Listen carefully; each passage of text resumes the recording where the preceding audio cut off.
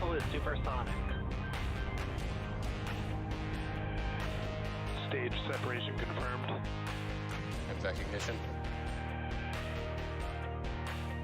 Landing legs have deployed, and Falcon 9 has landed. Dragon, separation confirmed.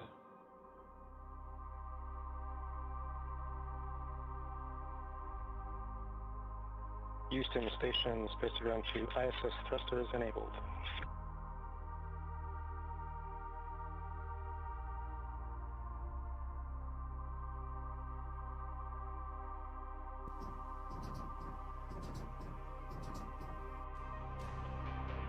Houston Station, Dragon hatch opened at 13:07.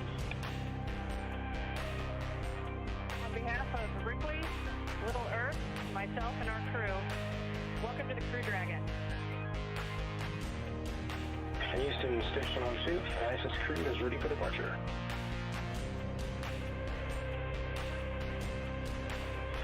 Separation visually confirmed.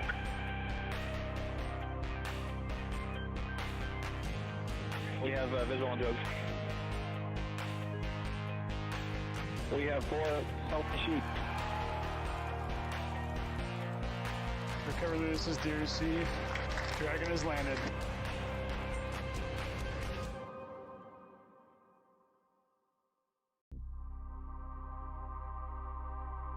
Ice launch trajectory and countdown net. Pad is clear. Go for launch. 10, 9, 8, 7, 6, 5, 4, 3, 2, 1. Ignition. Liftoff.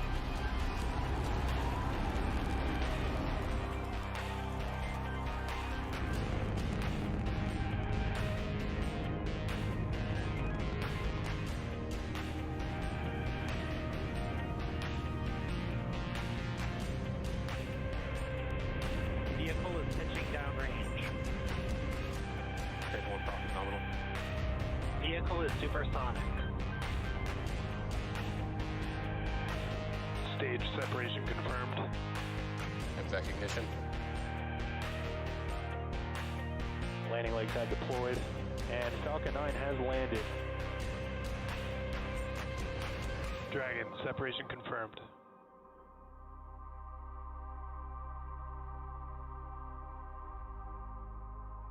Houston Station, space to ground to ISS thrusters enabled.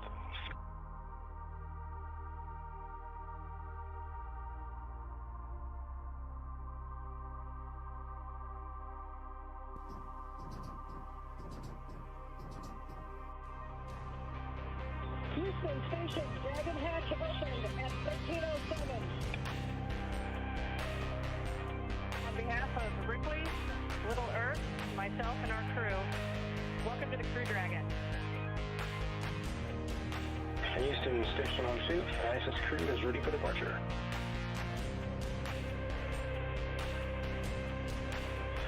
Separation visually confirmed.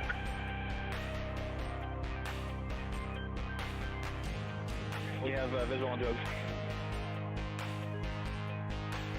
We have 4 healthy sheep.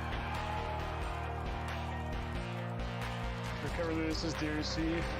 Dragon has landed.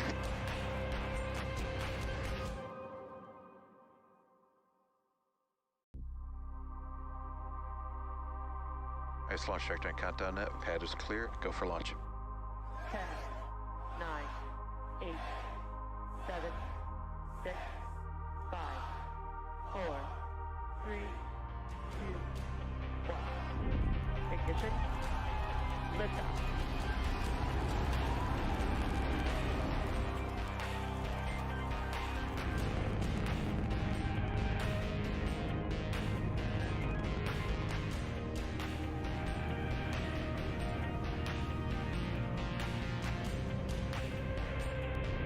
Vehicle is pitching downrange.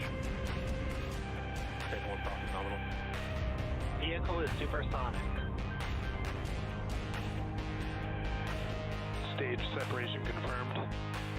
Exec ignition. Landing legs have deployed, and Falcon 9 has landed. Dragon, separation confirmed.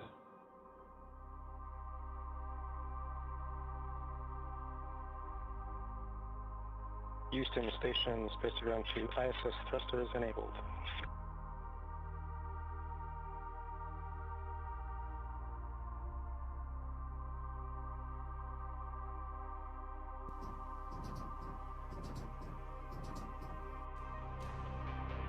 Houston Station, Dragon hatch opened at 13:07.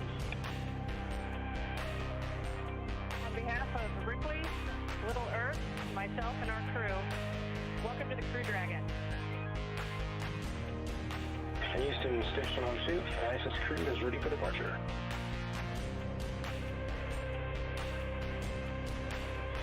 Separation visually confirmed.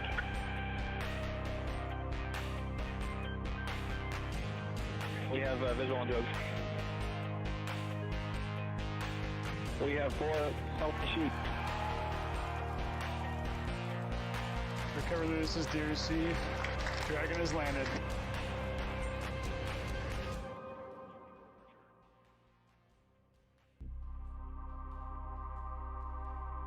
Ice launch checked on countdown net. Pad is clear. Go for launch. 10, 9, 8, 7, 6, 5, 4, 3, 2, 1. Ignition. Liftoff.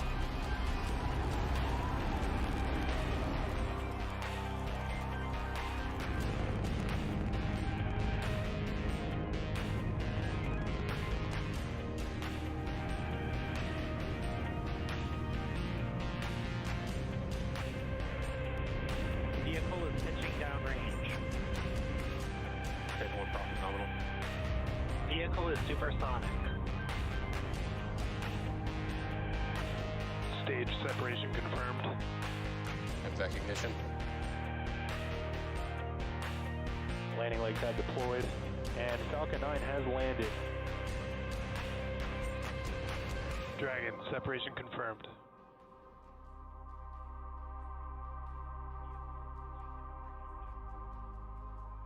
Houston Station, space ground to ISS thrusters enabled.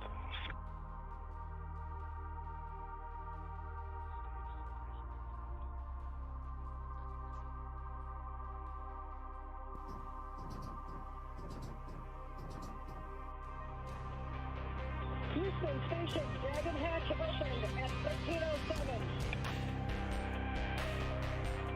On behalf of Ripley, Little Earth, myself, and our crew, welcome to the Crew Dragon. Houston Station on suit, ISS crew is ready for departure.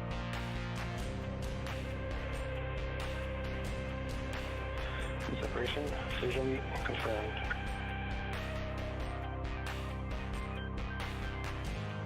We have visual on drugs. We have 4 healthy sheep. Recover, this is DRC. Dragon has landed.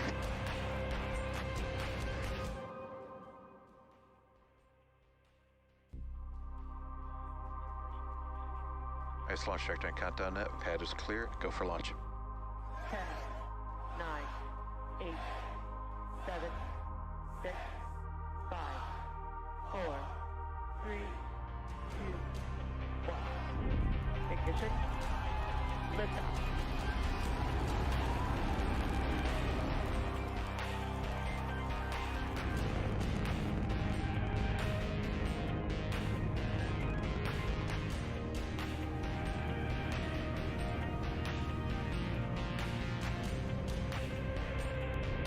Vehicle is pitching downrange.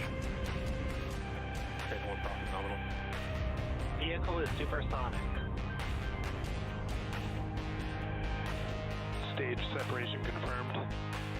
Exec ignition. Landing legs have deployed, and Falcon 9 has landed. Dragon, separation confirmed.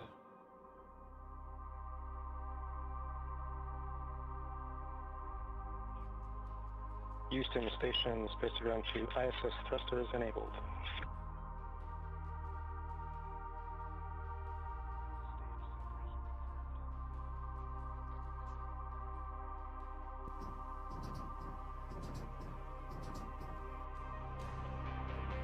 Houston Station, Dragon hatch opened at 13:07.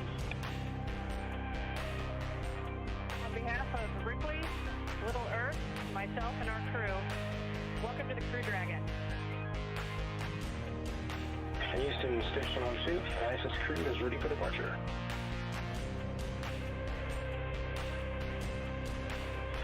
Separation visually confirmed.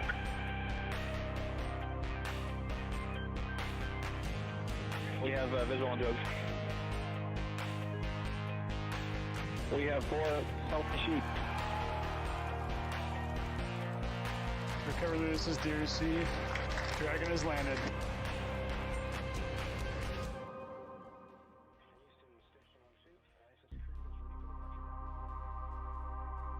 IS launch trajectory and countdown net. Pad is clear. Go for launch. 10, 9, 8, 7, 6, 5, 4, 3, 1. Ignition. Liftoff.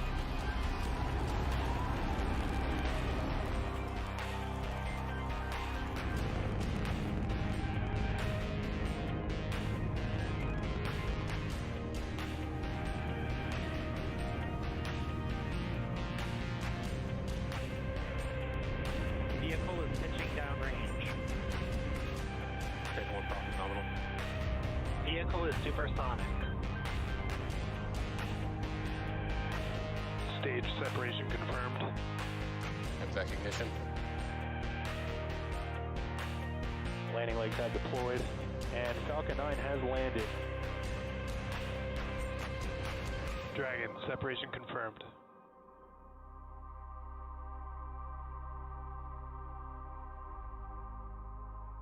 Houston Station, space ground to ISS thrusters enabled.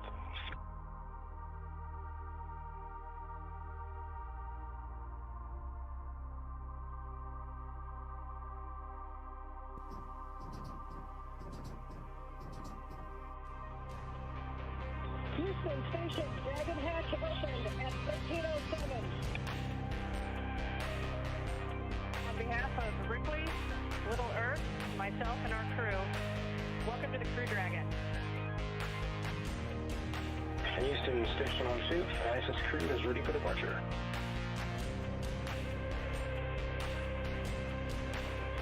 Separation visually confirmed. Ignition. Liftoff. Houston Station on suit. ISS crew is ready for departure. Separation visually confirmed. We have visual on drugs. We have 4 healthy sheep. Recover, this is DRC. Dragon has landed.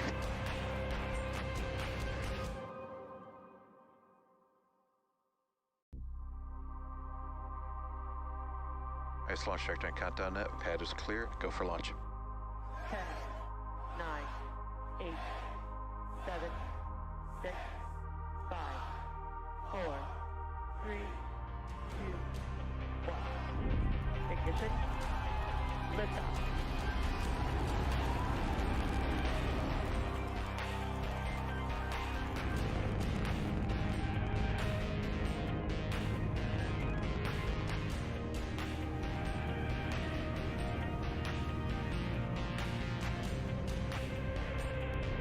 Vehicle is pitching downrange. Take 1 profit nominal. Vehicle is supersonic. Stage separation confirmed. Have ignition. Landing legs have deployed, and Falcon 9 has landed. Dragon, separation confirmed.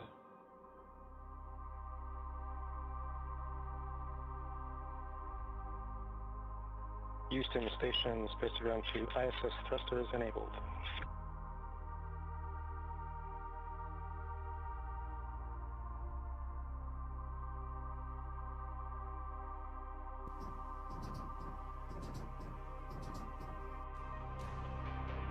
Houston Station, Dragon hatch opened at 13:07. On behalf of Ripley, Little Earth, myself, and our crew, welcome to the Crew Dragon. Houston Station on suit. ISS crew is ready for departure.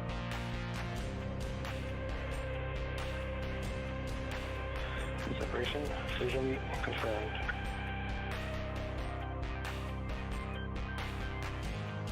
We have visual on Doug. We have 4 healthy sheep. Recover this is DRC. Dragon has landed.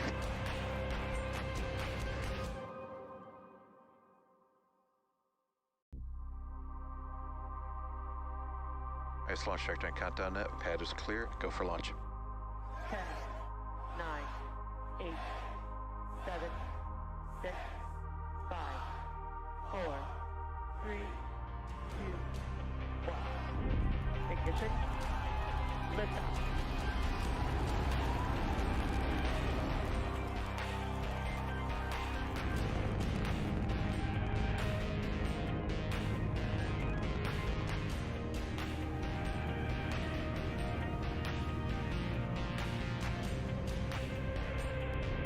Vehicle is pitching downrange. Vehicle is supersonic.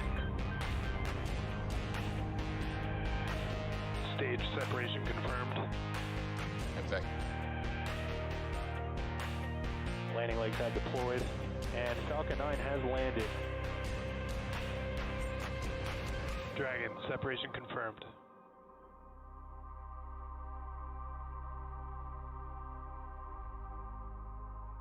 Houston Station, space ground to ISS thrusters enabled.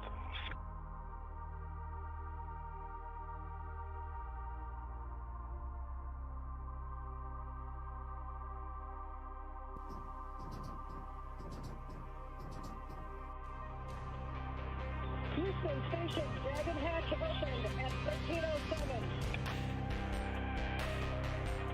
On behalf of Ripley, Little Earth, myself, and our crew, welcome to the Crew Dragon.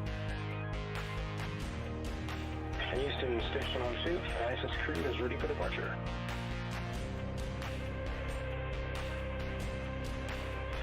Separation visually confirmed.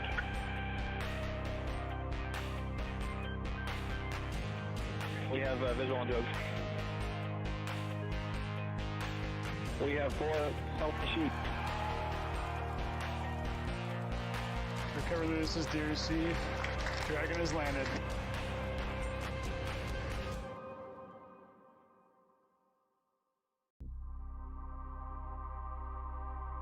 Ice launch checked on countdown net. Pad is clear. Go for launch. 10, 9, 8, 7, 6, 5, 4, 3, 2, 1. Ignition. Liftoff.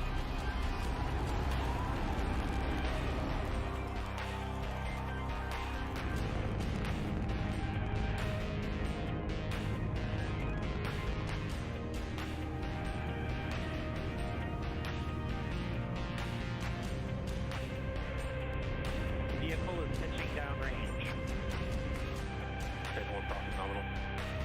Vehicle is supersonic. Stage separation confirmed. Effect ignition. Landing legs have deployed, and Falcon 9 has landed. Dragon, separation confirmed.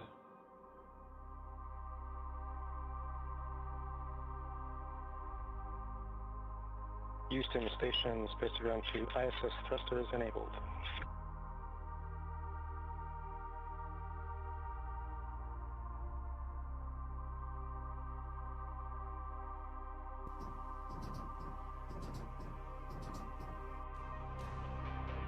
Houston Station, Dragon hatch opened at 13:07.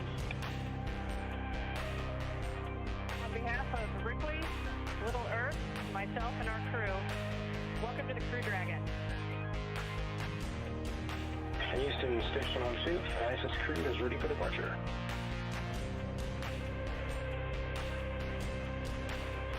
Separation visually confirmed.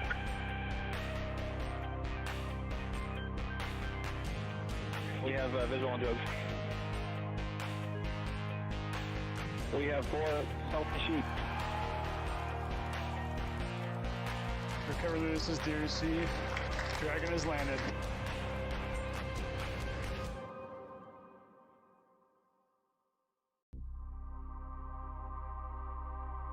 Ice launch checked on countdown net. Pad is clear. Go for launch. 10, 9, 8, 7, 6, 5, 4, 3, 2, 1. Ignition. Liftoff.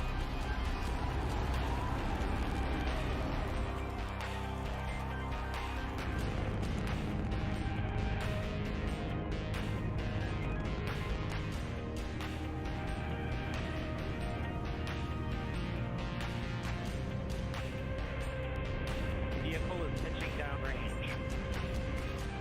Take 1 profit nominal. Vehicle is supersonic. Stage separation confirmed. Exec ignition. Landing legs have deployed, and Falcon 9 has landed. Dragon, separation confirmed.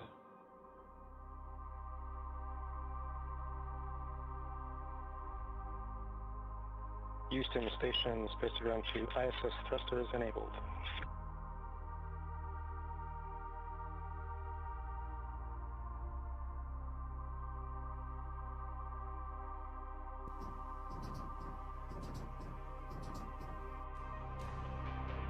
Houston Station, Dragon hatch opened at 13:07.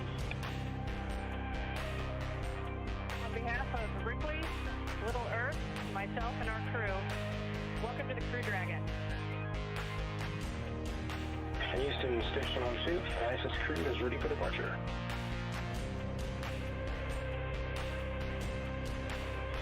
Separation visually confirmed.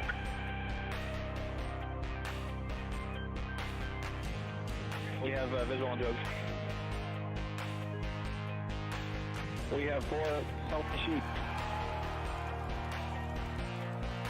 Recover, this is DRC. Dragon has landed.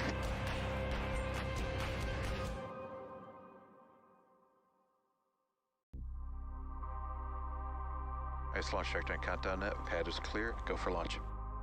10, 9, 8, 7, 6, 5, 4, 3, 2, 1.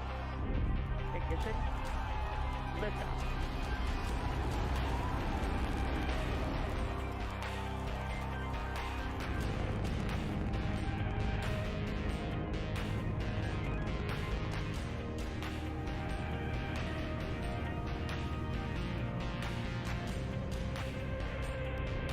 Vehicle is pitching down. Take 1 profit nominal. Vehicle is supersonic. Stage separation confirmed. Exec ignition. Landing legs have deployed, and Falcon 9 has landed. Dragon, separation confirmed.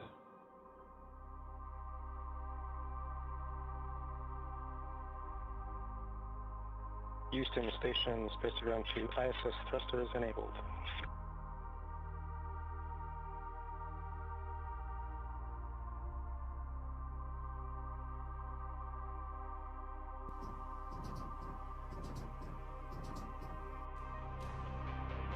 Houston Station, Dragon hatch opened at 13:07.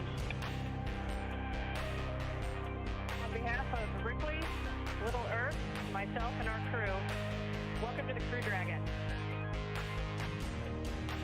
Houston Station on suit, ISS crew is ready for departure.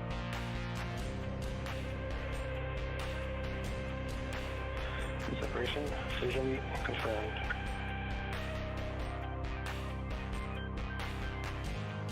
We have visual on Joe.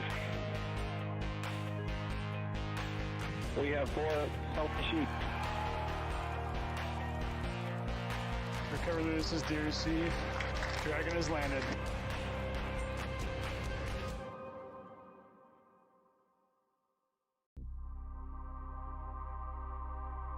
Ice launch checked on countdown net. Pad is clear. Go for launch. 10, 9, 8, 7, 6, 5,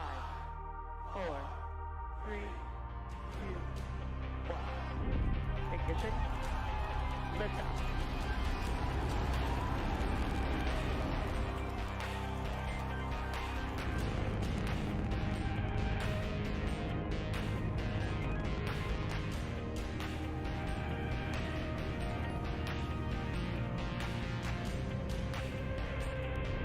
Vehicle is pitching downrange. One profit nominal. Vehicle is supersonic.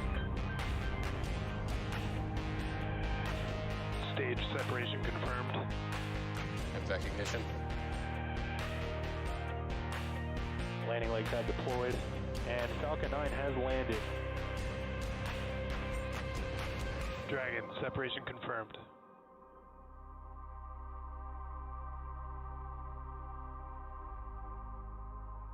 Houston Station, space ground to ISS thrusters enabled.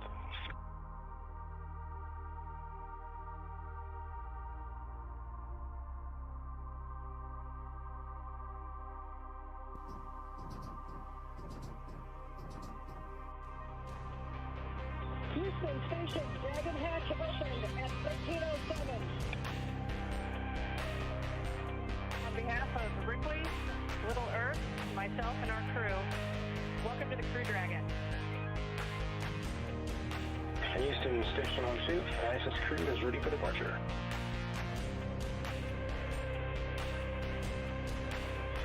Separation visually confirmed.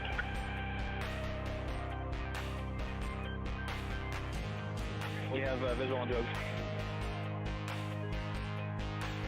We have 4 healthy sheep. Recover, this is DRC. Dragon has landed.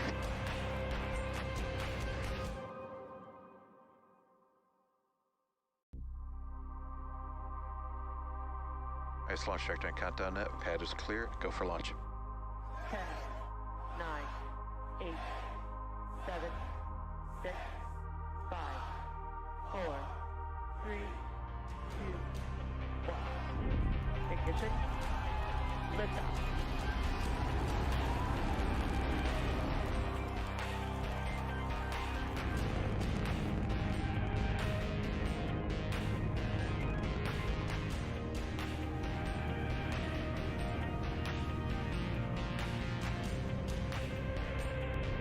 Vehicle is pitching downrange. One profit nominal. Vehicle is supersonic. Stage separation confirmed. Exec ignition. Landing legs have deployed, and Falcon 9 has landed. Dragon, separation confirmed.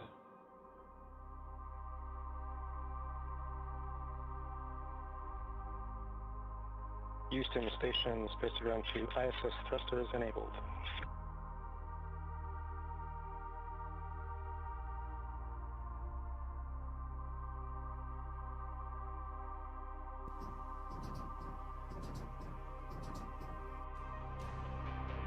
Houston Station, Dragon hatch opened at 13:07. On behalf of Ripley, Little Earth, myself, and our crew, welcome to the Crew Dragon. Houston Station on suit, ISS crew is ready for departure.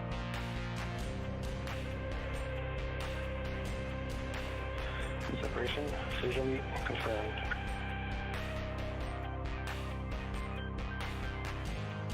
We have visual on Doug. We have 4 healthy sheep. Recover, this is DRC. Dragon has landed.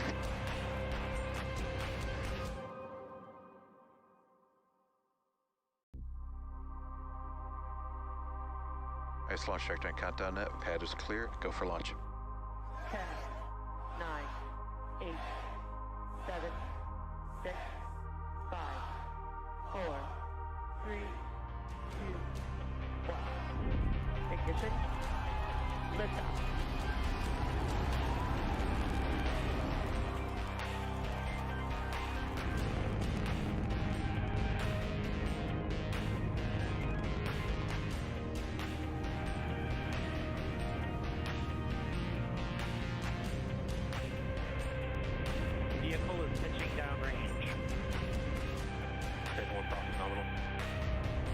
is supersonic. Stage separation confirmed. Evac ignition. Landing legs have deployed, and Falcon 9 has landed. Dragon, separation confirmed.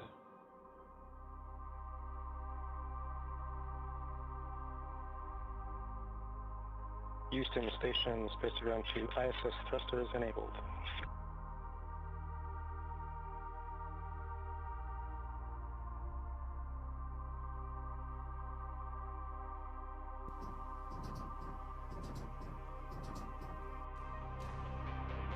Houston Station, Dragon hatch opened at 13:07.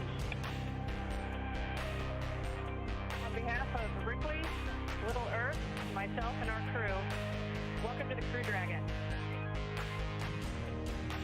Houston Station on suit, ISS crew is ready for departure.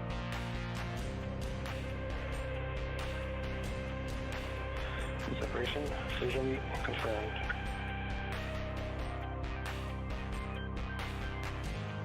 We have visual on Doug. We have 4 healthy sheep.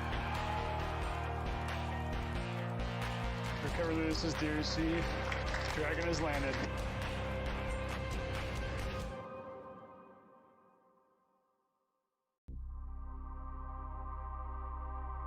Ice launch checked on countdown net. Pad is clear. Go for launch.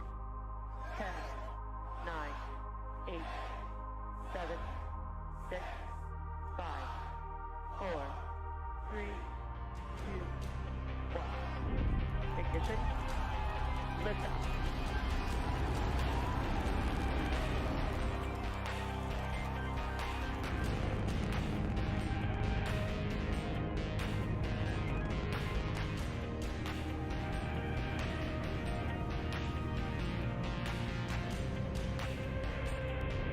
Vehicle is pitching downrange. Okay, more profit nominal. Vehicle is supersonic. Stage separation confirmed. Evac ignition. Landing legs have deployed, and Falcon 9 has landed. Dragon, separation confirmed.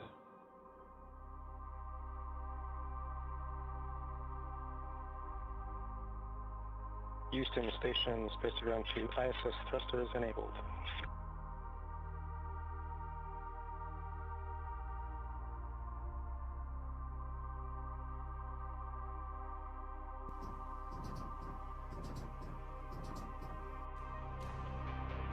Houston Station, Dragon hatch opened at 13:07.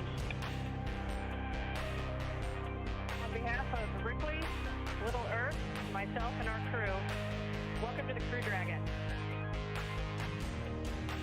Houston Station on suit, ISS crew is ready for departure.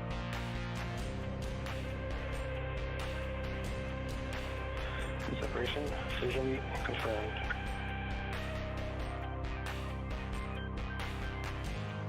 We have visual on Doug. We have 4 healthy sheep. Recover this is DRC. Dragon has landed.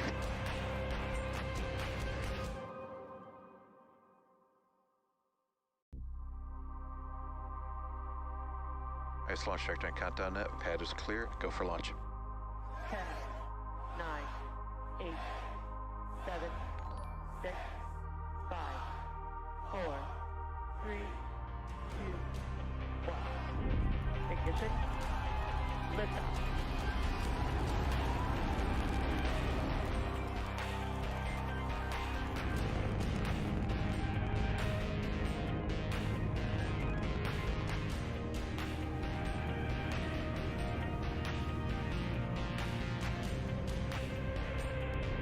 Vehicle is pitching downrange. Okay, more profit nominal. Vehicle is supersonic. Stage separation confirmed. Evac ignition. Landing legs have deployed, and Falcon 9 has landed. Dragon, separation confirmed.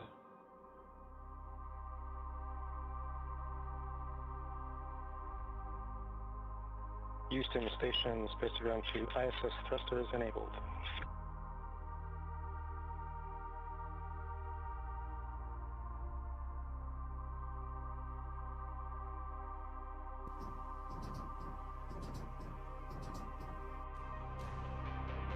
Houston Station, Dragon hatch opened at 13:07.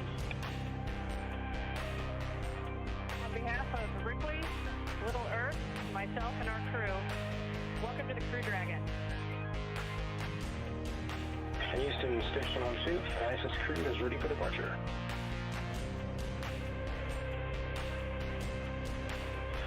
Separation visually confirmed.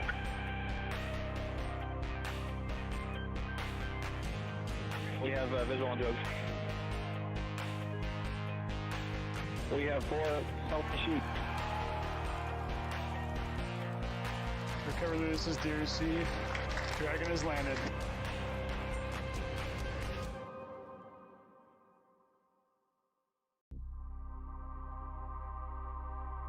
Ice launch checked on countdown net. Pad is clear. Go for launch.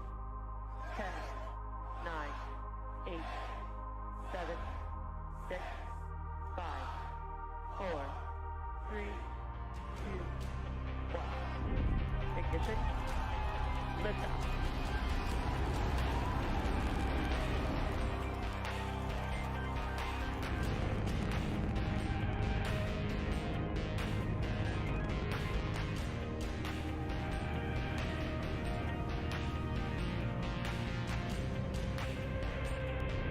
Vehicle is pitching downrange. Okay, more profit nominal. Vehicle is supersonic. Stage separation confirmed. Exec ignition. Landing legs have deployed, and Falcon 9 has landed. Dragon, separation confirmed.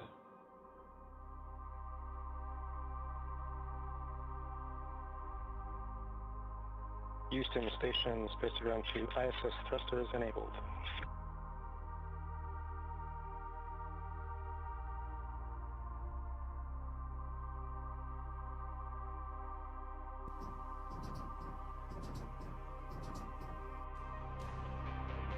Houston Station, Dragon hatch opened at 13:07. On behalf of Ripley, Little Earth, myself, and our crew, welcome to the Crew Dragon. Houston Station on suit, ISS crew is ready for departure.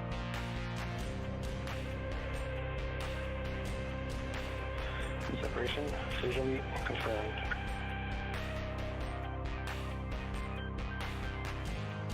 We have visual on drugs. We have 4 healthy sheep. Recover, this is DRC.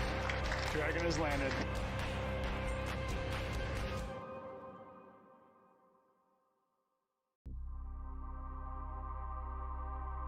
Ice launch checked on countdown net. Pad is clear. Go for launch. 10, 9, 8, 7, 6, 5, 4, 3, 2, 1. Ignition.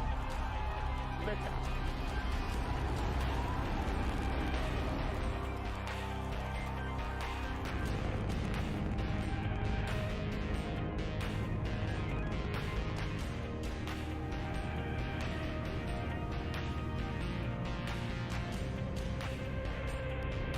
Vehicle is pitching downrange. Okay, more profit nominal.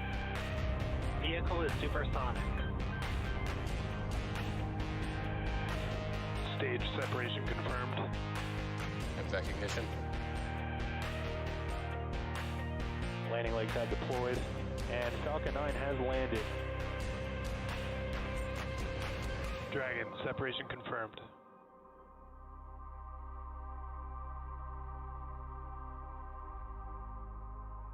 Houston Station, space ground to ISS thrusters enabled.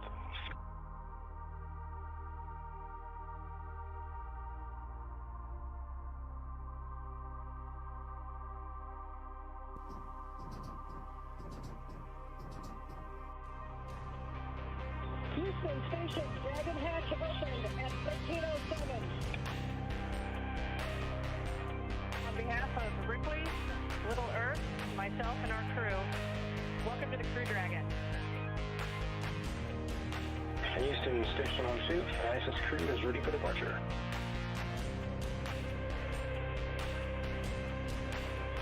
Separation visually confirmed.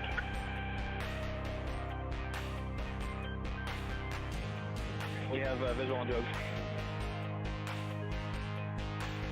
We have 4 healthy sheep. Recover this is DRC. Dragon has landed.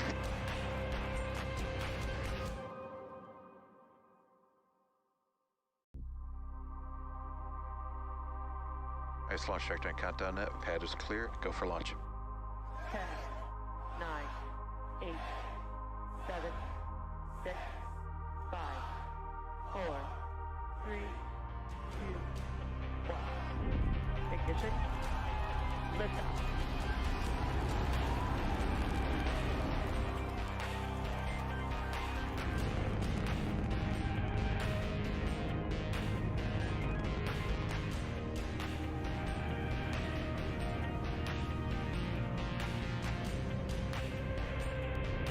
Vehicle is pitching downrange. Okay, more profit nominal. Vehicle is supersonic. Stage separation confirmed. Exec ignition. Landing legs have deployed, and Falcon 9 has landed.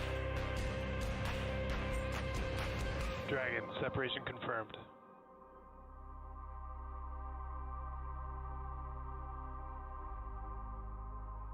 Houston Station, space ground to ISS thrusters enabled.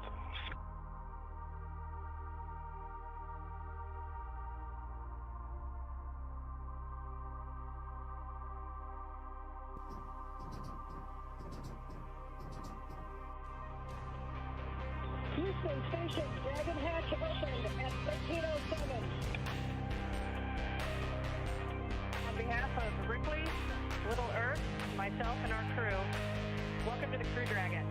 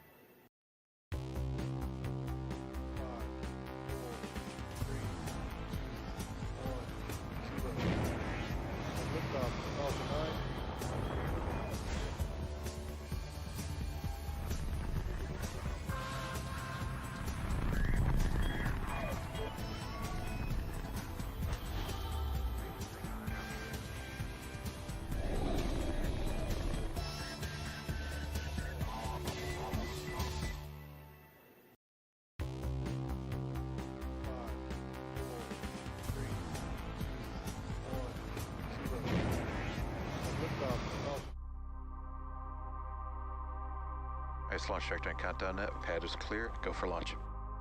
10, 9, 8, 7, 6, 5, 4, 3, 2, 1. Ignition. Liftoff.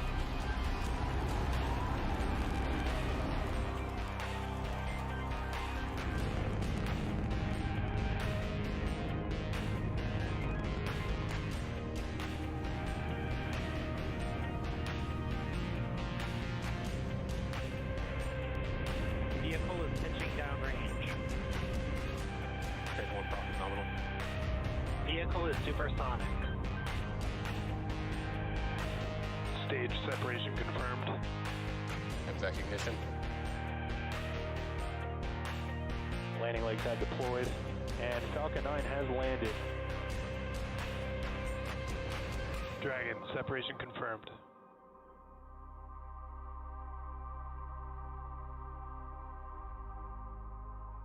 Houston Station, space ground to ISS thrusters enabled.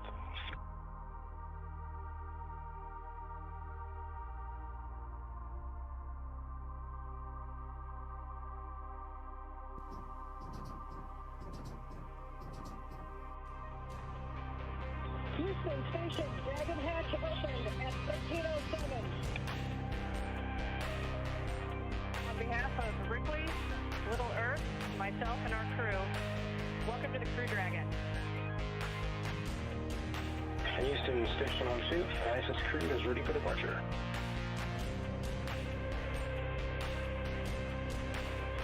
Separation visually confirmed.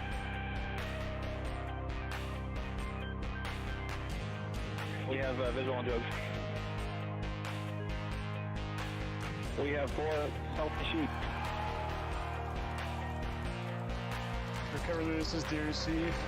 Dragon has landed.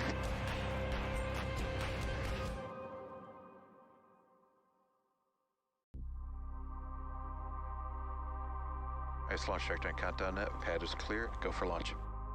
10, 9, 8, 7, 6, 5, 4, 3, 2, 1. Ignition. Liftoff.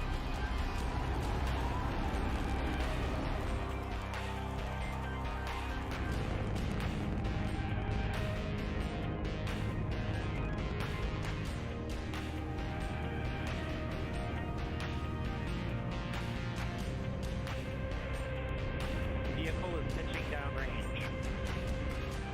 Check 1 profit nominal. Vehicle is supersonic.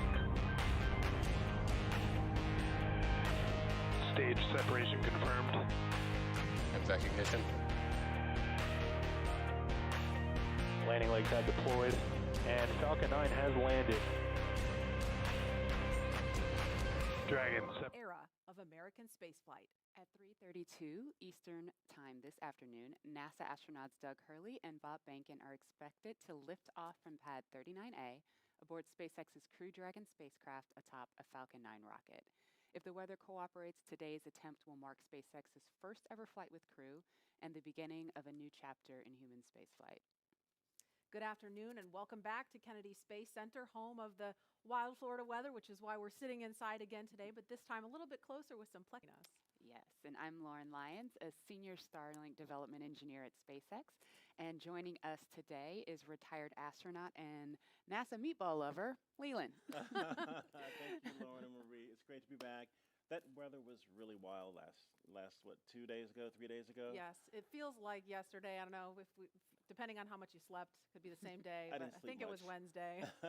But down to T minus 17, and our teams made the right call. We want to go through that weather and have something happen. And I think that, we're back to this hollowed ground thing, Pad 39A. We are, my time back there was in 2008, 2009 on Space Shuttle Atlantis, launching to the International Space Station and building out the International Space Station. So now Doug and Bob can launch Crew Dragon and go to an assembly station. Yeah, and I know it's been really touch and go with the weather. Yeah. We were looking at it last night. We're looking at it this morning. The teams are going to continue to monitor things, so it's kind of touch and go. But at last check, it was a 50-50 chance. So hopefully those odds are going to be, I don't know if they're going to improve, but 50-50 is not bad. It could be worse, right? Teams all over the country covering the action from SpaceX headquarters in California, Mission Control in Houston, and our social media desk in Washington, of course, right here in Florida. Today's mission will be Crew Dragon's second test flight and its first test with humans on board. We're a little more than 4 hours away from liftoff. Doug have had their lunch and have completed their medical checks in advance of launch. In about 15 minutes, NASA is going to turn the crew over to the next team. And once that happens, there are a series of key milestones to complete as we count down to T0. The first one is suit up. Now, the suit up room is located in NASA's Neil Armstrong Operations and Checkout Building, or the ONC. Here, the SpaceX team is going to help the astronauts put on their suits and perform key suit checkouts. From there, the next step is crew walkout. The astronauts are going to leave the ONC building for final goodbyes with friends and family gathered outside before they head out to the launch pad. And following final goodbyes, the crew will get in a Tesla and begin the roughly 20-minute drive to pad 39A. Now, once it will ascend the fixed service structure in order to board the spacecraft in a process we call crew ingress. During ingress, the SpaceX team will run a series of checks to ensure the suits, seats, and the vehicle interactions are all functioning properly. And after all the vehicle and crew checkouts are completed, the SpaceX closeout team will close Dragon's hatch with Bob and Doug safe inside. About 40 minutes before launch, the crew access arm, which is that long suspended walkway that the astronauts are going to use to board Dragon, it's going to retract away, followed by the arming of the launch escape system. Once the arm is retracted and the escape system is armed, that's when propellant loading on the Falcon 9 rocket will begin. About 5 minutes before liftoff, Dragon will be configured for what we call terminal count. This is when Dragon's onboard computers take control of the vehicle. And at T0, again, a little over 4 hours from now, if all goes well and the weather cooperates, Crew Dragon and Falcon 9 will pad 39A, carrying astronauts Bob Behnken and Doug Hurley.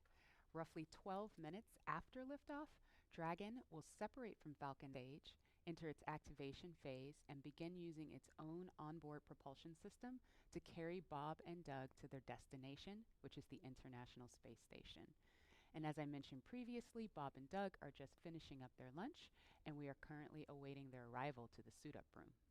And while we await that, you will notice over the course of this broadcast that we do not have crowds gathered here at Kennedy Space Center, and that, of course, is one of the impacts of our protocols to protect each other and our teams. We would normally have tens of thousands of guests here at the Kennedy Space Center in Florida to view the launch, but even though we couldn't host a lot of guests here, you can still join us through every step of this historic mission from wherever you are. We have a team dedicated to those of you following along on social media, and NASA's Tahira Allen is in Washington right now leading that effort. Hi, Tahira. Hey, Marie, and hey, everyone out there. My name is Tahira Allen, and if you are one of the 4.9 million people tuning in on Wednesday, we are so glad to see you here again. If you weren't able to witness the pre-launch activities on Wednesday, I'm here to bring you all the excitement happening on social media around the nation. This is a big day for both NASA and SpaceX, and we are ready for you to be a part of it. We had a lot of people engaged on Wednesday, so we want to see if we can top that energy today. We will be sharing your photos and thoughts live on today's broadcast, so don't hold back and show us how you're getting ready for liftoff. You can join the conversation by using the hashtag LaunchAmerica on Facebook, Twitter, Instagram, and LinkedIn. I'll be monitoring that hashtag LaunchAmerica all day to highlight your social media posts throughout the show. You'll also be able to engage in social media polls during today's broadcast. And so even if you tuned in before, these are brand new polls, so just head on Twitter to cast those votes. So I know most of you are tuning in from home today, but that doesn't mean you can't get involved in the action. Check out NASA's Instagram to find our Launch America augmented reality filters. They place you right at Kennedy Space Center, and you can actually see the Falcon 9 rocket lift off in a pieces. If you haven't already, be sure to check out our first ever global NASA social. So head on over to NASA's Facebook to join the group. We've got all new social badges, a nice fresh photo here, some Q&As with some very special guests, and also behind-the-scenes tours of Kennedy Space Center in Florida. And not to mention, just an awesome community of people excited to witness this moment. So, just right here in training, getting ready for that launch America. So if you're just tuning in, to get us started, we have a poll for you on Twitter right now. We want to know what NASA logo you are sporting for today's launch. The iconic meatball or the iconic worm? Head on over to NASA's Twitter to cast those votes. And with that, let's head back to Lauren at Kennedy Space Center. Lauren? Thanks, Tahira. I don't want to sway the vote, but, you know, I'm all about that worm. Meatball. The debate rages on. Aside from our debate, the main purpose of today's demonstration mission is to put Crew Dragon through the final operational tests to officially certify the vehicle for human spaceflight. The Spacex and NASA teams have put years of work in development, testing, and training to get us here today. And now we are just around the corner from seeing Falcon 9, Crew Dragon, and Bob and Doug lift off for the first time, and doing it from that same historic launch pad that first sent humans to the moon more than 50 years ago. Now, it's really good that we're inside today because I'm still ready to run across there and try to hitch a ride to space on that Crew Dragon. It's a beautiful vehicle what SpaceX and NASA have done together to create this incredible rocket. It makes me want to just run out that door right now and get out there. Well, you're not allowed to leave today, but Leland, I don't know if you've seen some of the comments on social media. You've been nominated by a lot of followers to fly one of the future missions of Crew Dragon. So I don't know. Yeah, let's do that. Okay. So we are just about 3 miles from Launch Complex 39A. Leland, don't get any ideas. I know that's not that far. That's where liftoff will happen in a little over 4 hours. And so we want to check in now with the team at SpaceX Hawthorne, where NASA's Dan Hewitt and SpaceX's Jesse Anderson are keeping an ear on operations. Good morning, guys. Hey, good morning, Marie. Thanks so much. First off, hashtag Team Worm. But hello from SpaceX headquarters in Hawthorne, California. My name's Dan Hewitt. We're here for round 2 for this historic launch. And Dan, we're so glad to have you back here today. Hopefully the weather is working in our favor today. It looks really sunny and nice out there, so fingers crossed. My name is Jesse Anderson, and I'm a lead manufacturing engineer here at SpaceX, and we are so honored to be NASA's partner in returning humans to space from the shores of Kennedy Space Center. 10 years ago, we sent the Dragon that's displayed right behind us on its first orbital demonstration flight, and I speak for all of us here at SpaceX when I say we could not be more excited to finally be sending humans to the International Space Station. And just as a refresher, today's mission is known as Demonstration Mission 2 or Demo 2. This is going to be the first time a commercially built spacecraft will launch people to the space station. Demo 2 is an end-to-end flight test from launch to docking all the way to splashdown in the Atlantic at the end of their mission. And this is the final test for NASA to certify SpaceX for regular crew flights to the space station. Right now, SpaceX and NASA have teams working together around the country. On the SpaceX side, they have teams at the Cape performing final launch day checkouts as we speak, just to make sure Dragon is healthy and good to go. At the moment of liftoff, we will transfer authority over Dragon from our firing room in Florida to Mission Control here in Hawthorne. Mission Control will have insight and command of Dragon systems for the entirety of this upcoming mission. And since Dragon is a highly autonomous vehicle, our teams in Mission Control will be continuously monitoring the health and performance of the spacecraft through the entire duration of its journey. That's from liftoff all the way until Dragon splashes back down on Earth. While there are a number of people on headset here in Mission Control right behind us, the mission director is the one in charge. It's also where the SpaceX Core, which stands for Crew Operations Responsible Engineer, who's essentially the voice talking to astronauts throughout their flight, will reside. Dragon and Falcon 9 together have years of operational experience, or what we refer to as flight heritage. SpaceX has successfully completed 22 flights of Dragon to and from orbit since 2010, and that includes 21 trips to the International Space Station. And to get us where we are today, not only have we conducted thousands of hours of testing, but we've also enhanced and added a number of safety features to Dragon. One of the most important safety features on Crew Dragon is the launch escape system. It's a huge advancement in the safety of human spaceflight, and SpaceX was able to demonstrate the system in 2 important tests. The first one coming back in 2015 with the pad abort test, which we're watching some video back from right now. And then a little bit more recently, last January of this year, the in-flight abort test. Dragon's launch escape system is outfitted with 8 Super Draco engines that are integrated directly into the spacecraft body. This enables Dragon to separate from Falcon 9 and carry astronauts to safety in case of an emergency on the launch pad or all the way up to orbit. And in addition to the launch escape system, SpaceX has completed over 80 parachute tests, which includes nearly 30 tests of just the upgraded Mark III parachutes that's flying on today's vehicle. And that's to ensure a safe landing back on Earth, even in the unlikely event that one of those 4 main parachutes fails. And we can't forget the significance of our first demonstration mission just last year, which itself was an end-to-end flight test to and from the International Space Station, just no actual humans on board. But now, though, let's go to the one and only SpaceX's principal integration engineer, John Insprucker, for our first status update. John? Oh, you're so kind, Dan. Good morning from SpaceX headquarters in Hawthorne, California. As Dan said, I'm John Insprucker, and I'll be bringing you status updates throughout today's countdown. We're currently just inside T-minus 4 hours, 9 minutes. Today, as mentioned, is our second launch attempt. The first attempt was scrubbed on the 27th. In that attempt, the team proceeded deep into the countdown, but when 3 weather rules concerning lightning and cloud cover were no-go, and there was no chance of improving, the SpaceX launch director stopped the countdown at just inside T-minus 17 minutes, and the launch was scrubbed. Now, following the scrub, we drained back the propellants from Falcon 9, and the crew left the capsule and returned to crew quarters. Now, since the scrub, Falcon 9 has remained vertical on the pad, as you can see there on the monitor. It's remained powered up. The launch crew currently reports no significant issues on the Falcon 9. Minimal activity has occurred on Dragon over the same period. The most significant task was topping off oxygen and nitrox in the environmental control system.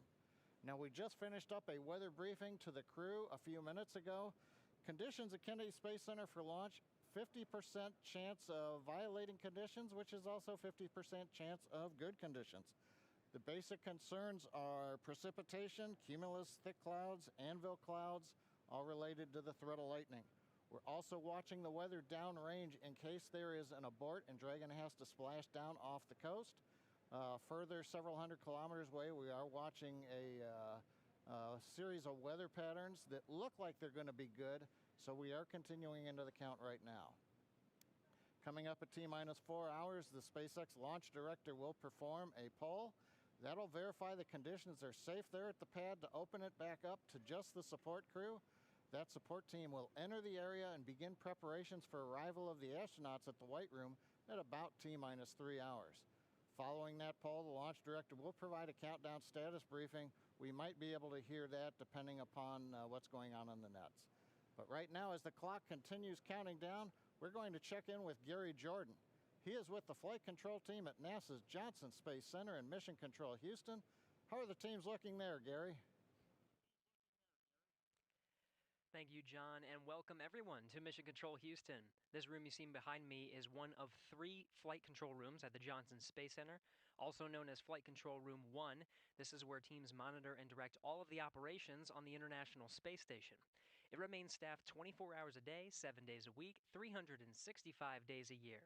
And today the team is especially focused on monitoring today's launch operations and making final preparations for Bob and Doug to dock with the station tomorrow morning. Today I'm joined remotely by NASA astronaut Rex Walheim, who was on that last flight from American shores 9 years ago, STS-135, with Doug Hurley. Rex flew on 2 shuttle missions before that and is now the Deputy Director of Safety and Mission Assurance here at the Johnson Space Center. Rex, thank you for joining me. My pleasure, Gary. Nice to be here. Now, Rex, we're closing in on the suit-up process for Bob and Doug down at the Cape. What were some of the thoughts going through your head as part of the crew suiting up for a shuttle flight for the very last time?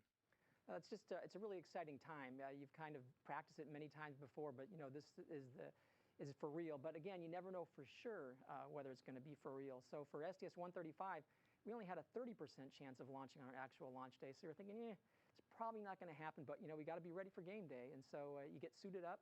And you walk out those storied corridors where Neil Armstrong walked out before he went to the moon, and get on the Astrovan in our case and head out to the launch pad. Rex, as I recall, the weather was not so favorable for STS-135 in the beginning of the day, but started looking a little bit better towards launch time, and you were able to get off the pad, though you had to scrub for weather on 110 and a few times on 122. It seems to be a normal thing for human spaceflight. Yes, it is. It's like I say, you never know what your launch day is, so you have to be prepared anyways, no matter whether the vehicle may have issues that they're working at the last minute or the weather may not cooperate. So you get ready and do the countdown. And on STS-135, it didn't look very good. Like I said, we had only a 30% chance of go. And so we got out there anyways, and we got strapped in, and we weren't to go or not. And our commander looked outside and said, well, I got good news and I got bad news. The bad news, it's raining, but the good news is it looks like it's clearing to the west. And sure enough, they brought the count back down to T-9, where they checked the weather, and they decided it was go. And so, hey, we're going. This is going to be great. Then they brought the countdown all the way down to 31 seconds, and the clock stopped. We didn't get any alarms or anything, and we're kind of looking around, what's going on? And we heard over the intercom that the launch was halted due to a malfunction. And we're like, what kind of malfunction? And sure enough, we figured, okay, well, now we're not going to launch for sure. It's just 31 seconds from launch. We've only got like a minute hold time, and so your mood starts going down, and figure, well, doesn't look like it was going to be it. But turned out the team at the Kennedy Space Center knew what the problem was. They wanted to make sure that the gaseous oxygen hood, the arm, had moved out of the way so the shuttle could launch. They took a camera, verified it was, then they picked up the count. And when they pick up the count from 31 seconds, they think, holy cow, now we really are going. And so it doesn't give you a whole lot of time to collect your thoughts, but sudden T-6 seconds, the engines start up, and T-0, you feel that big jolt, and hey, it is today, and you get ready to do the mission. Well, here's to hoping for the best today. Rex Walheim, thank you for joining us. Let's go back to the Kennedy Space Center to watch the suit up in action as we continue to count down to launch. Leland. Hey, thanks, Gary. Hey, Rex, it was so great to fly with you on STS-122. And I remember you turning to me saying, hey, Leland, it's going to be great. You're going to do great. And you made me feel so good about launching into space. And I just really appreciate your support and your kindness. And that was a great mission, and I really appreciate you, man. Hey, it was great fun, Leland, but you're a pretty big guy, and so you didn't exactly leave a lot of space sitting next to you on launch for your buddy here. I kind of had to, kind of scrunch myself to the side. I remember that one sim we had where we put our spacesuits on and got into the simulator, got all strapped in, and you being a former NFL player, having played professional football, like I say, there wasn't a whole lot of room for me, so I kind of squeezed my way the best I could. But I remember saying to our commander, Steve Frick, I said, hey, Steve, next time we fly with a professional athlete, why don't we pick a jockey? So it was a little bit crowded there, but it was a wonderful flight, and it was an absolute pleasure to fly with you, Leland. Likewise. And when you came home on 135, I was with your family. I remember it was a night landing, and I said, hey, Fergie's back, and your son, I'll never forget this, he said, hi, Dad, and it's all about the families, and you did such a great job on that mission, flying with Doug on that last shuttle mission. So thank you, Rex, for everything you've done. We're going to go live in crew quarters in a minute and see Bob and Doug suiting up. Yeah, absolutely. Thanks, Rex. And my takeaway from what Rex had to say is, you're telling me there's a chance. I know there's a chance. There's a pretty good chance, actually, 50% in fact. And the astronaut crew quarters is where astronauts live in seclusion before missions to space, and it's where Bob and Doug have been living for the past 10 days. Now, the suit-up room inside of the crew quarters is something of a national landmark in and of itself. This room was first used as a suit-up room for Apollo 7 back in October 1968. And for every crew mission since then, when launching from U.S. soil, serving 400 different astronauts on a total of 150 missions. This is the room where Armstrong, Aldrin, and Collins suited up over 50 years ago, where astronauts John Young and Robert Crippen suited up for the first shuttle flight, STS-1, back in 1981. And for every shuttle flight over the next 30 years, think of that. Every flight to the moon, every flight of Skylab and Apollo Soyuz, and every single space shuttle flight started in that room. And Leland, I know many of us have experienced some form of quarantine over the last several months, but I would imagine that 2 weeks in quarantine in preparation for a space flight is unlike any other time in your life. What were some traditions that took place?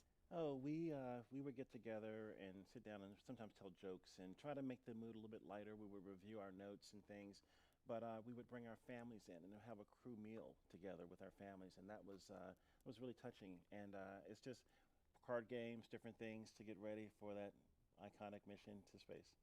Absolutely. In many ways, everything prior to this moment was preparation, and everything after this is the mission.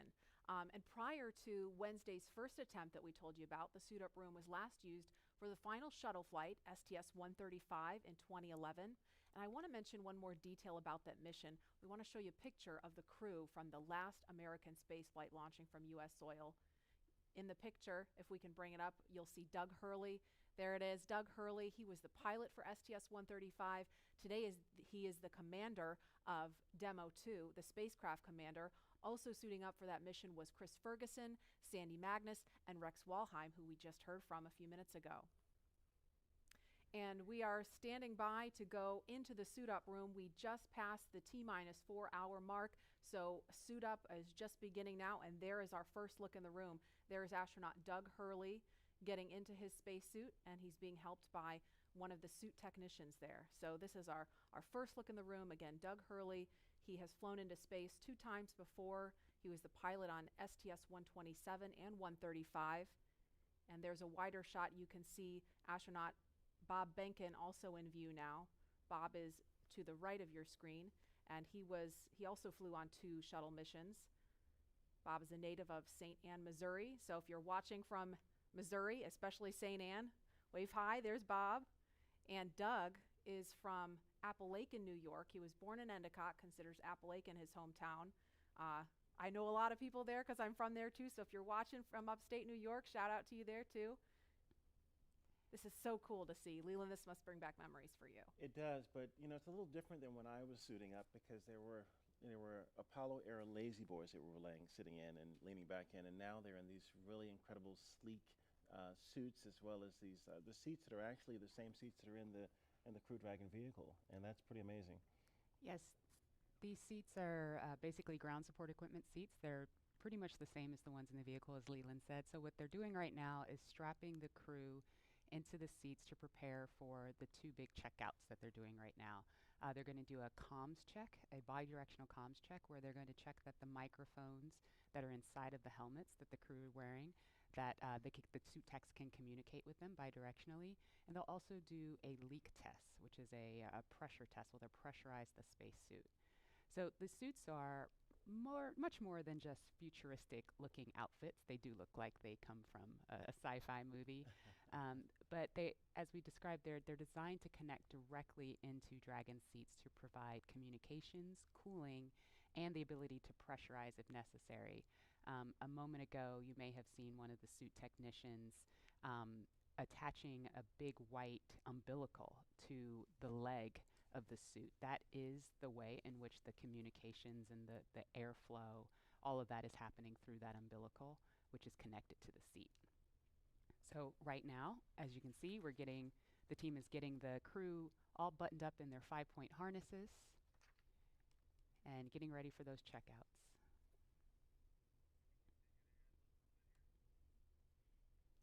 And there's that worm again, Leland, right front and center. How does that make you feel on a spacesuit? It makes me feel just great, Marie and Lauren. We have a lot of heritage and tradition with the meatball, but I'm able to be a little bit more flexible now. Now that Lauren has beat this worm thing into me. No, but they're getting ready. They're focused. They've had breakfast. They've had chances to talk to friends and family, and it's getting real again. And that 50-50 chance, I'm saying positive on 50% chance of going. Seeing the suit techs around them with these futuristic-looking flight suits versus the white suits that we've had in the past. It's a transitioning from that old legacy to this new era in space travel. And I think working with NASA and SpaceX, working together as one team, it's just like what we do in space, work together as an international team to get things done. Absolutely. And this group really gets to know each other well too. There's a wave from Doug and a thumbs up. That's so cool to see. I mean, the people in that room get to know Bob and Doug really well because they've rehearsed this so many times, especially the suit techs. The suits are, custom made for each of the astronauts. So I feel like I couldn't even count the number of times they've had like suit fit checks and leak checks, and just making sure every detail with the fit and the function is just perfect before they get ready to launch. And interestingly enough, these suit techs are also the designers of the spacesuit. They've been working with the crew for years as we've been building these suits, their training suits, all of the training events in Hawthorne, where the crew is inside of the Buck, the capsule simulator. This is the team that's been working with them for years. The team that dressed Ripley, which is the ATD, the dummy that flew in Demo 1. So mannequin, right? Mannequin, Smarty. The There's Smarty. lots of names for Ripley. But the point being, they've been with these suits from cradle to grave and have been working so closely with Bob and Doug. Pressures and making sure everything looks good prior to arming the launch escape system, but not tracking a constraint at the moment. So overall, Dragon's healthy and ready for crew ingress. Okay, thank you for the update, MD, and this concludes the countdown briefing. So you just heard in that briefing there, they're continuing to move forward towards launch. And as we have a view of Doug Hurley there adjusting his visor, again, he is the spacecraft commander for Demo 2. And while he continues the suit up process, we want to give you a closer look at the veteran Marine Corps fighter pilot and spaceflight pioneer.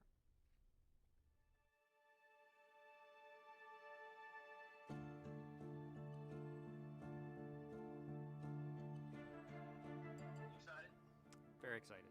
Yeah, very excited. You feel ready? Feel pumped? Oh yeah, I think we're ready. I think we're certainly ready. Joining the SpaceX Demo 2 test.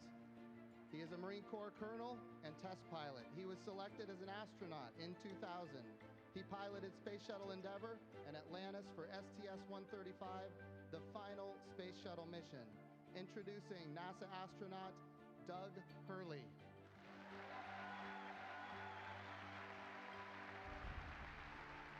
It's a life-changing process in so many ways to fly into space. It's just overwhelming in some respects. Just the sensations, the rumbling, the shaking, the acceleration. When the engines shut off and you go from, in the case of the shuttle, you go from 3 Gs to 0 Gs instantaneously and things start floating. And I remember distinctly just thinking, what just happened? To see a rocket launch in person is, it's a pretty emotional event. I remember the first time I saw a shuttle launch and it was amazing. And then when I saw a shuttle launch with my wife on it, that is quite the emotional experience. My name is Doug Hurley, and I'm the spacecraft commander for the Demo 2 mission to the International Space Station.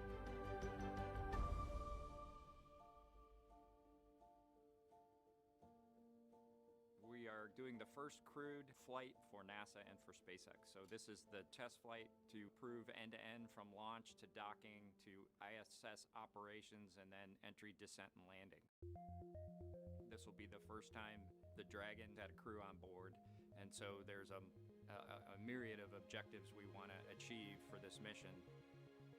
SpaceX has been responsible for design and essentially making this vehicle what it is. What the astronauts bring to the table is the crew vehicle interface. What would work on orbit, what might not work on orbit, what would definitely work, to be able to just have the entire integrated team that's going to support us getting to and from space station, talking together, working through the challenges that simulators typically throw at you. It was really neat being part of it. It's just been an incredible undertaking to see where we've come just in the last 5 years that Bob and I have been a part of this, and to be, shortly flying to the International Space Station with the Crew Dragon. It overwhelms you to think about how many people have, in some way, shape, or form, touched this program and this vehicle to get us to this point. And we are the lucky ones that get to fly it, but we certainly not for 1 second take for granted the amount of effort that so many other people had to put into this to make it successful. For Doug personally, he's worked so hard, through his entire life, to get to where we are right now. As a test pilot, this would be the dream to fly a new vehicle. So it makes me so happy to see that he gets to be part of this mission, the spacecraft commander. I'm just glad to see his hard work and his dreams come true for that. It's been a long road in a lot of ways for not only us, but certainly for all the folks that work in the commercial program, as well as SpaceX in our case, just working to get to this point. It's been a huge amount of sacrifice and time away from home, but the fruits of our labor are coming to fruition.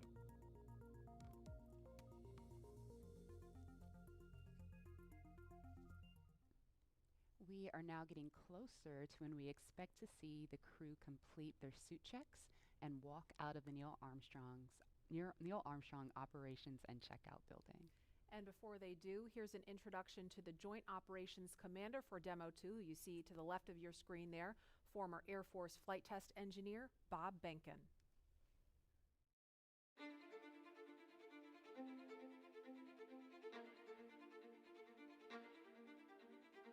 When you go through the launch day preparations, there's a lot of moments that kind of stand out to you. One is the kind of the celebratory piece of it, which is that you're walking out of the suit up room and getting in the vehicle that's going to take you to the launch pad. When you close the hatch, that's really when Doug and I are in the vehicle, and it's our vehicle, and we're really in control of the mission at that point. Test pilots, their task proved that man could fly into orbit around the Earth and return live and well to talk about it. There's always a balance of managing risk as you go forward to execute a test point and figuring out a way to collect the data. We hear a sound. Okay, is that sound an expected sound? Or we see a light, is that light an expected light? What's the source of it? Does it sync up with something else that's going on or not? So trying to dissect all of that in real time in your head is, a lot of things happen like that on launching of a vehicle. From St. Anne, Missouri, he is an Air Force colonel and flight test engineer. He flew aboard Space Shuttle Endeavour twice. Introducing NASA astronaut Bob Benkin.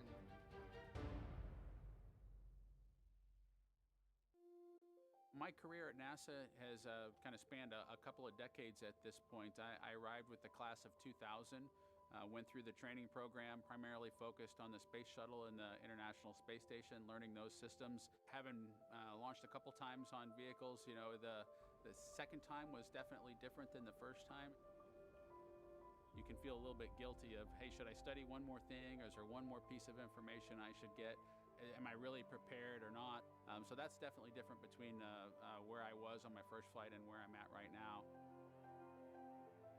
It's been really interesting, I think, for both my wife and I to have gone through the process of seeing each other launch in space. I've seen her take that risk and had it be in front of her, and I've done that to her. And there's just something different about watching a rocket launch when there are people on board. You feel a little bit differently about the pit of your stomach, and I can only tell you it's multiplied significantly when it's somebody that you know, and then somebody, of course, that's a family member. It's even multiplied more. For me personally, as a spouse, watching everything that Bob has put into this over the last 5 years, the dedication that he's shown, the perseverance is pretty special. For both of us, though, the way our minds work, it won't be until sort of the mission is complete that you have really a chance to savor it and celebrate it. This is a huge accomplishment for an Air Force flight test engineer to be part of the demonstration mission of a brand new vehicle. It's going to be amazing. Without a partner that has that same appreciation, I think it can be challenging for some folks. There's a lot of work and a lot of time that takes away from family that that my spouse appreciates, and I love her for that. Really, my role on the Demo 2 mission is to make sure that we get this vehicle tested and evaluated so that we can move on to more operational missions at the International Space Station. We've got a lot of objectives on board the vehicle that we need to accomplish to really make sure that it's good to go. We'll make sure all those systems are working during the test flight so that the future missions will have them available even if they don't plan to utilize them. Through years of the NASA team helping to share that experience and teaching them the lessons that we've learned by going through this, now there's another capability in the U.S. besides NASA to operate something of this magnitude. When is the last time humans launched on a new vehicle? Certainly on the American side, it's been several decades. Now we're in a time when we've got multiple vehicles under development. It's a great time from a space exploration time frame just to see all that happening, and it's because of this nurturing of the environment, being able to pull in a wider group of people who can contribute towards human spaceflight. It's a super cool time. On a deeply personal level, I'm really excited that my son is get to get a chance to see me launch into space. Being an astronaut has been a little bit of an abstraction thing for him because he's seen me do it in old videos, but he hasn't seen me do it for real. And so I'm excited for him to see this launch. I want to thank the entire Commercial Crew Program team that's worked together to get to this point where we've got vehicles in the launch pad ready to head to the International Space Station.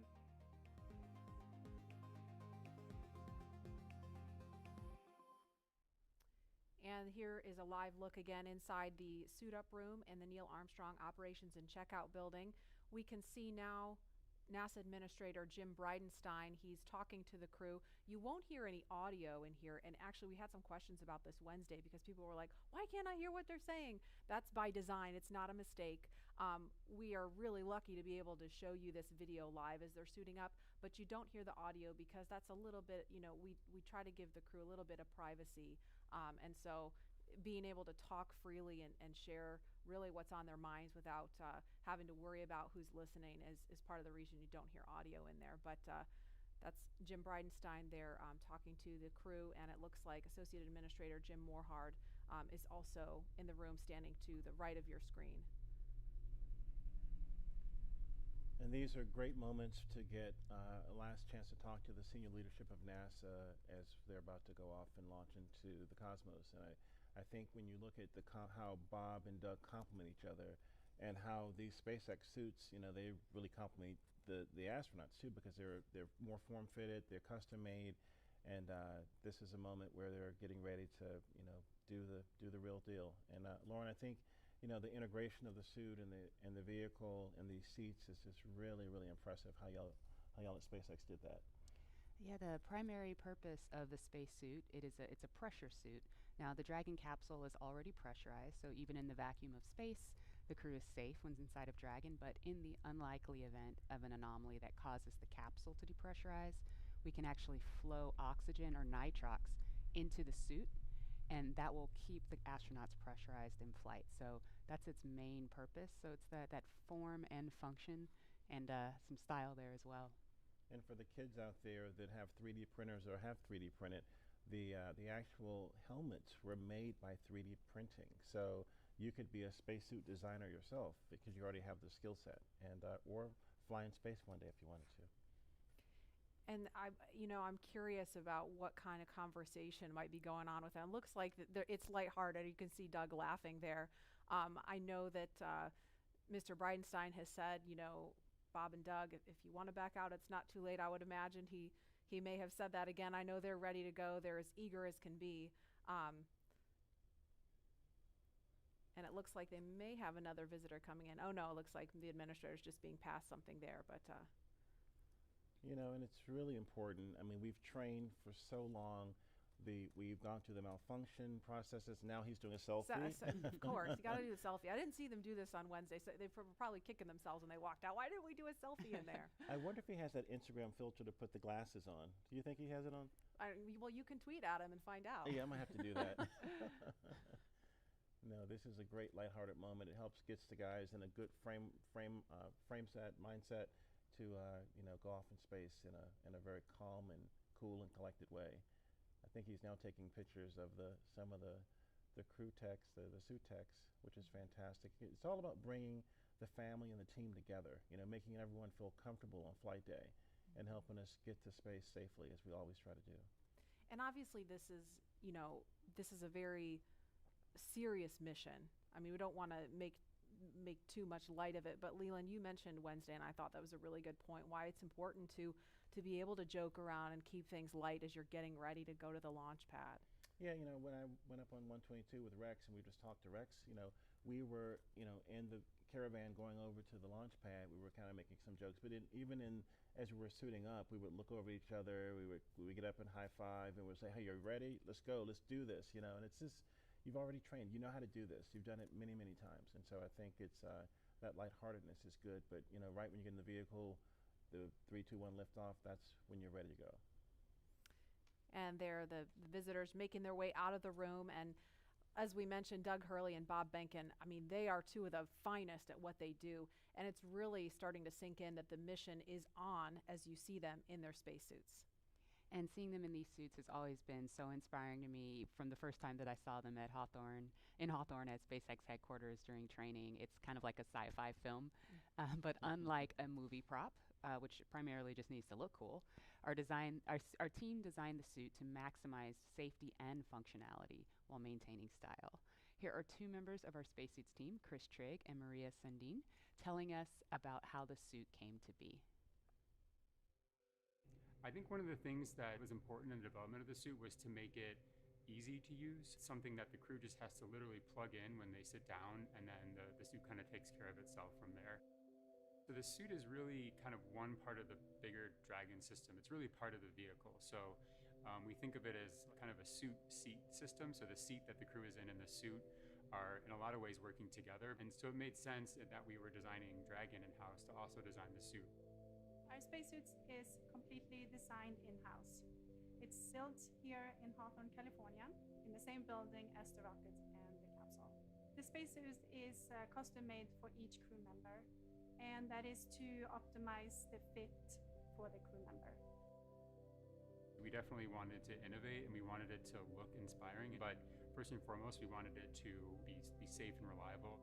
The spacesuit's primary purpose is to protect the crew in the unlikely event that the cabin were to depressurize. But the suit does a number of additional things. It provides cooling and communication to the crew inside of the suit, provides them hearing protection, and the outer layer of the suit is flame resistant, so it provides flame protection as well. When the crew gets in the capsule, they get in their seats and they plug the suit into the umbilical that's attached to the seat. And the umbilical is providing everything that the suit needs. So it provides the avionics or electronics for communications, is providing the air to cool the suit, and then it also provides gas when needed to pressurize the suit. So it's really a single point that lets the suit do all the things that it needs to do. We designed the helmet in-house. The helmet serves a number of different functions. Obviously, it's protecting the crew's head and it's retaining gas like the rest of the suit, but it also houses the microphones as well as the valves that are regulating pressure in the suit. We had to design the gloves so that they would work with the touchscreens, but the gloves also still had to do a number of other things like the rest of the suit, so all of those things had to come together within the glove. It'll be obviously really amazing to see Bob and Doug in their flight suits, and I think one of the things that's cool about the suit is it's not just a piece of hardware, it's not just a suit, it's a very personal thing. It's Bob's suit and it's Doug's suit, and so seeing the two of them in their suits using it in flight will be just a really amazing thing. And you're looking live at Launch Complex 39A. That is Crew Dragon in the center of your screen, sitting atop a two-stage Falcon 9 SpaceX rocket that will produce 1.7 million pounds of thrust at liftoff. We are keeping our fingers crossed that the weather cooperates. It's a 50-50 chance. It looks beautiful right now, but there may be some thunderstorms rolling in later, so we're keeping a close eye on the weather. In the meantime, we're going to head west to Hawthorne for an operational update. Dan? Hey, Marie. We are here in Hawthorne still. The astronauts have a crew training facility that's equipped with both a cockpit simulator and a full-scale Dragon mock-up to conduct simulations both for nominal and off-nominal situations. And recently, the SpaceX team shared the exact same ISS simulator that the astronauts train on with the public, so you can try your hand at docking the ISS. If you head over to iss-sim.spacex.com, you can try your hand at docking with the space station. And I've tried it once before. It was really difficult. It looks way more, it's more difficult than it actually is, I think. Yeah, flying in space is really deceiving. Just when you think you're going really slow and everything's okay, the next thing you know, you're careening into the space station. So it's way harder. You have to go way slower than you think. It might take a couple of tries, but it's doable. Yeah, but you guys should try it and check it out and see if you can do it. So let's check in with John Innsbrucker for a quick update on Dragon and Falcon 9. John? Well, we're coming up on T-minus 3 hours and 35 minutes. All continues to go well for today's launch. Now on the launch pad, Falcon 9 is powered on. Engine and stage checkouts were performed last night. All of those looked good. Now we're currently pressurizing gas storage vessels on both the first and second stage. And as I like to report, the good news is there's nothing significant to talk about on the rocket right now. Now, on top of Falcon 9 is the Dragon spacecraft. That's being prepared for the crew. The Dragon propellant system was pressurized to final flight pressure about an hour ago. We had the support team arrive in the White Room just inside T-minus 4 hours, and we're waiting right now for the crew to walk out of the ONC building, and they should arrive at the pad by about T-minus 3 hours. For the Dragon spacecraft, all systems are also currently go. The Air Force range reports no issues at this time. The range will be maintaining both air and sea space clearance around the launch pad. They also help support things like putting the roadblocks up to prevent access to the hazard areas at both the launch site at 39A and around the Cape. Now, the big question, of course, is the weather, and as I said before, we all talk about it, but it's the one thing we can't do anything about. Weather is 50% probability of good conditions. We are going to be watching for the clouds, lightning, thunderstorms. The sea breeze is not as strong today, and that's going to not help push all of that back over Central Florida. But right now, things are looking good with both Falcon 9 and Dragon as we count down to liftoff. Now, we want to see where you're following today's launch from, so we're going to jump over to Tahira at our social desk. Thanks, John. So glad to hear that things are at least looking good right now for this launch. Really hope it stays that way. So we just took a look at numbers of viewerships across our social media platforms, and there are now 500,000 of you tuning in for today's broadcast. Welcome, guys. We are so excited to have you. We also have the top cities right now tuning in, and that's Columbia, South Carolina, Houston, Texas, Los Angeles, New York, and Orlando. So it seems like the East Coast is really pulling today's viewership, but hey, last time on Wednesday, California came in and really stole the whole show away. Let's take a look at what's being shared online right now. So right now we have this future astronaut, and I don't know who he had to call, but it looks like he is in this SpaceX suit and his Tesla getting ready for round 2. Absolutely love it. Let's take a second look.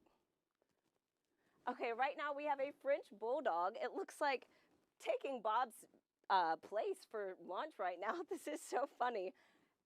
We'd love to see it, guys. And so for those of you tuning in, be sure to use that hashtag LaunchAmerica on social media and show us how you're getting ready for liftoff.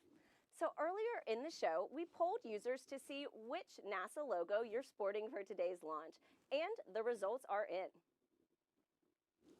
So it looks like about 62% of you are wearing the meatball today, and that leaves the worm falling a little bit behind. But hey, now that the worm is back, maybe y'all will be sporting it more often. And so with that, let's head back to Marie at NASA Kennedy. Marie? Thanks, Tahira. We have some really spirited reactions here. We're looking live at the ONC walkout doors, but I just have to tell you, Leland threw up his arms in the air in victory when he saw more people sporting the meatball, and Lauren looks like someone just kidnapped her dog. I am shook. Go worm, go away worm. Oh, wow. You know, you can't predict, you know, how everyone else feels. That's the beauty of diversity of opinions, you know.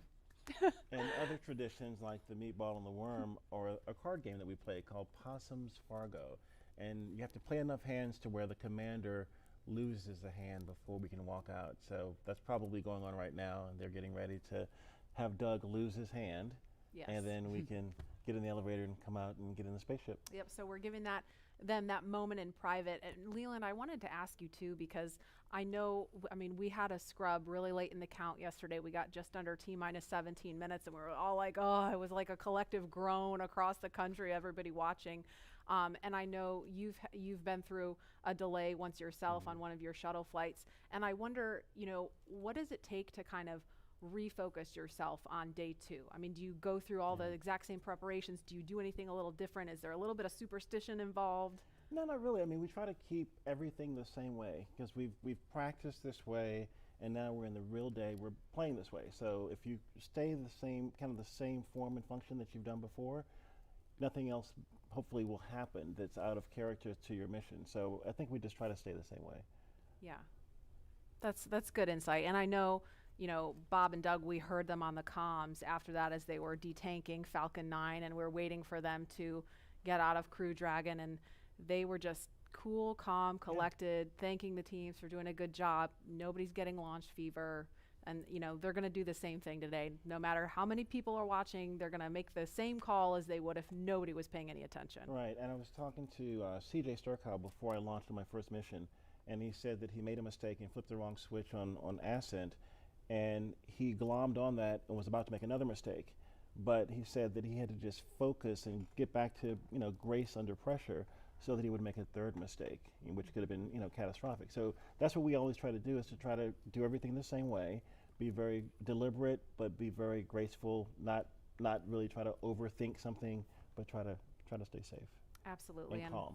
Yeah, that's so key, and I know that's at top of mind for all the SpaceX and NASA teams working on this today. And again, we're just standing by. We expect the crew is going to be leaving the suit up room in just a couple of minutes, so we're giving them those last few minutes in private at the ONC building. And again, we're looking at the pad here. One of the other things that struck me, you know, we watched the videos about Bob and Doug, and when I went home on Wednesday, you know, because people saw, a lot of people who were watching and then, or maybe watching again today, saw the videos about them, learned a little bit about their military background. My husband's a Marine, so he's like super pumped about Doug. You know, Doug tweeted Semper Fi, and so I know like all the Marines out there are like just super pumped about seeing this, and the airmen that are watching Bob, seeing them represent the Air Force. I mean, it's just such a cool moment for our military community, and as a military spouse, I definitely feel some of that pride. I saw Charlie Bolden last night coming from the restaurant, and he was very excited about Doug as a Marine, and he's a Marine, and so Semper Fi was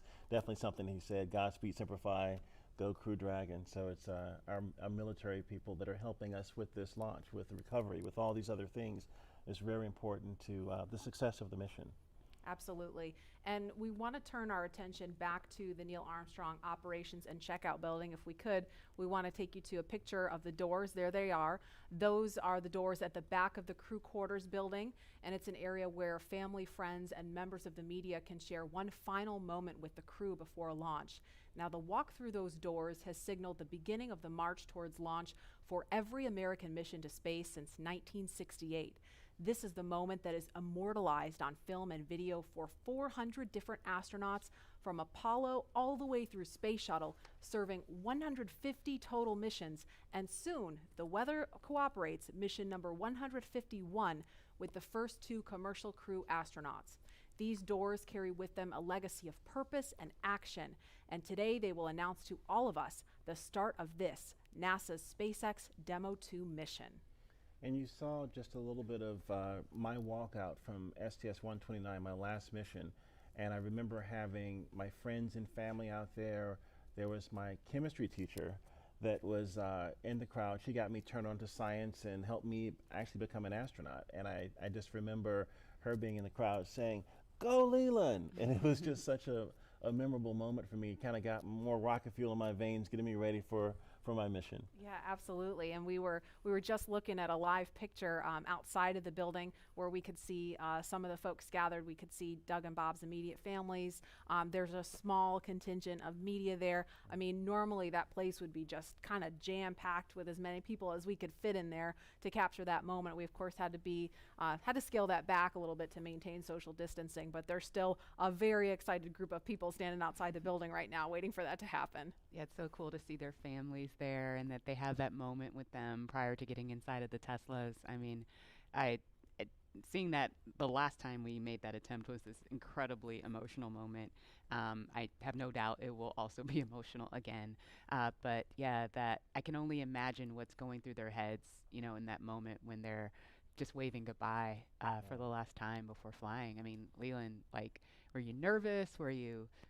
You know, at that moment we were, you know, we had been a little jovial in the suit up walkout, but I think at that moment we were thinking about our families, leaving our families, but then at the same time we're going to do this incredible thing for helping advance our civilization. We are working as a team, all the other teams now with SpaceX and NASA and people all around the world really, you know, in recovery and all these things, helping us get to space so we can advance our civilization. And I think those moments are really heartfelt for us, that a team of people have helped us get to this point. Absolutely. And we are looking at a live picture now of Bob Behnken and Doug Hurley walking down that hallway in the astronaut crew quarters. We just saw Doug wave at the screen, and they're just turning the corner, getting inside that elevator.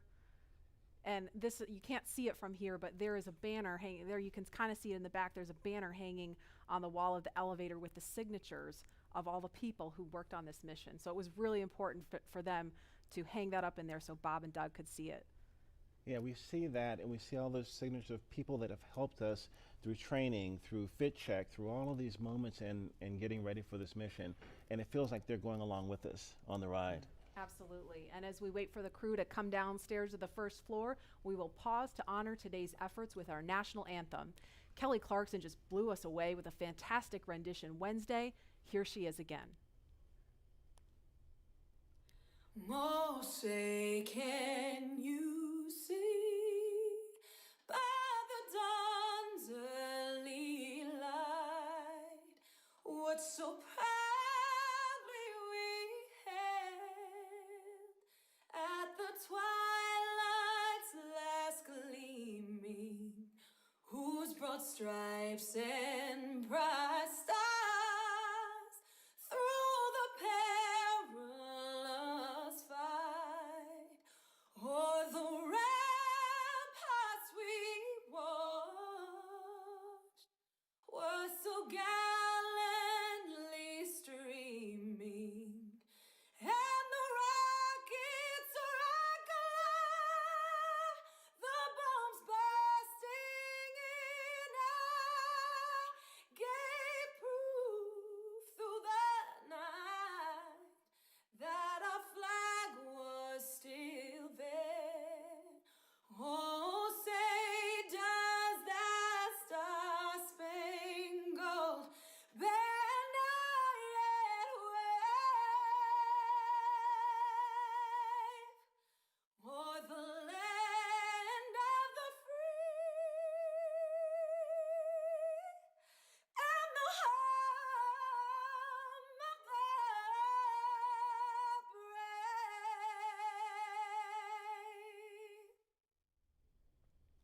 Oh, I got goosebumps listening to that. I mean, it doesn't get old. We heard it Wednesday, but I mean, I could hear that every day of the week. She was blowing. Yeah, amazing.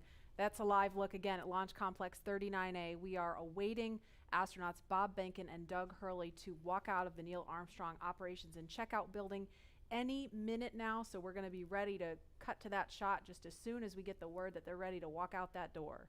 Those doors, excuse me.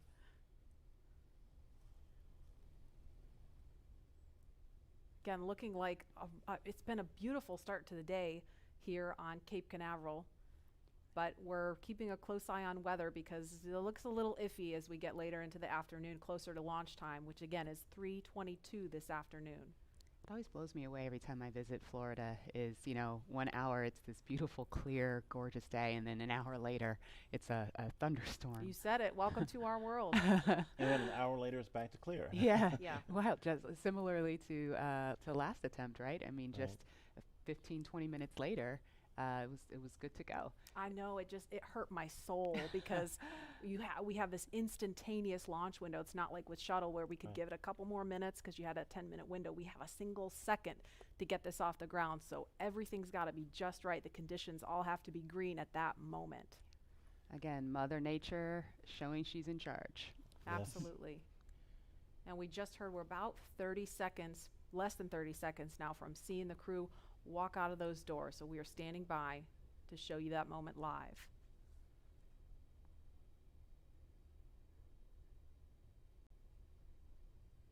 There's a live look at the ONC walkout doors. You know, Marie, I think my STS-129 patch is still over top of the door. There's a bunch of patches up there unless they've removed them and put space station patches up there. But this is a very solemn moment for walkout from, a storied legacy of Apollo and seeing Apollo astronauts walk out of these doors. And now we're getting back to U.S. astronauts launching from American soil, walking through these doors again. It's an incredible moment in the era of space travel.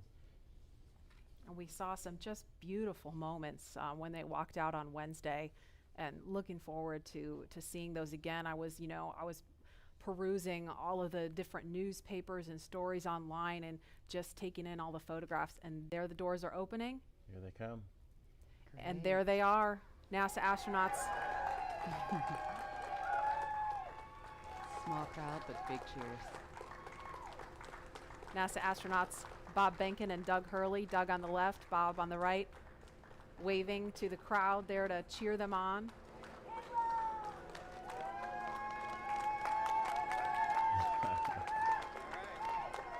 And there are their families right in front of them. The virtual hugs, a very special moment. Fist bumps.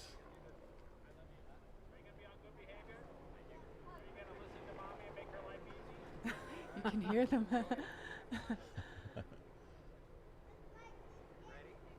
light this candle, I agree. Launch America! Bye, guys.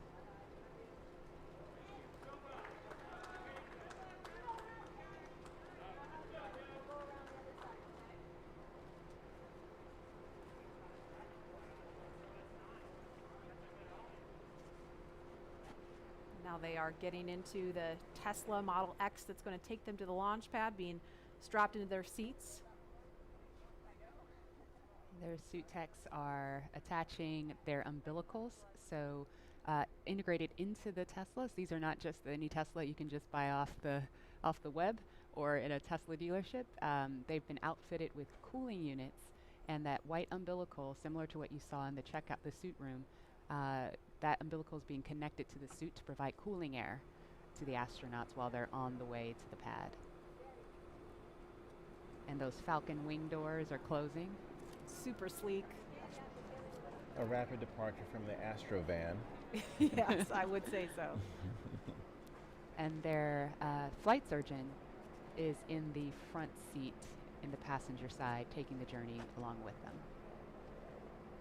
As I mentioned last time, we always think about the technology and the rockets, but this is what it's all about. The families coming together, supporting the families, us working together as a team to ensure they get up there safely and back home safely for their families.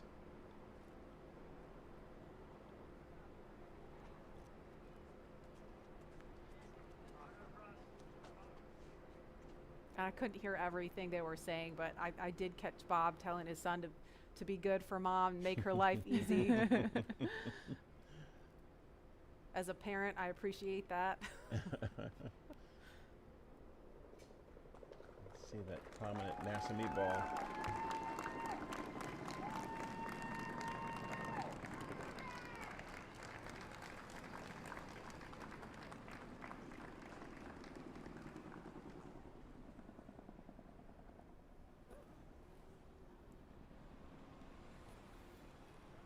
Now, as we watch the convoy begin their journey to Pad 39A, to our SpaceX and NASA family who over the years made this mission a reality and who have worked this launch campaign up to this point, we have you here in our thoughts. And we wish every one of you could be here to see this up close. But we want you to be part of this journey regardless of where you call home and regardless of where you're watching from today.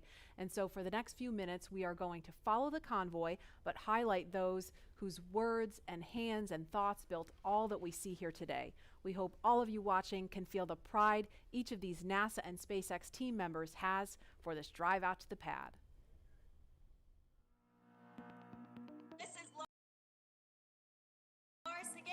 From the Commercial Crew Program. We're so excited about this historical day. Congratulations on being a part of the very first mission for human spaceflight, commercial human spaceflight ever. We're behind you, Bob and Doug.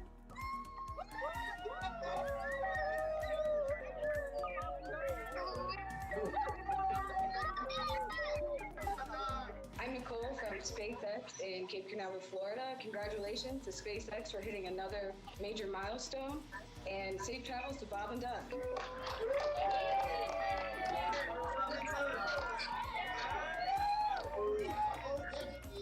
and Doug, as the launch vehicle chief engineer, we've got a lot of our launch vehicle team here to wish you a very wonderful and safe ride on a Falcon 9 coming up to Demo 2. We're so excited for you. And launch America, it's time to launch. Let's go. Hi,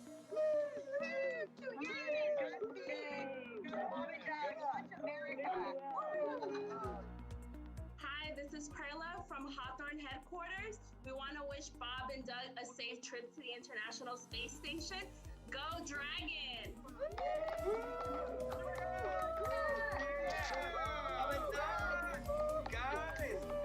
It's been 9 years in the making. This is such a historic time, and our team has worked so hard, and we're very excited to be here. Go Bob and Doug!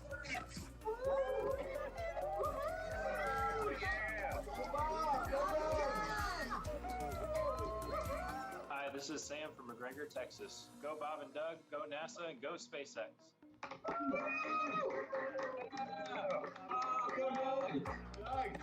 Sean O'Rourke from Johnson Space Center. Bob and Doug, wishing you a great flight, and just wanted to tell you good luck.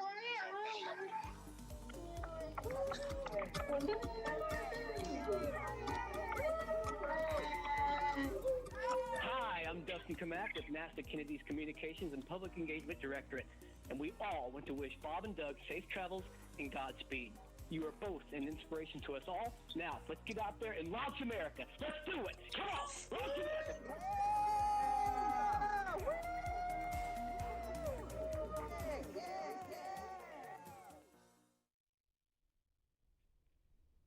I love seeing that group of people. I mean, we saw all those different groups of folks from NASA and SpaceX, from all different walks of life that have come together to make this happen. And that was just a small fraction of them. Look at that shot. That is so cool. Wow.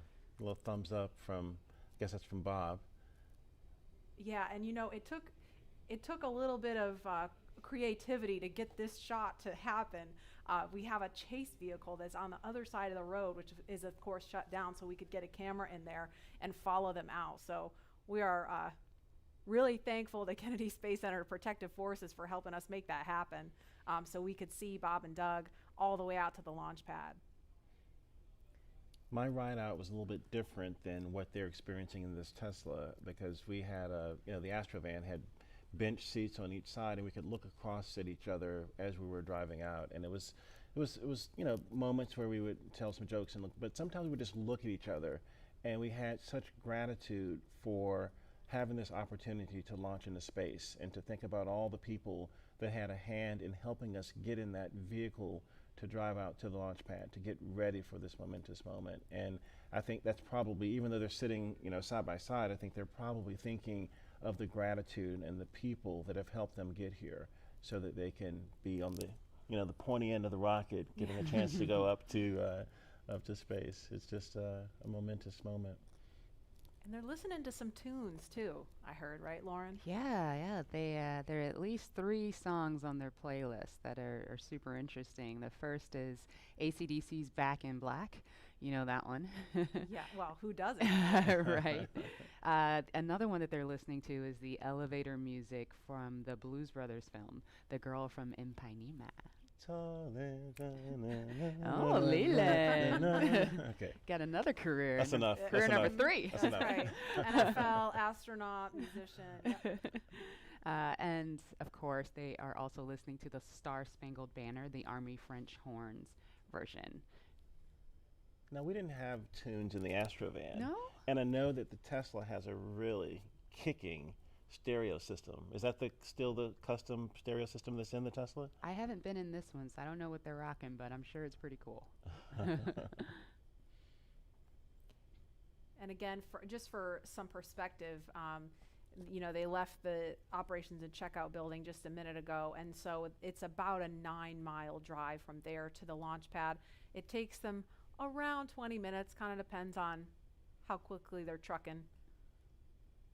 The other thing sometimes that you hear as you're in the convoy is the helicopter, the Huey helicopter flying overhead. And it's kind of also, you're thinking military, you're thinking really important things, and it's a moment that also kind of solidifies in you that, hey, something big is about to happen. And that whoop, whoop, whoop, whoop, the sound of that Huey is just in your head, and it feels good that all these people are helping you get there safely. Yeah, I think we heard that actually coming by We did. this building earlier, because we were talking, and I was like, I hope that's what I think it is. And it was pretty low because it was pretty loud. You could feel it, too. I did. I could feel it. I took this drive yesterday in my rental car, and granted, it wasn't in a Model X, and I'm not an astronaut, but driving to 39A, that same route, and trying to put myself, like imagine myself in that headspace, it was pretty awesome. I got to figure out how to get on Falcon 9. Lauren, we're all astronauts. We're in space. That is true. You just got to get on the rocket. Yeah, well, Leland, there's a big group of people that want you there. I think we should, listen to them. Yeah, I'm all for it. I think we should Maybe we should make that a poll question. Yeah. Well, we should all maybe go to space. What do you think? I am on board. I mean, not literally right now, but I would like to be on board. Lauren, would you go with us? Absolutely. Okay, poll question.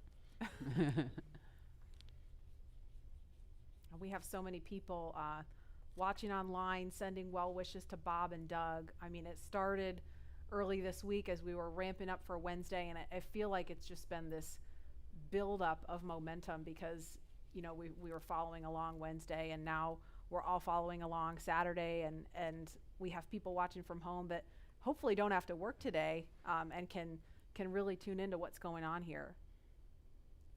And we, as astronauts, truly appreciate all the support, all the social media feeds, and we think about, our families. We saw Megan and Karen there with their sons, wishing Doug and Bob well wishes and Godspeed as they head off in these Teslas to launch pad 39A that launched the Apollo astronauts. And I think, this is just one of those moments where everyone in this country is coming together to wish them well, to get them to space safely. It's a really great day. And they are just now on Saturn Causeway. They just made that right turn onto Saturn Causeway. So to the right of the screen, that building is the Operations and Support Building 2. And on the left, it's out of view right now, is the Vehicle Assembly Building, that iconic building that processed the Space Shuttle and Saturn V rocket also. That's where that mobile transporter used to take out the Apollo, Saturn V rockets and the Space Shuttle. It's just an incredible machine. And where they're passing right now, I mean, if we were to run outside, we could wave because we are off to the right of your screen there at the press site where you see a group of media there. So from this point they've still got about 3 miles to go from here. I'll see you guys later. I'll be back in a minute. You're gonna go hop in.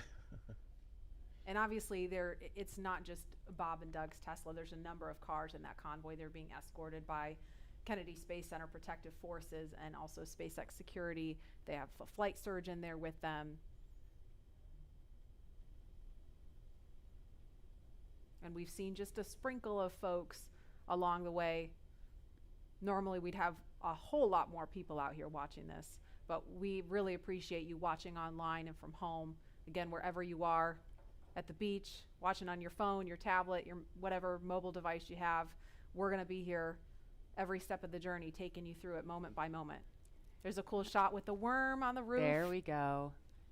The second place worm, yes. The second place worm.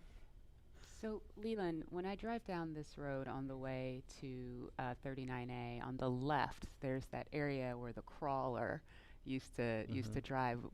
Could you tell us a little bit about the crawler? Yeah, right there you can see the kind of the gravel where the crawler actually crushes that gravel almost into sand. It's so heavy. When the shuttle will go out and the Apollo Saturn V rocket will go out, and it's just, this thing moves at a glacial rate to get out there because it's got this huge rocket or shuttle on it. But I had a chance to see that when my shuttle went out one day with Alan Poindexter, and it's just this enormous, tracks and vehicle, but you guys do it in a different way, don't you? You don't go out of the vehicle assembly building. You have your own building. We have a hangar right there on the pad, so we just roll the rocket up the hill. You kind of do it like a Soyuz, where you just raise it up right there from horizontal to vertical, and it's done. Yeah. Horizontal integration, so you don't need an enormous building in order to process the rocket and mate Dragon to the pad at the very top of the hill. You raise it up vertical with the transporter erector. And again, all these efficiencies to help us get people to space faster and safer, and you know, this is going to be the future of space travel. And also the relationship between NASA and SpaceX working together as a team to get people up. And at this point, the convoy is approaching pad 39A, and they're entering what is known as the BDA, or blast danger area. Now, before any pad technicians, engineers, or astronauts enter that area around the launch pad, the SpaceX and NASA teams do an internal go, no-go poll to make sure everything is clear. This storied launch pad, which has been the beginning point for so many firsts, is the perfect backdrop for today's historic launch that marks a new first and a new era in human spaceflight.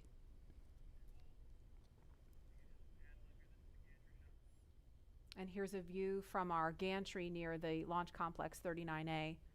So we've got another view of the convoy going by here. If I had to count up all the cameras we have all over the place for this, I'd be here all day. That's a beautiful shot right there, Wow. looking at the Kennedy Space Center and Merritt Island and all of the nature around us. It's a big buffer from 39A so that we can be safe and launch our rockets off to space safely. Absolutely, and a lot of people don't realize this is a national wildlife refuge. I mean, I pass turtles on the way to my car every day. Yeah. Well, when we would run from the operations and checkout building, we'd have to watch out for snakes and for alligators, and so to be really careful about the wildlife. We used to have one who lived at 39A. Oh, really? Yeah, an alligator. Oh, well, maybe we'll see him. We'll keep an eye out.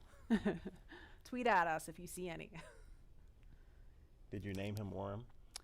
Ooh, I was ahead of my time. I don't know how an alligator would feel about being called Worm, Leland. Yeah, well.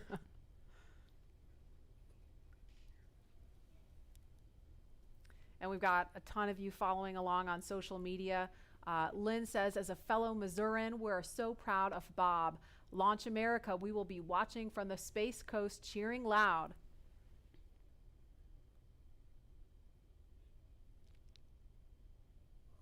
And another comment, Godspeed and good luck, Astro Benkin and Astro Doug, hashtag Launch America. There you see the SpaceX horizontal integration facility. It's on the left of the screen now. We saw the front of it from the other angle. Or I'm sorry, no, there it is. I was getting my buildings mixed up, so it's on the right now. Yeah, Bigger building. The other is the Falcon Support Building. It's where all of our offices are, and yes, you're correct. Thank you there. for the correction, Laura. There's our hangar. We process Falcon Heavy in there. There are other boosters in that hangar as well. And the rocket and Dragon that is on the pad right now was put together, or rather finally integrated inside of that hangar and then rolled out to that pad to go up vertical. And there it is. That shot really gives you a sense of the scale of the Falcon 9 rocket. Those Teslas look teeny, teeny, tiny, making their way up there. And so as they make their way up to the pad, we're going to throw it over now to Hawthorne, where Jesse and Dan are watching the action. Hi, guys. Thanks, Marie. Yeah, really cool watching the Teslas pull up, driving on the launch pad just a few feet away from the vehicle. This is awesome and getting really excited over here. And with us looking at the launch pad right now, we've had to do a number of upgrades, but not only to the launch pad, but SpaceX has also made changes to both Falcon 9 and Dragon to enable flying crew. And a key update to this latest version of Dragon is its highly reliable launch escape system that is capable of carrying crew to safety at any point during the ascent of the rocket. Another pretty key upgrade is the Dragon's new life support system. As you can imagine, flying humans requires keeping a habitable environment throughout the entire flight, and that means covering everything like providing breathing air, keeping the capsule at a safe pressure, keeping it free of contaminants, removing any carbon dioxide in the air, regulating the temperature, the humidity, all of these things, and also implementing that waste collection system, aka the toilet. That sounds pretty important. The changes to Falcon 9 were small but extremely meaningful to meet NASA's requirements for safety for human spaceflight. And specifically, SpaceX had to prove a high degree of fault tolerance, meaning that small failures in the system would not lead to mission failure.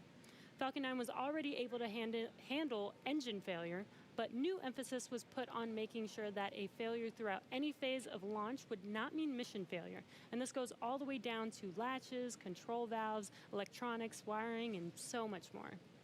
All right, well, with the astronauts now on location at pad 39A, we're going to swing it right back. Marie, Lauren, Leland, take us through the crew making their final steps towards the Dragon spacecraft.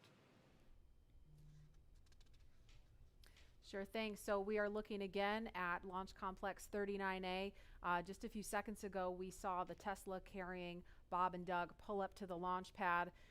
This is the site of so much history, you guys. This is where Apollo and Saturn V rockets that launched to the moon took astronauts from. I mean, this pad has so much history. Leland, you launched from there. What's it like seeing Crew Dragon and Falcon 9 there with the pad, with all of the visual changes that have been made? I mean, what kind of emotions does this stir up in you? You know, when we got out of our Astro van, we stepped out and we just looked up to see this vehicle, and it was creaking, it was groaning, it was making noises, it was getting ready for us to enter it, to take us off planet. And you know, you get a chance to take a picture. Sometimes you stand there, you look there, you think about all the training you've done, all the preparation, and again, all the people that have helped you get there. And it's just a solemn, amazing moment for all of us. And there's another amazing drone shot. Lauren, you explained this a little bit earlier about kind of how SpaceX brings the rocket and capsule vertical. Now that we see it, can you kind of explain that again for folks who maybe missed that? Yes, of course. Dragon is actually processed a few miles down the road at Area 59, or Dragonland as we like to call it. We then put it on a truck and drive it all the way to the hangar where the rocket is. And so what will happen is we'll then we call it breakover, where the vehicle's up vertical, we'll turn it sideways because the rocket is being processed sideways or horizontal into the hangar, lift it, mate it to Falcon 9, and then roll up those hangar doors and essentially pull the vehicle in the transporter erector, which is the big white truss structure that you see there. All the fluid lines, electrical lines, and everything are connected to the vehicles via the TE, transporter erector. And they basically roll it up those rails. You can't really see them. You kind of see them in the screen, those rails. Roll the entire TE rocket Dragon assembly up to the very top of the pad, pin it into the pad systems, and then roll it up vertical. And we are about T-minus 2 hours, 57 minutes, 44 seconds and counting. In just a couple of minutes, we are expecting to hear a formal announcement that the crew is at the pad. Of course, we saw them pull up in the Teslas, and there they are. Looks like they've already gotten out of the car, and they are walking up to the elevator that will carry them all the way up to the 255-foot level, and then they'll have a couple of steps to get up to the level where the crew access arm is. I have the AC/DC song in my head as I see them walking up. You know what I was kind of jamming out to on my way in was ZZ Top, Sharp Dressed Man. Oh, nice. I was like, I don't know, that might be on my playlist if I were in there. But there they are, taken in the sight, craning to see the top of the Falcon 9 rocket. It's 230 feet tall if you round up, and then Crew Dragon is another 27 feet from the bottom of the trunk to the top of the nose cone. So when you're out there in person, it's really hard to describe just how large it is. Look at them getting excited. They're ready to get in the vehicle, get in the elevator, and make it to the top. There's some FOD he's picking up, foreign object debris. Appreciate that. They're also wearing FOD covers on their shoes, by the way. Oh, really? Yeah. We want to make sure that they don't, track the inside of Dragon when they go in. And so right before they enter the vehicle, they'll remove the FOD covers off of their boots. You take for granted, all just the little details like that, all of the thought and preparation that has to go into literally every single piece of this operation. I love the makeover of Pad 39A with the sleek black with the white ticking and the lines, and it's a very futuristic look for this iconic launch pad. And to think what's been there before with Mercury, Gemini, Apollo, shuttle, and now the SpaceX Crew Dragon getting ready for a launch to the International Space Station. Rocket fuel still going through my veins. And we feel so honored to be able to launch from here. Oh, here they are. That's a really fast elevator. Yeah. I know, it really zips. That took them up to 255 feet in just a matter of seconds. They're removing their fog covers. Looks like they were just maybe checking something on his boot or leg.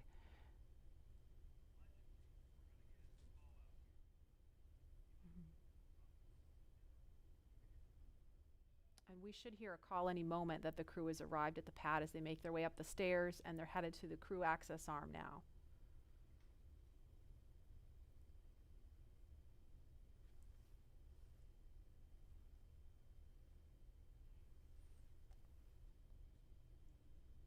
There's the worm again, popping. You know it. Meatball. Don't worry, there's a meatball on Crew Dragon. Those white arrows you see there are essentially illuminating the way for anyone who's up there to find their way to the escape baskets in the event of an emergency that would require them to get far away from the rocket and the pad.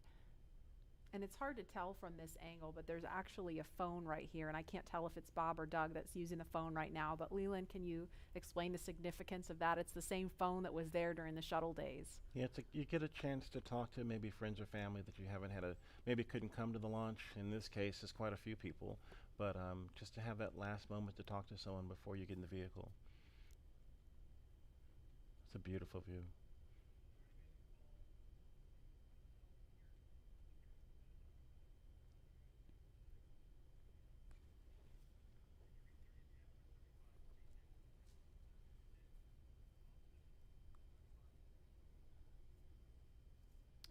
And we're watching the crew when they're done using the phone there. We expect them to be making their way into the crew access arm. And coming up at about T-minus 2 hours and 35 minutes, the astronauts will ingress, or that's a word we use to describe climbing into Crew Dragon. And we saw Doug do it a couple minutes early on Wednesday. They were a little bit ahead of schedule, so that time could be a little bit flexible. But that's going to happen with the assistance of the suit techs, and they will get strapped into their seats. And so with that coming up, we're going to head over to Hawthorne for a preview of what's in store for the future in space travel. Jesse? Thanks, Marie. Yeah, shortly after we begin to regularly fly NASA astronauts to and from the space station, SpaceX will also begin flying private passengers to station and beyond using Dragon. That's right. NASA is enabling up to 2 private astronaut missions to visit the station each year, just as part of our support of the economy in low Earth orbit.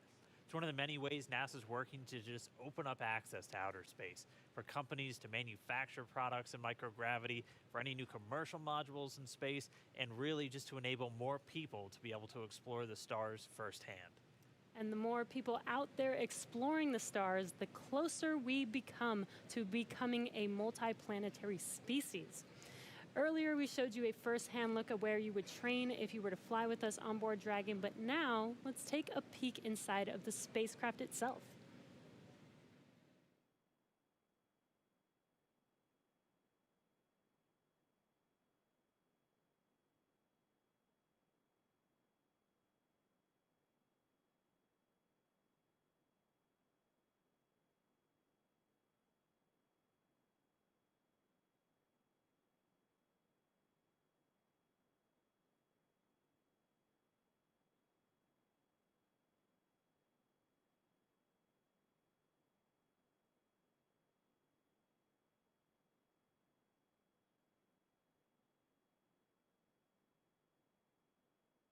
Intuitive to know what we need to do at any given moment in time. When I think about comfort for the astronauts, it's really every aspect of how you could interact with the spaceship that comes to mind. We have 3 different seat sizes. We even go so far as molding the foam around the astronaut's body so that there's not any pressure points, and it's just generally a pleasurable journey to space. Dragon is a spaceship that's all about safety and reliability. We designed it to be 2-fault tolerant, which means that any 2 things could fail. So I could lose a flight computer and a thruster, and I could still bring the crew back home safely. We also added a launch escape system. If anything goes wrong on ascent, the crew can get away from Falcon and get picked up safely. I've worked on Dragon since 2012. When I see Dragon lift off, I think I'm going to feel a buildup of emotion of 8 years of working with some of the best engineers and technicians across the country that put their heart and mind into making this incredible moment happen for everybody.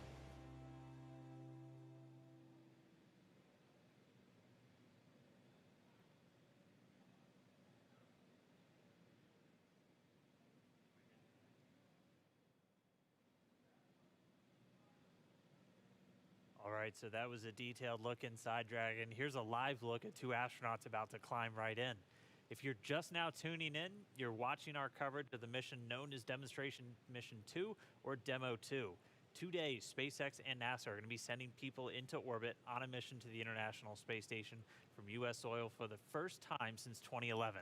Bob Behnken and Doug Hurley are the NASA astronauts flying today, and you can see them right there on screen. They are just right next to their ride up to space.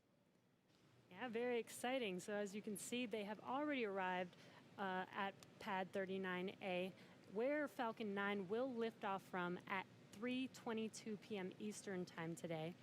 They have ascended the tall structure already, which is next to the rocket, and it's called the fixed service structure, and also have already walked down the corridor, which is known as the crew arm, which is what they're standing in right now. That's right, and as they prepare to board Dragon, they have this one final stop that they're standing in right now, and that's the White Room. The White Room is literally just the room at the end of the crew arm that has an opening into Dragon.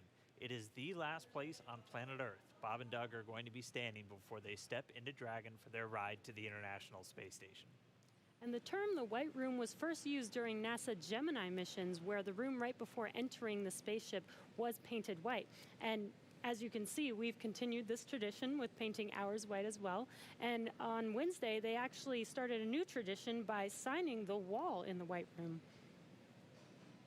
It's a fairly small area that has room for the crew and a few ground support members to complete cargo load at T-minus 24 hours and crew ingress at T-minus 2 hours and 35 minutes, which is coming up here shortly. And ingress is how we refer to the crew boarding Dragon. Also inside the White Room is a movable platform that just gets extended out to the capsule just to make that boarding process much smoother for the crew to climb into Dragon. As you might expect, it's also environmentally controlled. You can see kind of a big seal right up against the side hatch, and that's just done so Dragon can be open while keeping all the dust, dirt, and the Florida humidity out of the capsule, making sure it's pristine for the crew. And so that seal is going to stay in place until they begin to retract it, get the arm ready to move out of the way, and by that point the hatch will already be closed. And the White Room also has lots of tools in order to open the side hatch, complete crew ingress, and prepare for any contingencies or emergency that may be encountered. And right now they're just in the White Room. They're getting a final briefing. You can see them with a number of different pad technicians. Everybody on that team has a specific job. Some are suit specialists who are going to help Bob and Doug get connected to their seats. Some are specialists with the Dragon capsule itself and are going to be responsible for closing the hatch. And we also typically have a photographer in there just to help kind of capture these moments as the crew gets ready. So right now we're watching, and we can see them start to line up there. We'll see Doug Hurley go in first, and so he'll be the first one through the capsule, and he's going to be ingressing. That's just our spaceflight term for entering. You're going to hear a lot of these terms throughout the next couple of days as they make their way up to orbit. Ingress getting in, egress coming out. And they're also doing that final FOD check, making sure that the crew don't have any foreign object debris, dust, dirt, anything that could interfere with the systems on Dragon just before they get in. Right, as Leland and Lauren were mentioning earlier, they do have stuff on their suits to protect from FOD, and they have FOD covers on their boots, as they mentioned, as well as on their umbilical port on their suits. And that needs to be removed before they can ingress. Minutes. The crew has arrived at the White Room, and its ingress is in progress on schedule. Just listening into the nets and hearing those updates live. Yes, once Thief's complete, they can enter, which is happening live on your screen right now.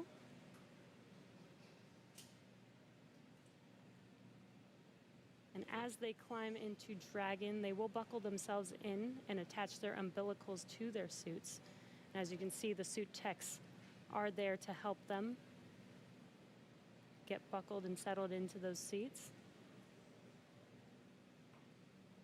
And as we mentioned earlier in the broadcast, the suit's primary function is to protect the crew in the event of a cabin depressurization. So the suits help keep them cool, as well as delivers nitrox in case there is a suit depressurization.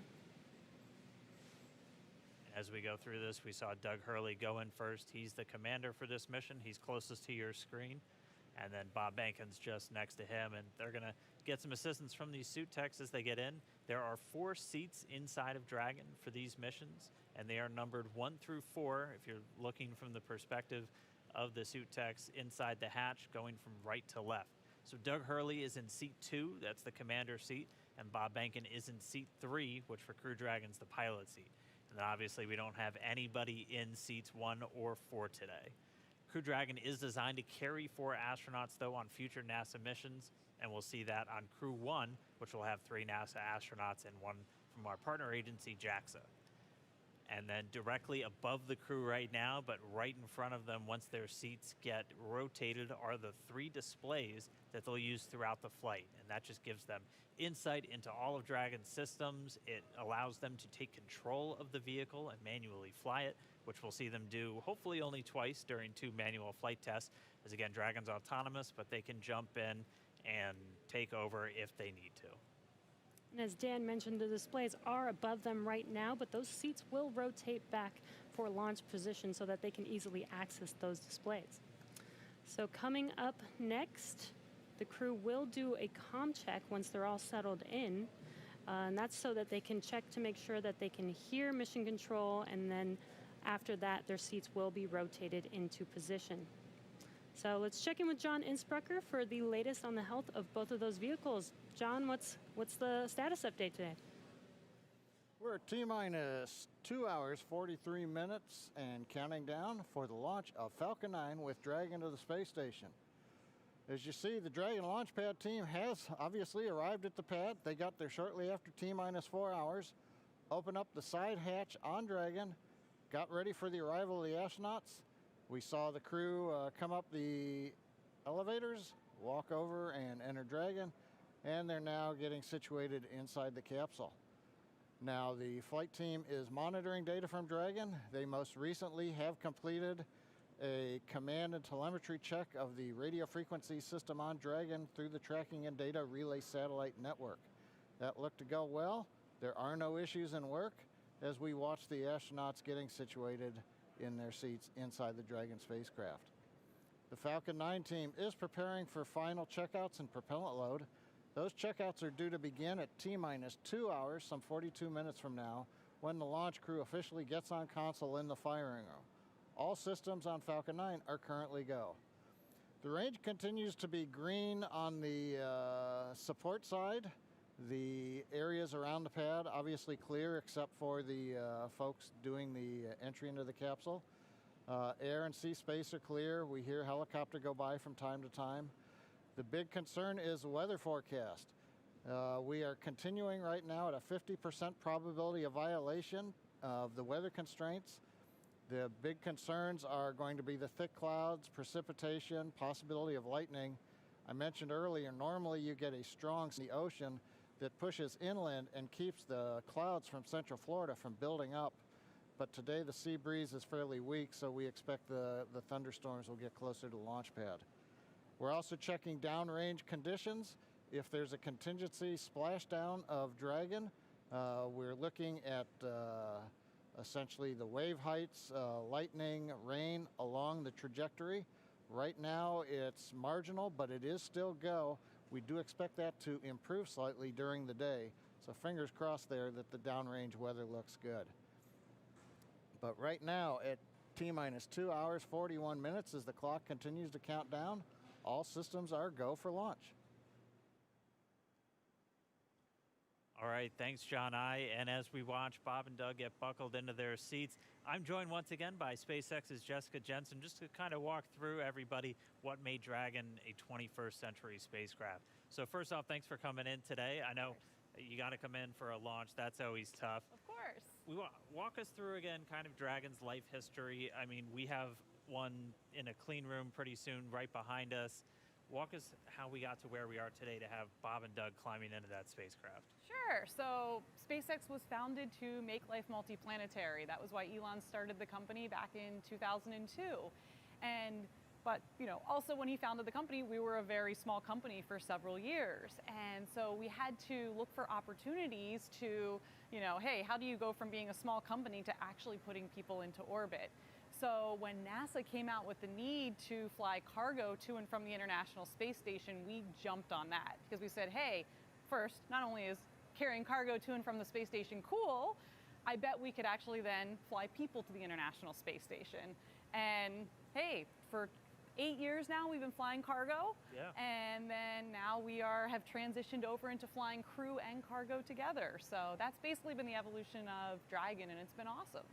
And I know when we see Falcon 9, we get to talk a lot about reusability. Everyone is very familiar with the first stage coming back down and how cool that looks.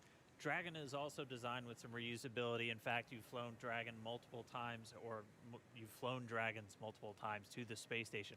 How does reusability factor into Dragon's life cycle? Yeah, so I'll actually talk a little bit about both, because one thing I think everyone always thinks about reusability and, hey, it saves money or that's great, but reusability actually improves your reliability. So when we get Falcons back and when we get Dragons back, either after one mission or multiple missions, we can do all these detailed inspections on them.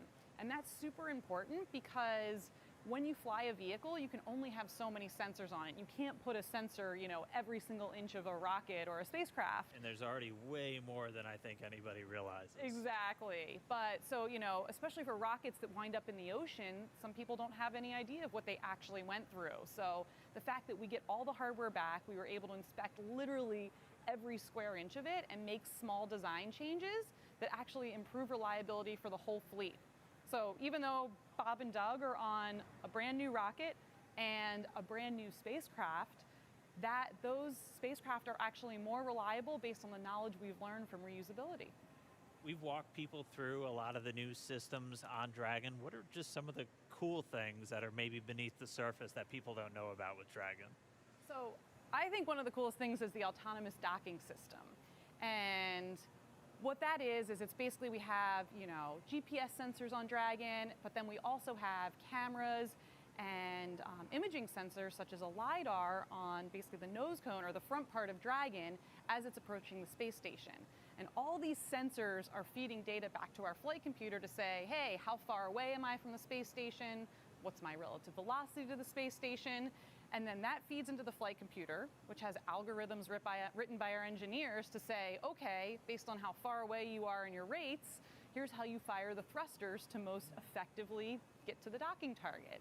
And I think that's just super cool. Well, I mean, we're all waiting for our cars to drive ourselves to work, and for Bob and Doug, that's exactly what it's doing for them. Exactly. And what I think is so cool is the computer does this just like flawlessly. It's easy.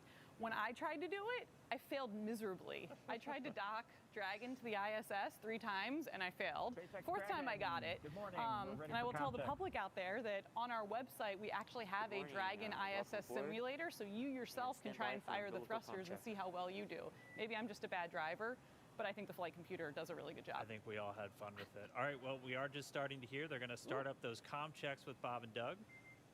CDR, PLT, comm check, umbilical. So let's listen in. CDR, loud and clear. PLT, loud and clear. Core, loud and clear. Umbilical comm check complete. Stand by for ground station comm check.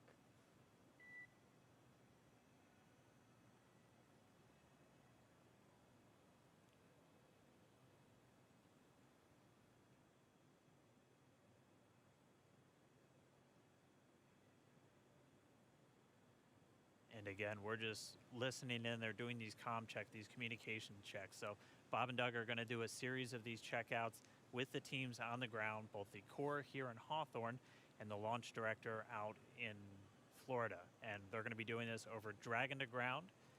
And they're also going to be doing it over the countdown net. Those are the 2 main loops or nets that you're going to hear going out.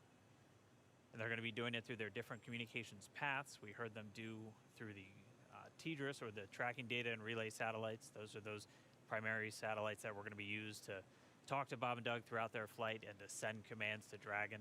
They'll also do it through ground stations. SpaceX has a worldwide network of ground stations that they're able to communicate with the vehicle. And that's what we'll be using to get video inside the cabin of Bob and Doug on their flight up.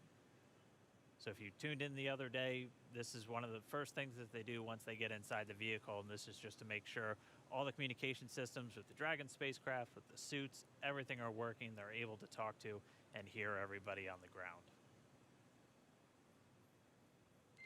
Dragon, SpaceX, ComCheck, ground stations. SpaceX Dragon, loud and clear. Core, loud and clear. Ground station ComCheck complete. Stand by for Tejas ComCheck.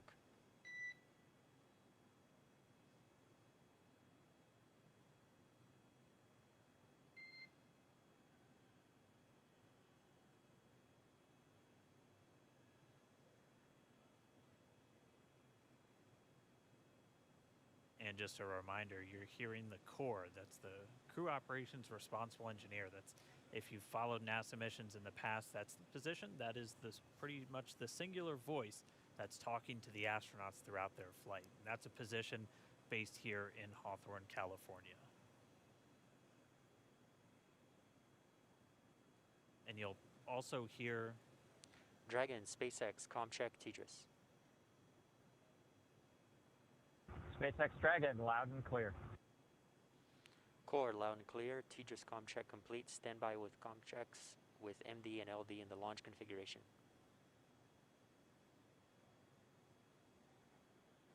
Dragon, MD on countdown 1. ComCheck.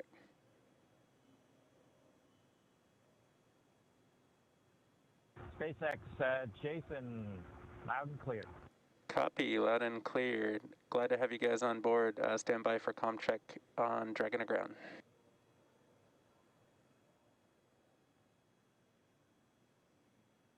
Dragon, MD, Dragon aground, ComCheck. MD Dragon, loud and clear. MD, loud and clear. Stand by for ComChecks with LD. Dragon, launch director on countdown 1, ComCheck. Good afternoon, Mike. Loud and clear. I have you the same, and good afternoon. Stand by for my ComCheck on Dragon aground. Dragon, SpaceX on Dragon aground, ComCheck. SpaceX Dragon, loud and clear. I have you the same. Back to core. And Dragon, SpaceX, this concludes our launch configuration ComChecks. Report when ready for seat rotation per section 2 of 4.100. Dragon will put that in work. Copy. All right, so all those communications checks were done successfully, and you could even see, and it's so cool when we get these views right inside the cabin. SpaceX Dragon in 2.2, we are ready for seat rotation. Copy. We will report when initiating. But you could see Doug Hurley using his right hand. He has the talk button built into the seat itself. So just, again, showing you all of the different systems, how the suit is integrated into the seat, and it's all just one big circle for this whole spacecraft. So really cool to see those ComChecks live. Jessica, thank you so much for walking us through some of the really cool updates, the upgrades. Did you have any other cool stuff besides? Let's see. So I don't know if you guys can see, but we have the Dragon clean room here. And one of the coolest things is it is right on the main floor of our main building. So thousands of employees walk by here all the time and get to see Dragon in its final processing before it goes to the Cape.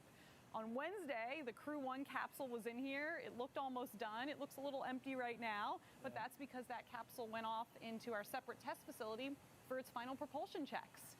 So we do leak checks and things there, and we do that in a separate facility just because it's high pressure testing. And then the vehicle will come back here, get its final thermal protection system put on, and then it will ship off to Cape Canaveral and get ready to launch 4 astronauts to the International Space Station. I mean, what's it like to see it? Because when you see the first initial pressure vessel, it looks nothing like the final thing. So what's it like to just kind of watch it go through, and you just see little bits get added on, and then the next thing you know, it's a whole spacecraft? Yeah, I mean, that's what's so amazing. I'm so impressed. You know, when you look at a machine, you're like, how does this ever get built? How do people ever do this? And it really is just step by step, one piece at a time. Each piece has its critical function, and you get to watch that being built right in front of your eyes every day when you come to Dragon, work. SpaceX, we an are ready engineer, whatever and you do initiating here. seat rotation. Dragon copies. And we just heard the seat rotation's about to begin. So, Jessica, thank you so much. Cool facts about Dragon for everyone to listen in on, and we can see the seats start to rotate now. Pretty soon, Bob and Doug will be in their launch configuration, and they'll be ready to go.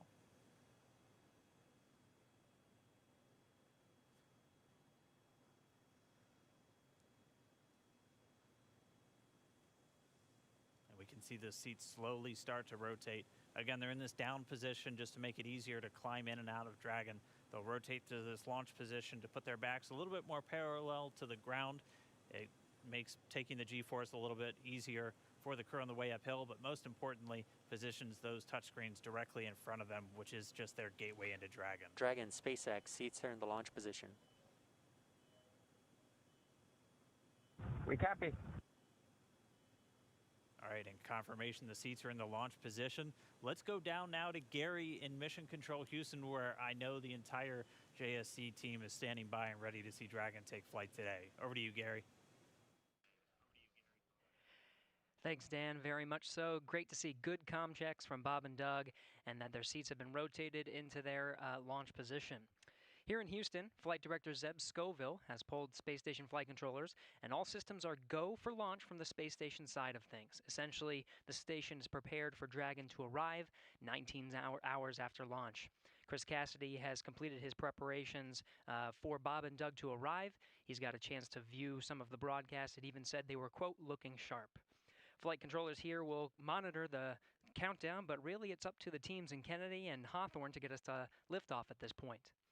So we want to hear your comments as we continue to count down to launch. So let's go to the social desk now. Tahira.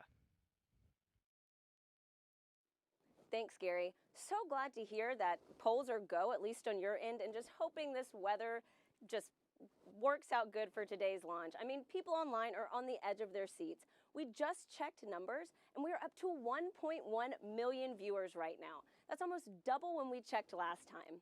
And right now, we also have Columbia, South Carolina is leading the viewership, so interesting to see how that changes.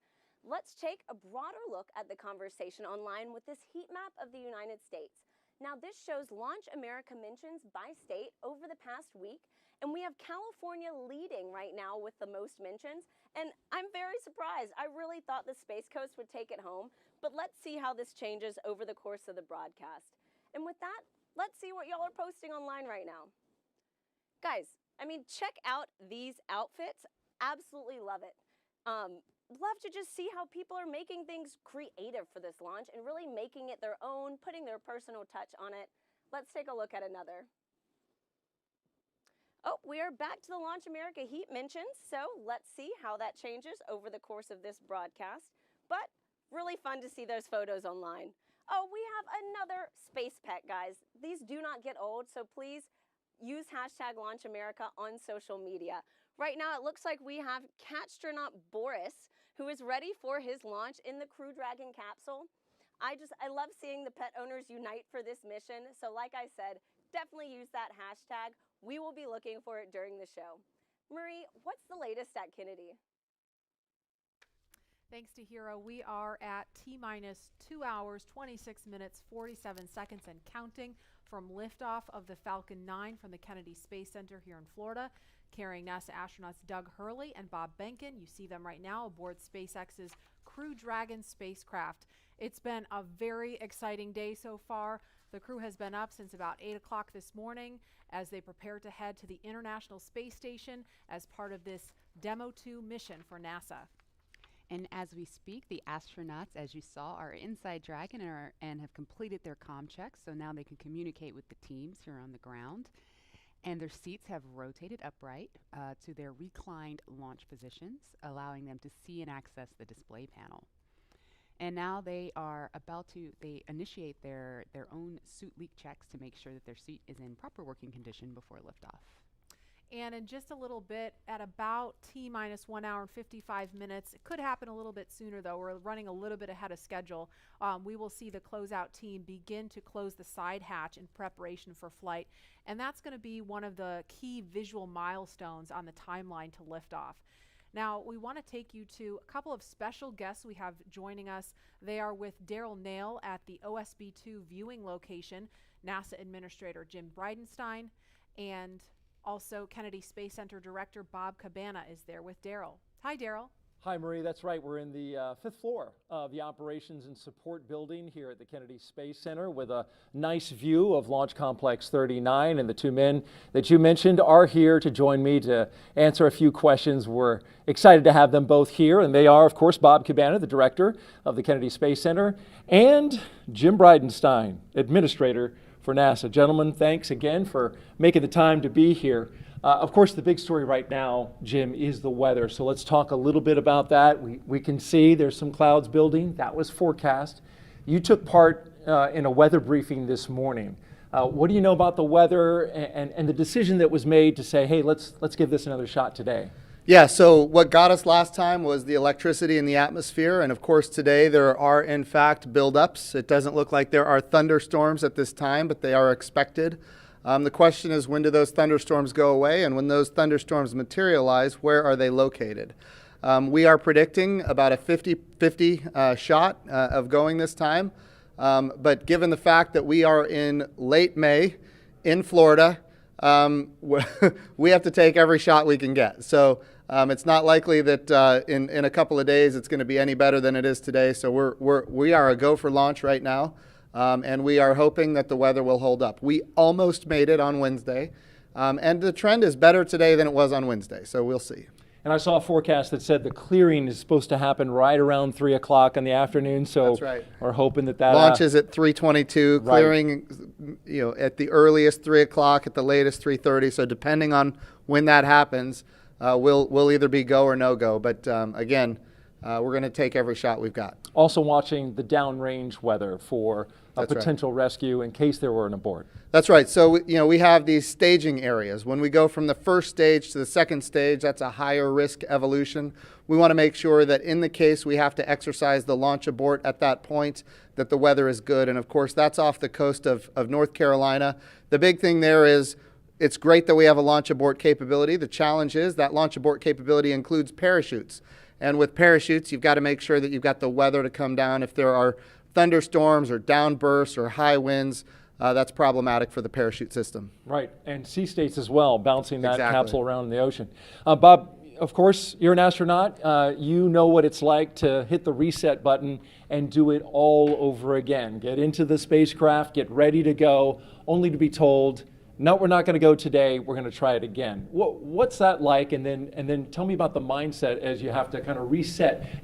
Do you feel less anxious? Do you feel more comfortable the second time around? You know, Daryl, first off, my last flight, we counted down to 18 seconds and didn't go. Man, and when you get to 18 seconds, you're ready. Yeah. The key is, it's the training that we go through. All the repetition that we do, we practice everything, including scrubs. And just because you didn't launch doesn't mean you don't have something to do. So you got to go through those back out procedures. It's all done very professionally. Then it was out of the vehicle and into the Astrovan, back to crew quarters. And we had a positive attitude. We got a good night's rest. And we went through it again. It's a matter of doing your job. And these guys are well prepared. It's all part of what we do. Yeah, they stopped the count at 17 minutes, but you had it all the way up to just a few seconds. That's a big difference. And the truth is, the next night, actually everything went really better. The weather was bad the first time. I was kind of glad we scrubbed. And we scrubbed for an issue with the vehicle that they later sorted out. As it turned out, we wouldn't have had enough prop to rendezvous with the Russian functional cargo block. But the next night, it was just a perfectly smooth launch count. Everything just went like clockwork, and it set the stage for an awesome mission. I think you told the press before you walked out, I think you were over there at astronaut crew quarters, we're going today. I'm wondering where's the source of that confidence coming from? I just got a feeling, you got to have a positive attitude. I watched a lot of weather down here supporting shuttle missions, and I'm hoping that those clouds over the I-95 corridor, that the Indian River keeps them west of us, and that stuff that's building offshore is far enough off that we can stay in an open window here at the Cape. Good. Well, we got your positive vibe going, and we appreciate that. Jim, when you were down in the astronaut crew quarters and when they were suiting up, you got a second chance to visit with the astronauts. Kind of tell us about that, and what was their demeanor, what was their mood today? So again, they seem loose. They were loose last time, they're loose this time. They're definitely ready to go. They're excited.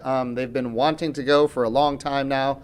I'll tell you one thing that I thought was a little interesting is, Bob Behnken was making fun of Doug Hurley because on Doug's last flight, they scrubbed 5 times before launching on the 6th time. So Bob Behnken seems to think that Doug Hurley is the problem in this case. But to see them joking about that as they're getting suited up, ready to go, yes, they're trained, they're ready, but they're also loose, and that's good to see because they're going to have to be on their game when we launch. These guys are pretty impressive, Doug Hurley and Bob Behnken. I mean, Doug Hurley, an incredible pilot. Bob Behnken, he's got a PhD in mechanical engineering. And he's a flight test engineer himself in the Air Force. Yeah. Well, in your assessment, why are these guys the right stuff?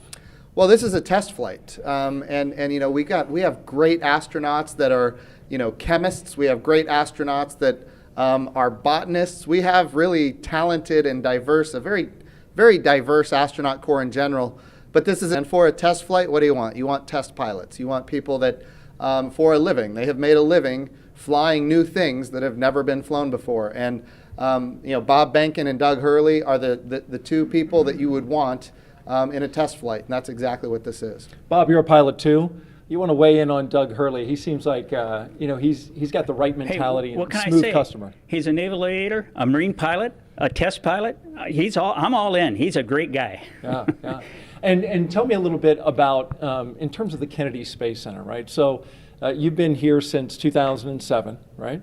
2008. 2008. Sorry, off by 1 year. 2011, the Atlantis came to a wheel stop. I grew up here. My dad worked for NASA. My uncle was a contractor. When that wheel stop happened, the next day, my uncle got the layoff notice, right? And it 30, 60 days. It was depressing. We're talking about thousands of people laid off. Super depressing. Atlantis landed on a Thursday. On Friday, 2,000 contractors got pink slips and walked out the door. Yet they worked on that vehicle. That was the best vehicle we ever flew, the cleanest. That's the dedication of the workforce here. Right. So, and take me back to that time. You called it a depressing time. The fact that the shuttle program was something that the government completely had ownership of and paid for. Now we're moving into this commercial crew, which you've overseen making that transition. And tell me about that 9 years in which we made that move. Well, obviously, everybody was really attached to the shuttle. I mean, it was our history for 30 years. It did an awesome job. The Hubble Space Telescope, all the satellites it deployed, building the International Space Station. But when I first got here, I told everybody the shuttle program's going to end. We have to start preparing for our future, and nobody wanted to hear that. But how many times in your life do you get to define what you want your future to be? And we set out on this bold goal of trying to turn KSC into a multi-user spaceport, supporting both government and commercial operations. And I've got a very persistent team. They worked extremely hard, and through a number of agreements, we were able to make it happen. And this is the future. Commercial spaceflight, the administrator says it all the time. We want to establish a commercial environment in low Earth orbit so that we can focus on the hard job of exploring beyond our home planet, to establish that presence in our solar system beyond planet Earth, establish a sustained presence on the moon, get to Mars, establish a presence there. We can't do that if we're locked here in low Earth orbit. And commercial crew with both SpaceX and Boeing, that's the beginning of a whole new era of spaceflight. All right, very good. Quick question. We've got, of course, a special guest coming back today. The President of the United States plans on being here. Jim, you took him around the first time around. How did that go? I think I saw a picture on Twitter. He signed some space hardware. That's right. So he took a look at the Orion crew capsule. Of course, the Orion for Artemis 1 is ready to go.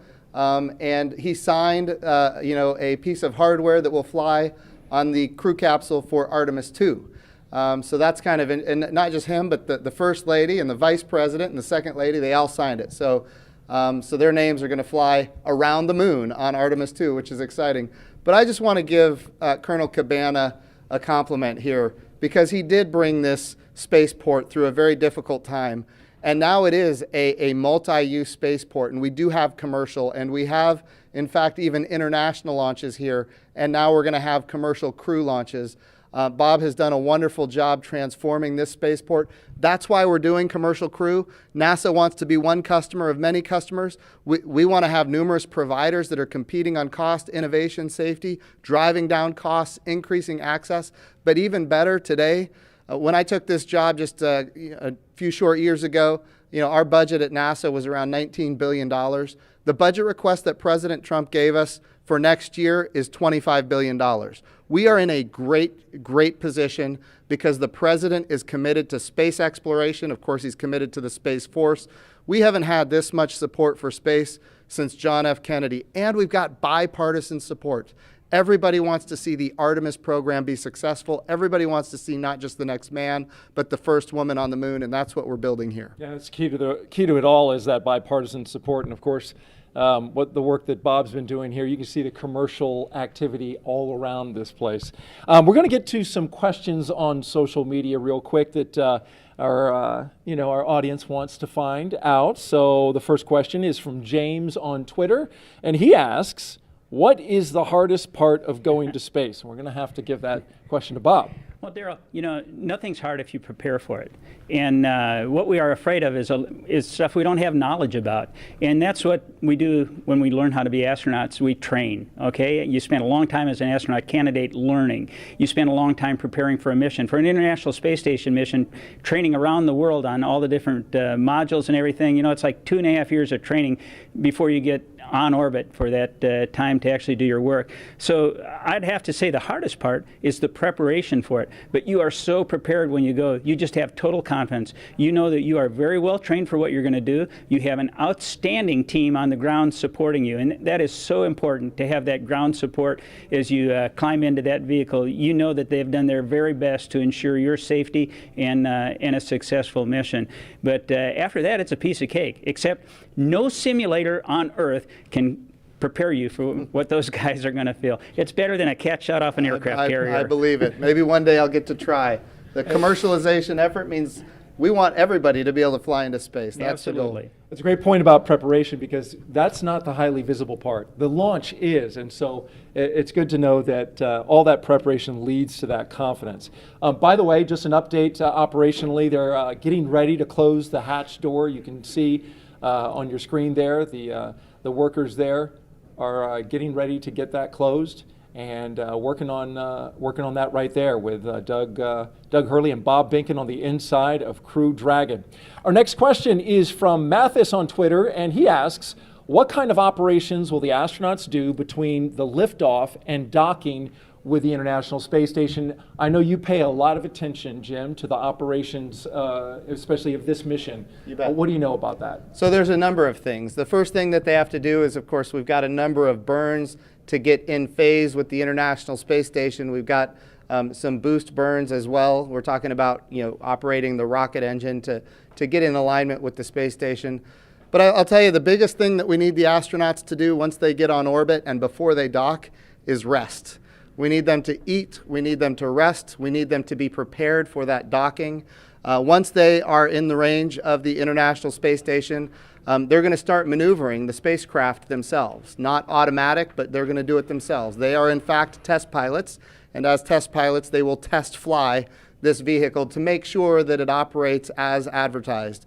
And of course then they will dock with the International Space Station. And a unique capability here is it's automatic rendezvous and automatic docking. And so we're going to be able to see that for the first time as well. That's going to be exciting to see. Thank you for sharing that with us.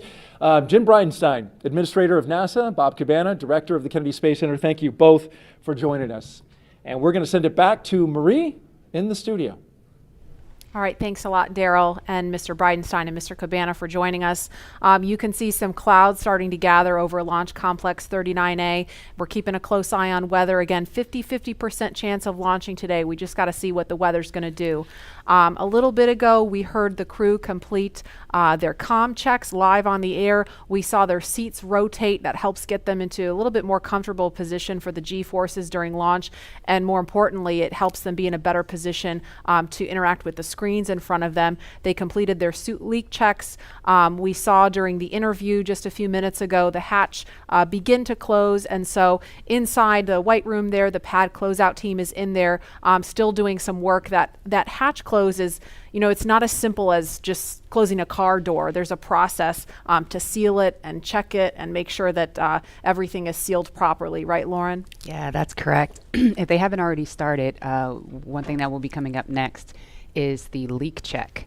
What they'll do is they'll attach a piece of ground support equipment. They don't have it in their hands right now, so it looks like it hasn't started yet. Ah, there it is. You can see it there. The closeout member number 5, it's already attached to the side hatch mechanism. And what they'll do is they're essentially checking for the leak rate. And they'll hold pressure there for a few minutes and then track that change in pressure over time to make sure that it's within bounds, making sure that you don't have any issues with those O-rings there that are holding that pressure. And so once they complete that leak check, they will then do what is the called the installation of, or the final installation of the SPEP, or side pressure equalization plug. That's basically a plug that once the capsule splashes down, what you'll do is actually remove that, and what it does is equalizes pressure across the hatch. So once that thing is plugged in, you know that everything is super tight and that you shouldn't have any leaks on orbit. One of the other is pretty cool about Dragon. You can kind of see them on the edges there are some of the windows. And I know that Dragon started out as cargo. It was Cargo Dragon. You have your cargo version, and before you moved on to the Crew Dragon version, but you even had windows on the cargo version. Can you explain kind of why that was? Yeah, the very first Cargo Dragon that we ever launched had a window over the hatch, over the side hatch, and the reason we did that is we've always envisioned Dragon to ultimately be a crewed vehicle. So even in the beginning, for the very first vehicle we ever made, which didn't even really carry much cargo, we put that window there, and it to us symbolizes what Dragon's purpose has been all along. You know, taking those steps, starting off with the CRS program and resupplying the space station with experiments and food and crew provisions for the astronauts on board, to now putting putting NASA's astronauts in our own vehicle. It's that natural progression to what we were aiming for the whole time. Mm-hmm. And Leland, what's your take on the touchscreen technology? We saw a little bit about that. Obviously, this is a very different kind of look than what we saw during the space shuttle. You know, it's the future. I mean, we had our LCD displays, and we had lots of buttons to press, and you know, valves and switches. And I think this new technology will allow us to get through procedures much more much faster, because we had, you know, paper flight data file that we're having to turn to different pages and get to things. And I think this will make it much more efficient to go through your malfunctions and your procedures with the touch screens. And I think, you know, having the gloves, being able to, you know, touch the screens and work within the gloves, everything's kind of sleek and efficient. You know, there's not a lot of wires and things hanging off, and their knee boards, you can see their knee boards on their left knees. So that's for some extra little notes and things. The hatch is closed now. There's some commentary. We are ready for the post-ingress briefing when you are ready to copy. And we just heard confirmation on the loops that the hatch is closed. So that is a little bit ahead of schedule. We are motivated to go today. We're ready. Go ahead. Okay, on the weather, we still have some rain showers moving through the area, but we do have a reasonable opportunity today, so we are proceeding into the count. We are going to take a look at both pad and ascent track weather at T-minus 1 hour and 30 minutes, and the next decision point will be prior to prop load.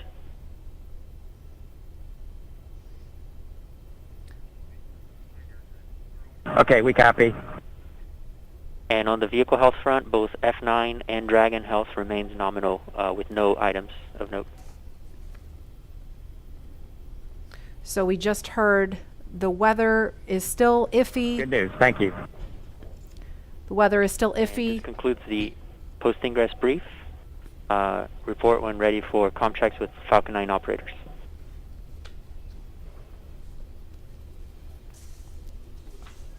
We are ready for the F9 operators.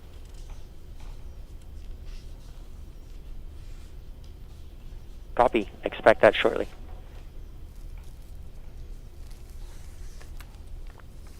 So when we hear that chatter pick back up, we're going to quiet right down so that you can listen into that along with us. But we just heard them discussing the weather briefly, still keeping an eye on that. But the next decision point is going to be before prop load. So we're going to press forward for now and then reevaluate before they start fueling the rocket. But in the meantime, it sounds like Falcon 9 and Crew Dragon are healthy. So the vehicle's in good shape, right? It sounds like kind of a little bit of a repeat from Wednesday that we're just keeping an eye on the weather at this point. You can see on their left legs, well, in that previous image. Dragon SpaceX comm checks with F9. You can expect it in about 1 to 2 minutes. Dragon's ready. All right, on their left legs there, they have these satchels that are strapped to their legs. Inside are some crew provisions, including these tablets that you see that they have displayed there. You say, Lauren, those are tablets versus just kneeboards that you can write on? Or the tablets are inside. Oh, they're inside. Yes. Okay. Okay. And so when would they pull those tablets out to use them? During the mission, Okay. while on orbit. Okay. And I don't know if it's coming, if the background noise is coming through over the air, but we hear the rain really picking up outside the studio here. So I'm kind of wondering if Bob and Doug are hearing the sounds of the rain clouds opening up over the pad. It looks like it's still kind of patchy out there. But again, we were following some thunderstorms that look like they may be making their way over here. It kind of looks like it's raining from that view. It's a little bit hard to tell through the haze.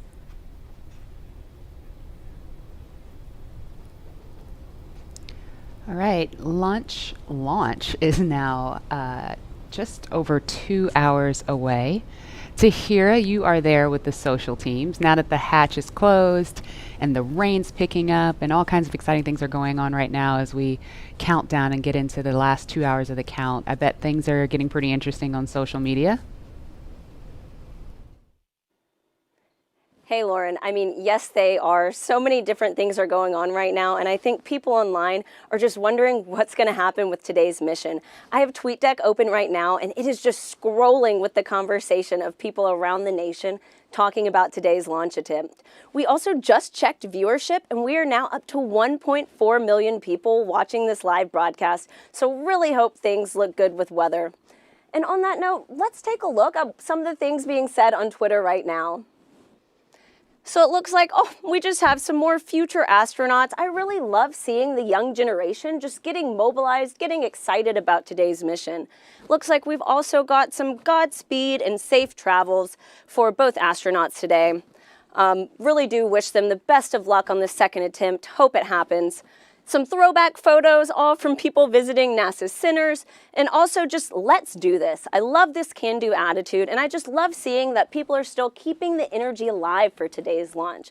So there were obviously some disappointing reactions to Wednesday's scrub, but let's take a look at how people are getting excited for today's attempt. Let's roll.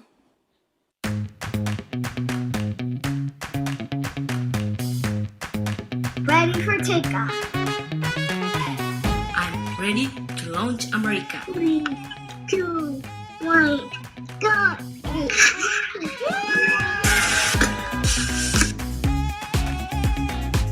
Ready for liftoff?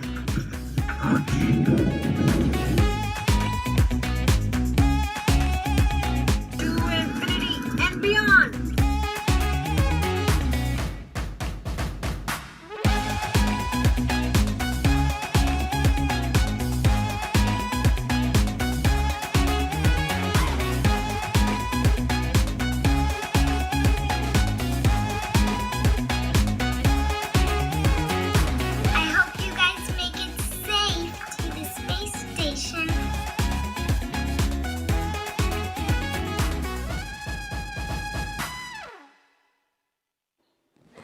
I mean, how fun is that video? I think I will definitely have to attempt the worm after this, but just really glad to see everyone in good spirits leading into today's second launch attempt, and I really hope everybody will have something to smile about.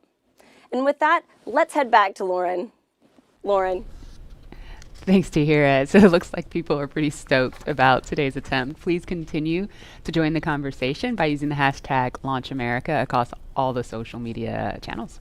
Yeah, I really love seeing the little kids get excited. I know my 3-year-old is super excited. She's got an astronaut sleeping bag and she loves to climb in it. Yeah, it's the body of the bag is a spacesuit, and then the head is empty where the pillow is. So when she gets inside, it looks like she's got a spacesuit on. So she loves it.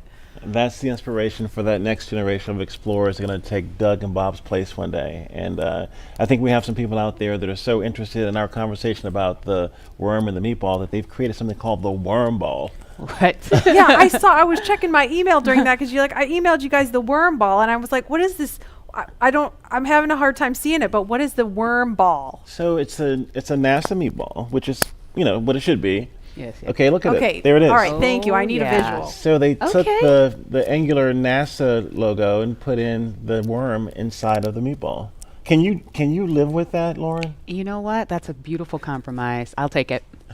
I'll take it. It's a nice marriage of the two. Oh, I love you, man. Yeah, truth. And there is another live look at Launch Complex 39A, and we have had the opportunity to share with you a lot about the SpaceX Crew Dragon sitting on top of Falcon 9, a lot about the crew themselves, and the significance of today as the official return, we hope, of human launch capability to American shores. But we would be remiss if we did not explain why this pad 39A is hallowed ground.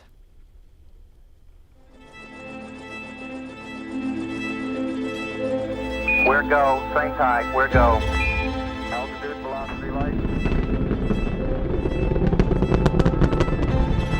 Many of NASA's storied missions began their daring journey from the exact same spot on Earth. Launch Complex 39A at the Kennedy Space Center. This massive structure of steel and concrete has cradled rockets and guided each on their fiery ascent to space for over 50 years. There can be no launch without a launch pad, and this hallowed ground has a history greater than any other.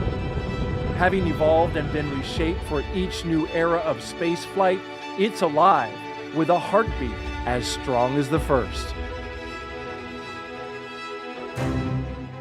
Launchpad 39A came to life under the direction of project engineer Harry May as NASA ramped up its efforts to achieve an unprecedented calling. Why, some say the moon. Why choose this as our goal? And they may well ask, why climb the highest mountain? In 1962, Earth-moving machines sculpted its massive pyramid base to a height of 40 feet. Then, concrete was poured to hold it in place. To launch the world's first moon rocket, engineers cut a flame trench nearly the length of 2 football fields down the middle of the mound. It was then lined with heat-resistant bricks to deflect 7.5 million pounds of earth-rattling thrust, first felt on Apollo 8. Less than a year later, Apollo 11 launched from Pad 39A. And hundreds of millions of people around the world watched as it landed on the moon 3 days later. Nearly a decade after this Apollo era, 39A again took center stage with a new, one-of-a-kind spacecraft, the Space Shuttle. Millions of pounds of additional steel for service structures transformed the look, but not the purpose: human spaceflight.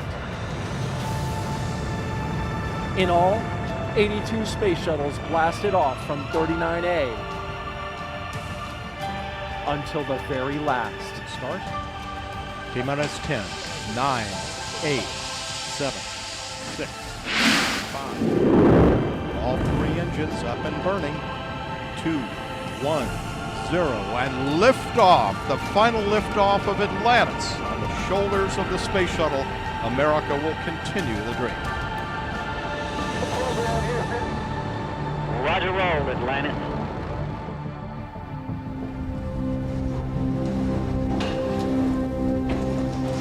With the fleet retired, demolition crews removed the shuttle-era hardware to clear the way for NASA's monumental decision to lease this historic launch site to the private company SpaceX.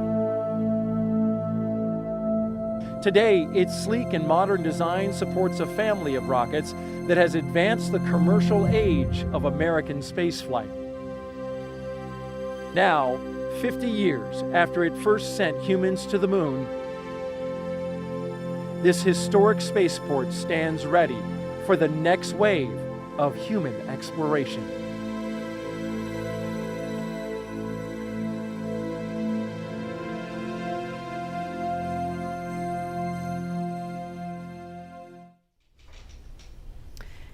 And we're looking live again at pad 39A. We're looking at the pad closeout team. You can identify them by their numbers there. And we heard confirmation of the hatch being closed just a few minutes ago. So again, things a little bit ahead of schedule. And when I say ahead of schedule, I don't mean the launch time is changing. I just mean some of the specific milestones in the timeline. Those times are a little bit flexible, but that launch window remains instantaneous at 3:22 this afternoon.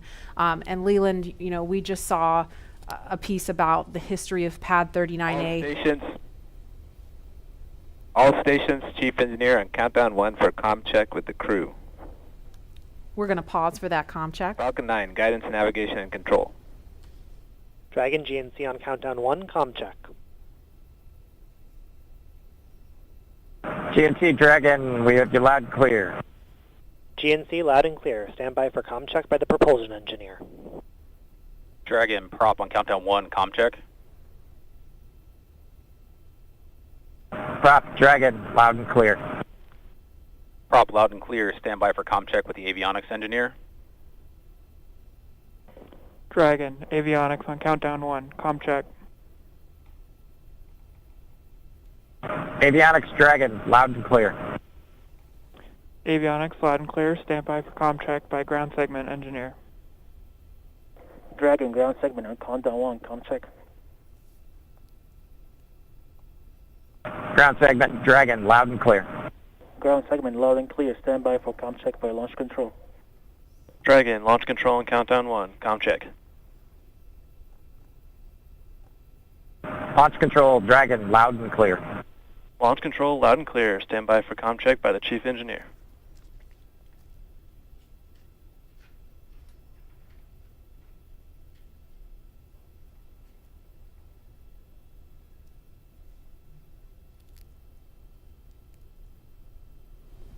Dragon, Chief Engineer on countdown 1, comm check. Chief Engineer Dragon, we've got you loud and clear, Bala. Chief Engineer, loud and clear. This completes the Falcon 9 Responsible Engineer comm check.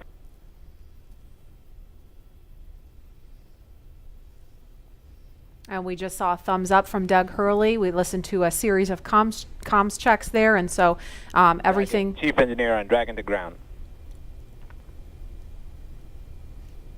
Loud and clear on Dragon to ground. Loud and clear.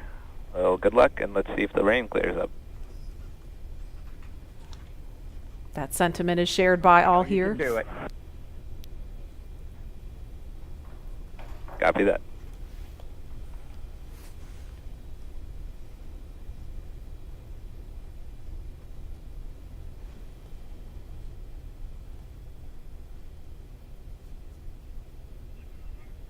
So Bob and Doug, along with the launch teams and all of the rest of America, hoping the rain clears up here.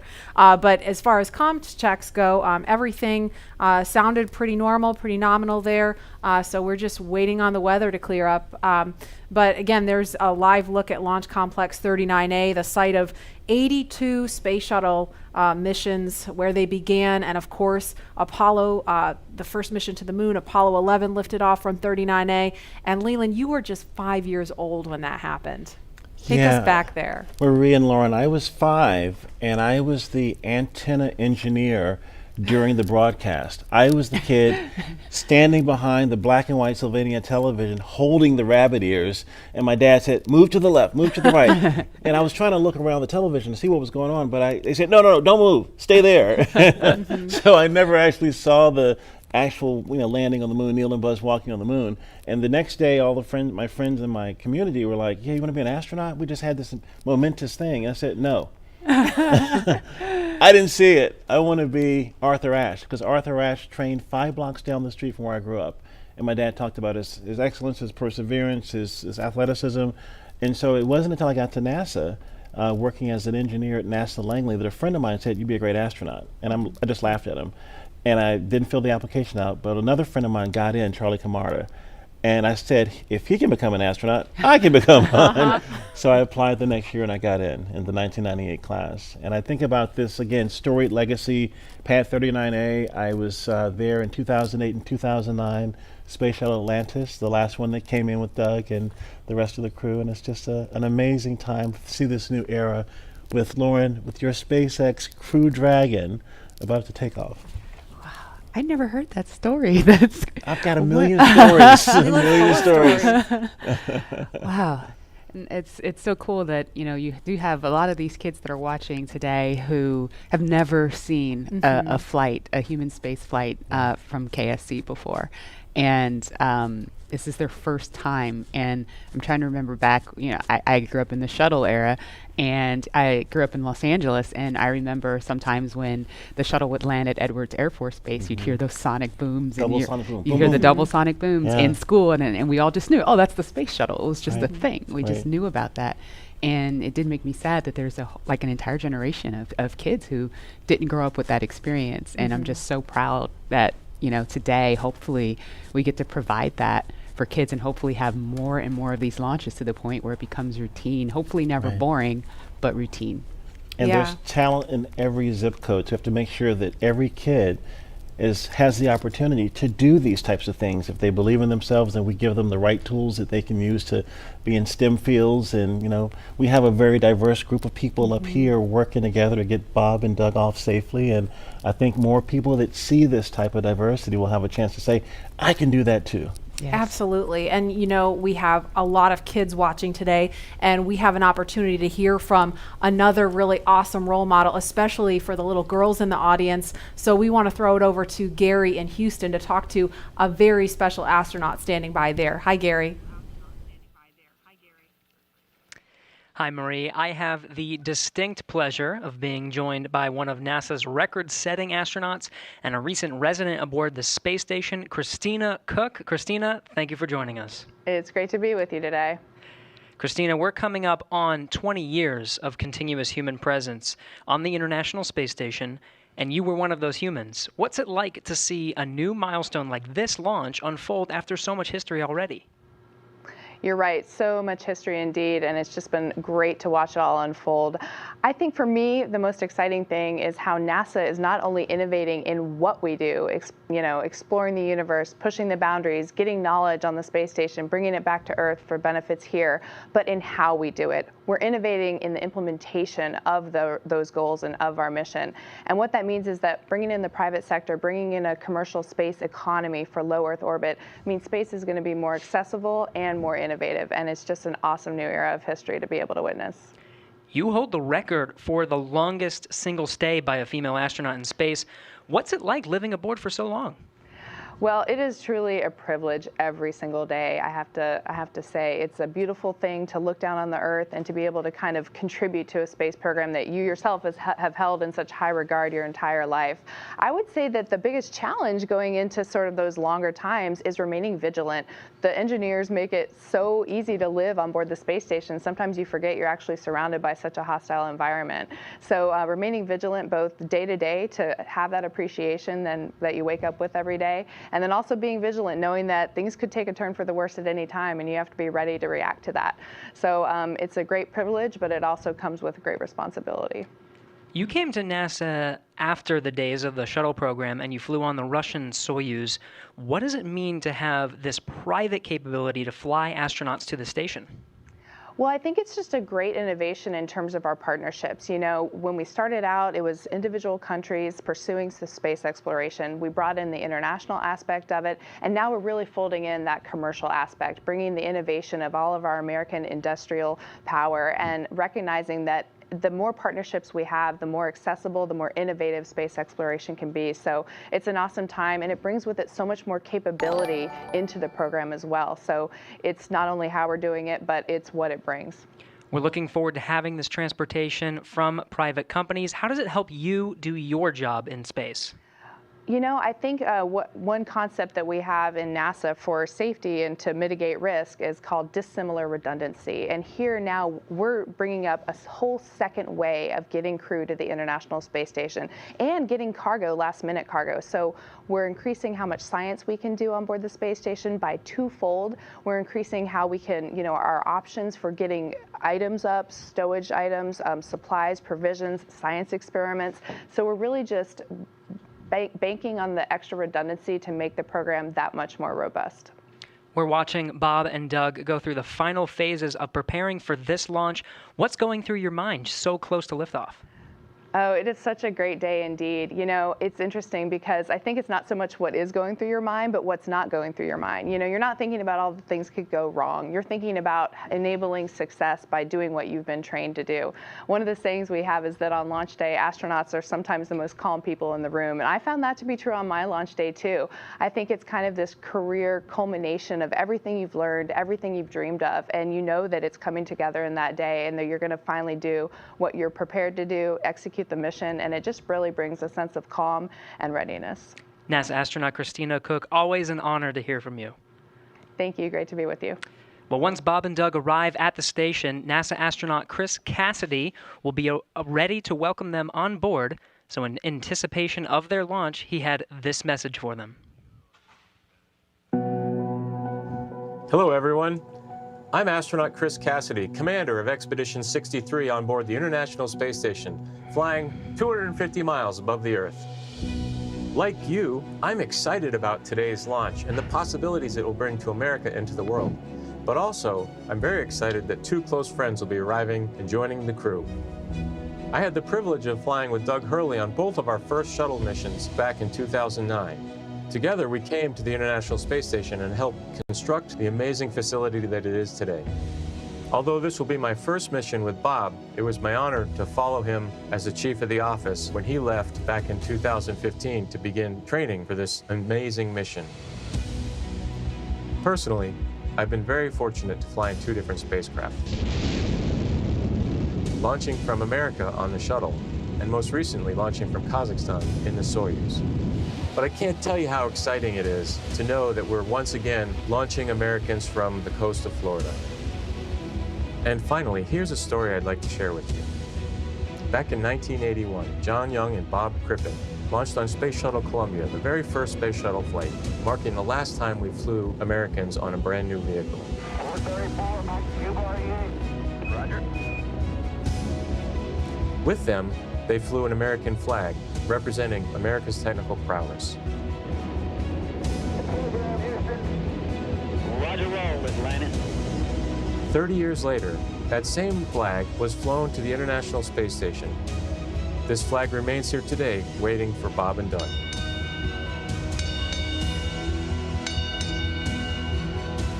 Our flag means so many things to our country, and this small piece of America represents what we'll be able to achieve together.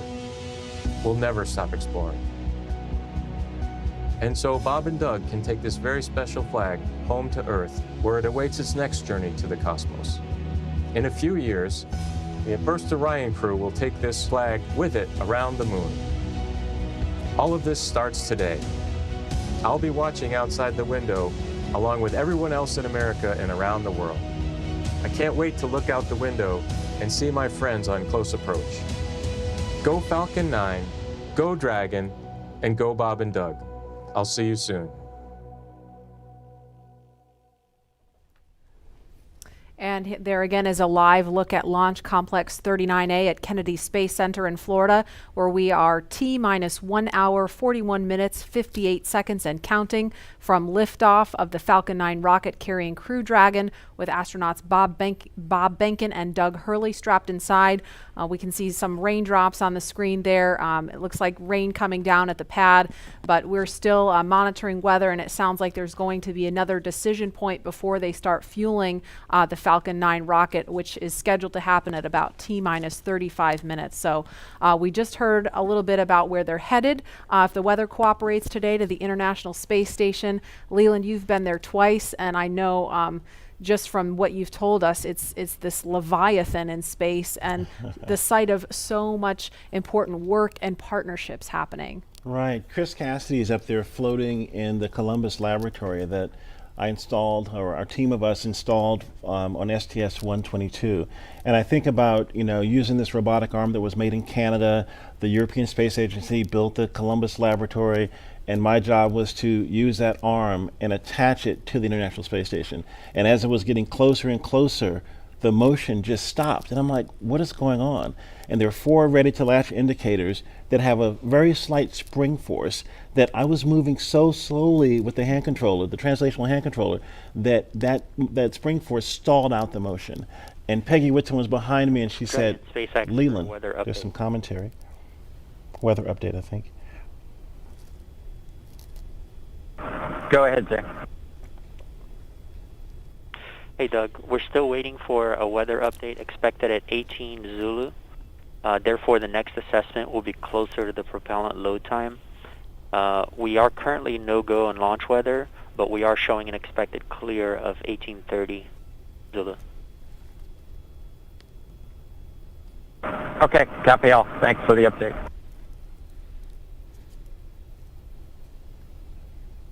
So we just heard if they were to launch right now, the weather would be no-go. However, it sounds like there may be an opportunity if the weather clears, as it sounds like they expect it may. So again, we're gonna keep listening as we continue talking. If we start to hear any kind of chatter, especially if it's about the weather, we're gonna do our best to quiet down so that we don't step on that and everyone can hear it along with us.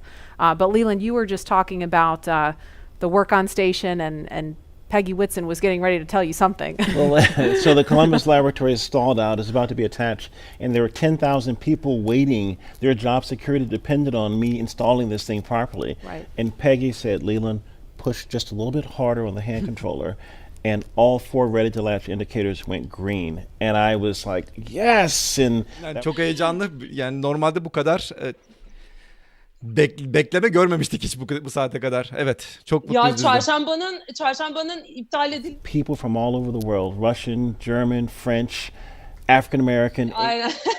Bugün daha da heyecanla beklediler galiba. Çarşambadan beri siz nasıl beklediniz? Chat böyle bekledi, siz nasıl beklediniz? Çarşambadan beri aslında ben neleri merak ettim. Neden iptal edildiğine dair şeylere baktım. Bir sonraki launch window'u özellikle her gün takip ettim. Ne zaman fırlatılacak, ne zaman fırlatılma ihtimali var falan, bunların hepsini takip etmeye çalıştım. Sonra yani az sonra zaten bunların hepsini göstereceğim. Nereden? We were in another taped segment when you got a text from Drew Foystel. Can you share that with us? Yeah, Drew Foystel, his good friend, just sent me a text saying that the families say hello to all who are watching. 60-70 şu anda en son baktığımda %50'ydi. Birazdan zaten canlı yayına He sent me a text. He was the commander on STS-135 and one of my classmates from the 1998 class. Bu nasıl bir durum? Geçenkiyle aynı durum. Crew Dragon. That's awesome. Geçenkinden bir farkımız yok. Words of support. Thank you guys for watching and everybody following along at home. I mean, the COVID-19 situation has been just a tough time for people stuck inside, homeschooling their kids, still trying to do their jobs, and so it's really cool to be able to watch this happening. And we see the pad closeout team. Looks like they are getting ready, or they've left the white room and they've already come down the crew access arm, so they are getting ready to leave the pad now. Bu programın aslında bir yayın sponsoru var, bize ev sahipliği and we are going to go now to the operations and support building too, where Daryl Nail is standing by with NASA's chief of staff to talk to us a little bit about some of NASA's ambitions beyond the International Space Station and its work with the Commercial Crew Program. Daryl? Yeah, that's right. We're here in the mission briefing room at the top of operations and support building here, where there's a lot of important people that are gathering to watch the launch here, and one of those people is not me. Zaten orada açıklamalar aslında yazıyor. Ama o açıklamasındaki linke tıklayın. Ben detayları size yavaş yavaş vereceğim. Ödülleri nasıl kazanacağınızı, Mars kitabını nasıl kazanacağınızı ufak ufak size anlatacağım. Ama en önemli şey şu. Yayın boyunca bizi izlemeniz gerekiyor. Çünkü o şifre alanında yazan kısmı ben ve Umut abi ara küçük o şifrelerden size yayın arasında veriyor olacağız. O 5 haneyi tamamlayıp şifreyi girip yarısını çekirse kalacaksınız. Evet. Umut abi şimdi yayına geçmeden önce bu yayının akışıyla ilgili senden bir bilgi alalım. Önce şimdi ne olacak, ne yapıyoruz? Önce ne yapıyoruz? Aslında biz Popular Science ve Discovery Channel için ya da Discovery Channel vasıtasıyla desteğiyle diyelim. Sonradan Popular Science ile beraber astronot Mike Massimino ile küçük bir röportaj gerçekleştirdik. Kendisiyle şimdi ondan bir parçayı yayına vereceğim. Kendisi Hubble Uzay Teleskobu'nun son 4 ve 5. tamir misyonuna giden insan. Biliyorsunuzdur geçenki bizim tek çare uzay yayınımız vardı. Hubble Uzay Teleskobu'yla ilgili neredeyse bir saat anlatmıştık onunla alakalı her şeyi. 5 kere Hubble Uzay Teleskobu'na gidildi ve servis yapıldı. Yani insanlar hep şey düşünüyor. Hubble Uzay Teleskobu bozuktu da ondan sonra astronotlar gitti düzeltti falan filan. Evet bu doğru ama ondan sonra da yıllar içerisinde yeniden gidildi. 2009'da son kez tamir yapıldı. Tamir değil de bakım diyelim. Bakım ve değiştirme diyelim. Böyle pilleri falan değiştirildi. Güneş paneli bilmem şey onları falan değiştirildi. En sonunda da şu anda hala çalışan bir Hubble Uzay Teleskobumuz var ve bunu yapan, bu tamiri yapan, uzay yürüyüşü yaparak bu tamiri yapan Mike Massimino ile röportajımız var. O röportajı da bir parça dinleyebiliriz diyelim. O röportajı şimdi vereceğiz bu arada. Röportaj Türkçe altyazılı değil mi Umut abi? Evet, yanlış Türkçe bilmiyorum. altyazılı. Evet, sizin için Türkçe altyazılı. Umut abiyle yaptılar zaten röportajı. Röportajı biraz dinleyelim. Bu arada çekilişle ilgili hala soruyorlar. Yeni gelen insanlar olduğu için tekrar hatırlatacağım o yayına geçmeden önce. Çekilişle ilgili detaylar videonun altındaki açıklama kısmında zaten yazılı. Orada bir link var çekilişle alakalı olarak. Linke tıklarsanız çekilişle alakalı zaten bütün şeyleri sıralı olarak orada göreceksiniz. Şifre yayından gelecek. Umut abi Mike Massimo röportajına geçelim mi? Geçelim. NASA'dan önce bir uzay yürüyüşü yapmış bir bir konuşma dinleyelim hep beraber. Geçelim.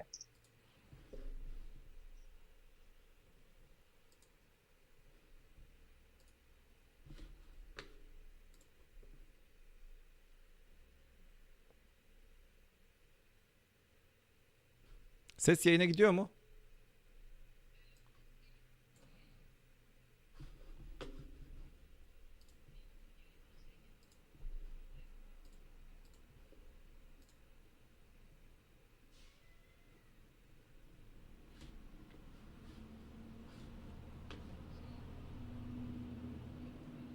Ses yayına gitmiyor.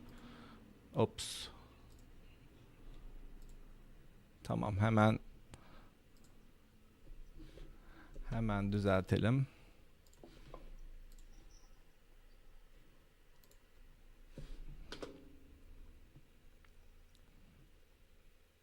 Tamam yokmuş onu düzeltecek şimdi Umut abi o sırada.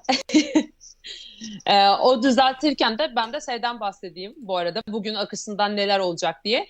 Biliyorsunuz yayın tam fırlatış 22.22'de olacak hocam değil mi? Evet, TR evet. saatiyle yanlış bilmiyorum. Evet 22.22'de gerçekleşecek yani yaklaşık olarak 20.50 olduğunu düşünürsek bir saatten fazla vaktimiz var. O sırada biz de şunu yapacağız aslında. Geçen hafta uçuş gerçekleşemedi. Bu gerçekleşmemesi sebepleri neydi aslında? Orada işte doğan sonuçlar neler bir gerçekleşmediğinde aslında ne oldu? Spacex'e bunun zararları ve faydaları diyeyim. Bunun haricinde işte eski görevlerden yine biraz ufak tefek sizlere bilgiler vereceğiz. Bu yayında aslında bu uçuşla ilgili yine NASA'nın verdiği canlı yayından bilgiler vereceğiz ufak ufak. Umut hocam bir de ekstra araştırmalar yaptı bugün sizin için. Hava durumu haricinde de neler oldu, neler bitiyor uzayda. Biraz da onlardan bahsedeceğiz. Hep beraber uçuşu bekleyeceğiz aslında. Bu arada NASA her zamanki gibi çarşamba günü olduğu gibi aslında yayına çok çok erken başladı. Astronotların yine uçuş kısmına geçişlerini verdiler. O kısımları merak edenler için zaten biz yayını tekrar geriye alacağız. Oradaki yaptıkları açıklamaları, neler söylediler, onların hepsini zaten tekrar böyle ufak ufak atlayacağız öbür yayında olduğu gibi. Çünkü çok uzun bir süreç. Orada geçen yayında da söylemiştik size, konusu vardı. Aynı şeyleri aslında tekrar konuşuyorlar ama farklı kişilerle konuştukları için çok söyleyecek bir şey de olmuyor açıkçası. Biz o yüzden böyle araya bugün böyle farklı bilgiler koymak istedik. Umut abi şu an Mike Massimo'yu size vermeye çalıştığı için. Evet. Aynen. O böyle sessizlik yapıyor biraz. Konuşmuyor. Ben konuşamam yerine. Bunun haricinde de bilgi olarak da hala çekilişle ilgili soru soruyorsunuz. Hepsi yayında açıklama kısmında aşağıda bir link var.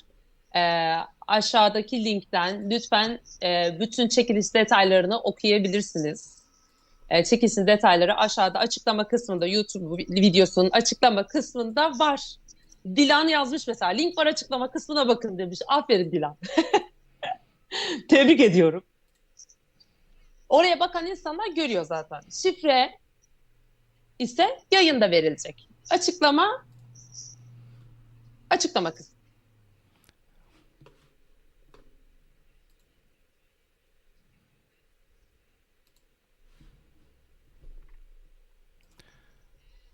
Şu an evet sesi size vermeye çalışıyoruz o yüzden biraz Umut abi onunla uğraşıyor. Oldu mu Umut abi? Verebiliyor muyuz? Denedik mi? Neden bu normalde çalışıyordu aslında da neden yine bir sorun oldu Veremedik. Bilmiyorum. Evet neyse çok da problem elbette ki ama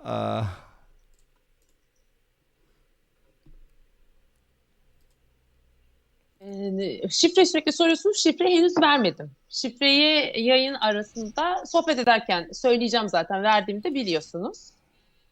Yayını lütfen izleyin. Yayın arasında sohbet ederken zaten ben tekrar edeceğim de. Hani bir şey kaçırmazsınız hiç merak etmeyin. Onunla ilgili stres yapmanıza gerek yok.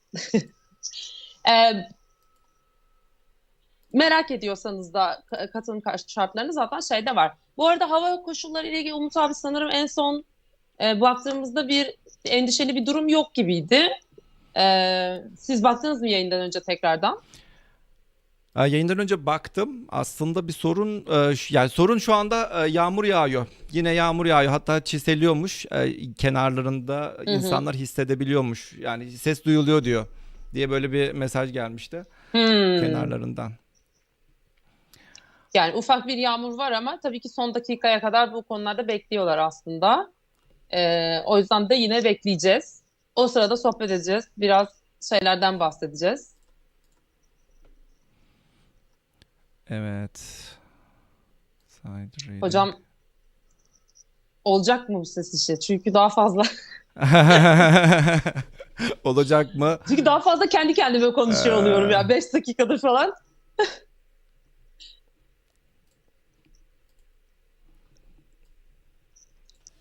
Bakalım chatte bu arada neler konuşuluyor diye bakıyorum. Sorular var mı diye bakıyorum. Konu harici, şifre harici bir soru var mı diye bakıyorum. Size soracağım ona göre.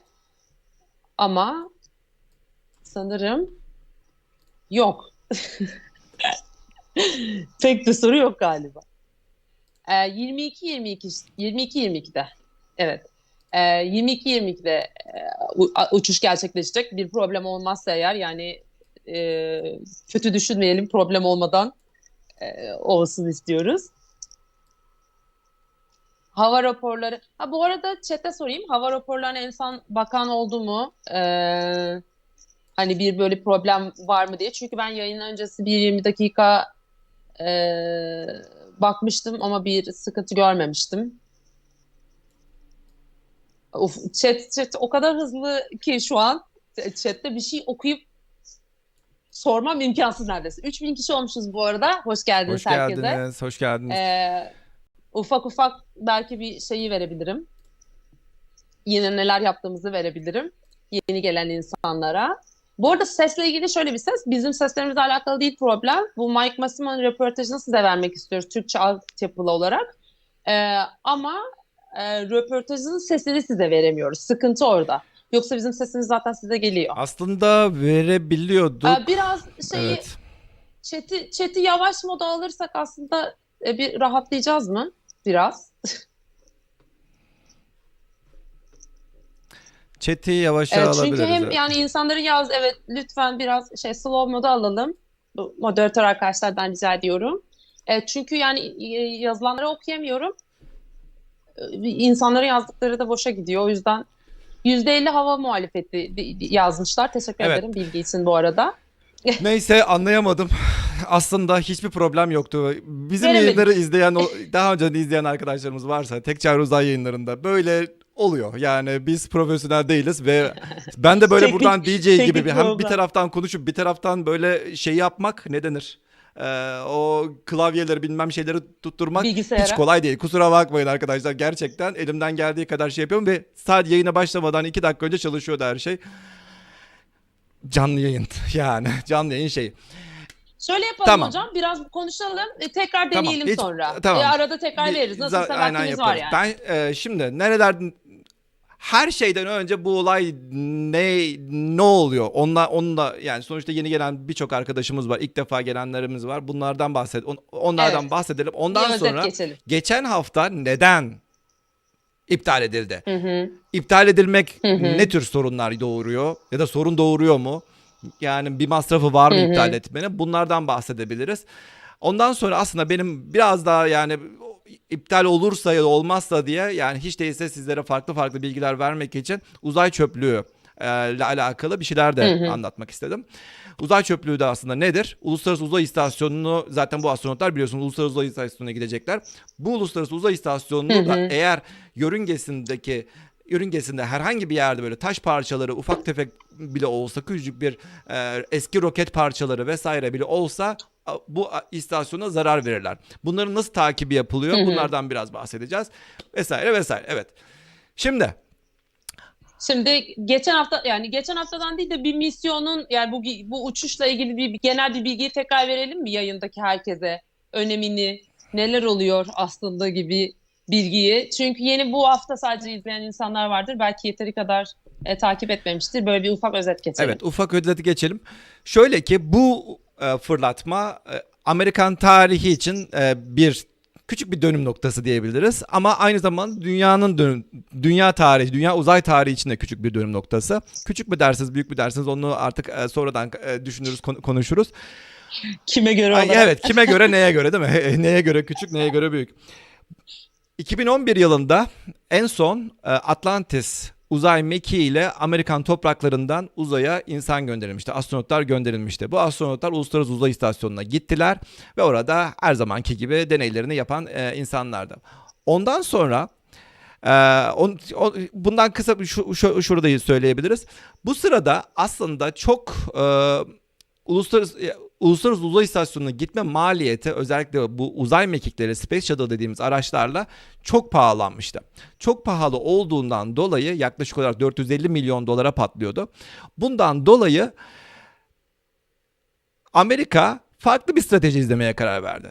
Dediler ki biz bundan sonra bu uzaya gitme işini özel şirketlere verelim. Onun için birçok özel şirketler desteklendi ve desteklenenlerden başarılı olanlar oldu, iflas edenler oldu, başaramayanlar başkalarıyla birleşti vesaire derken bugünlere ulaştık.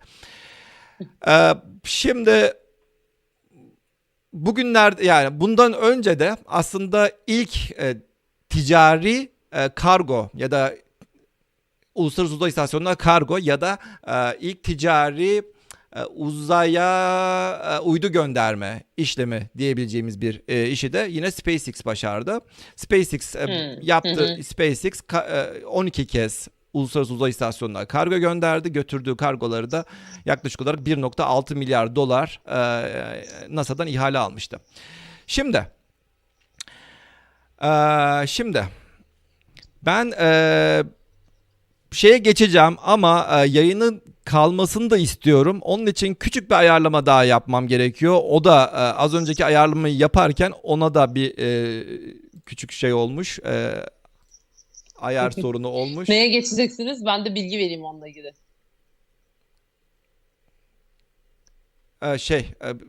Yok bir tane ekrandaki şu parçayı da düzelttimden sonra evet şunu şuradan düzelteyim.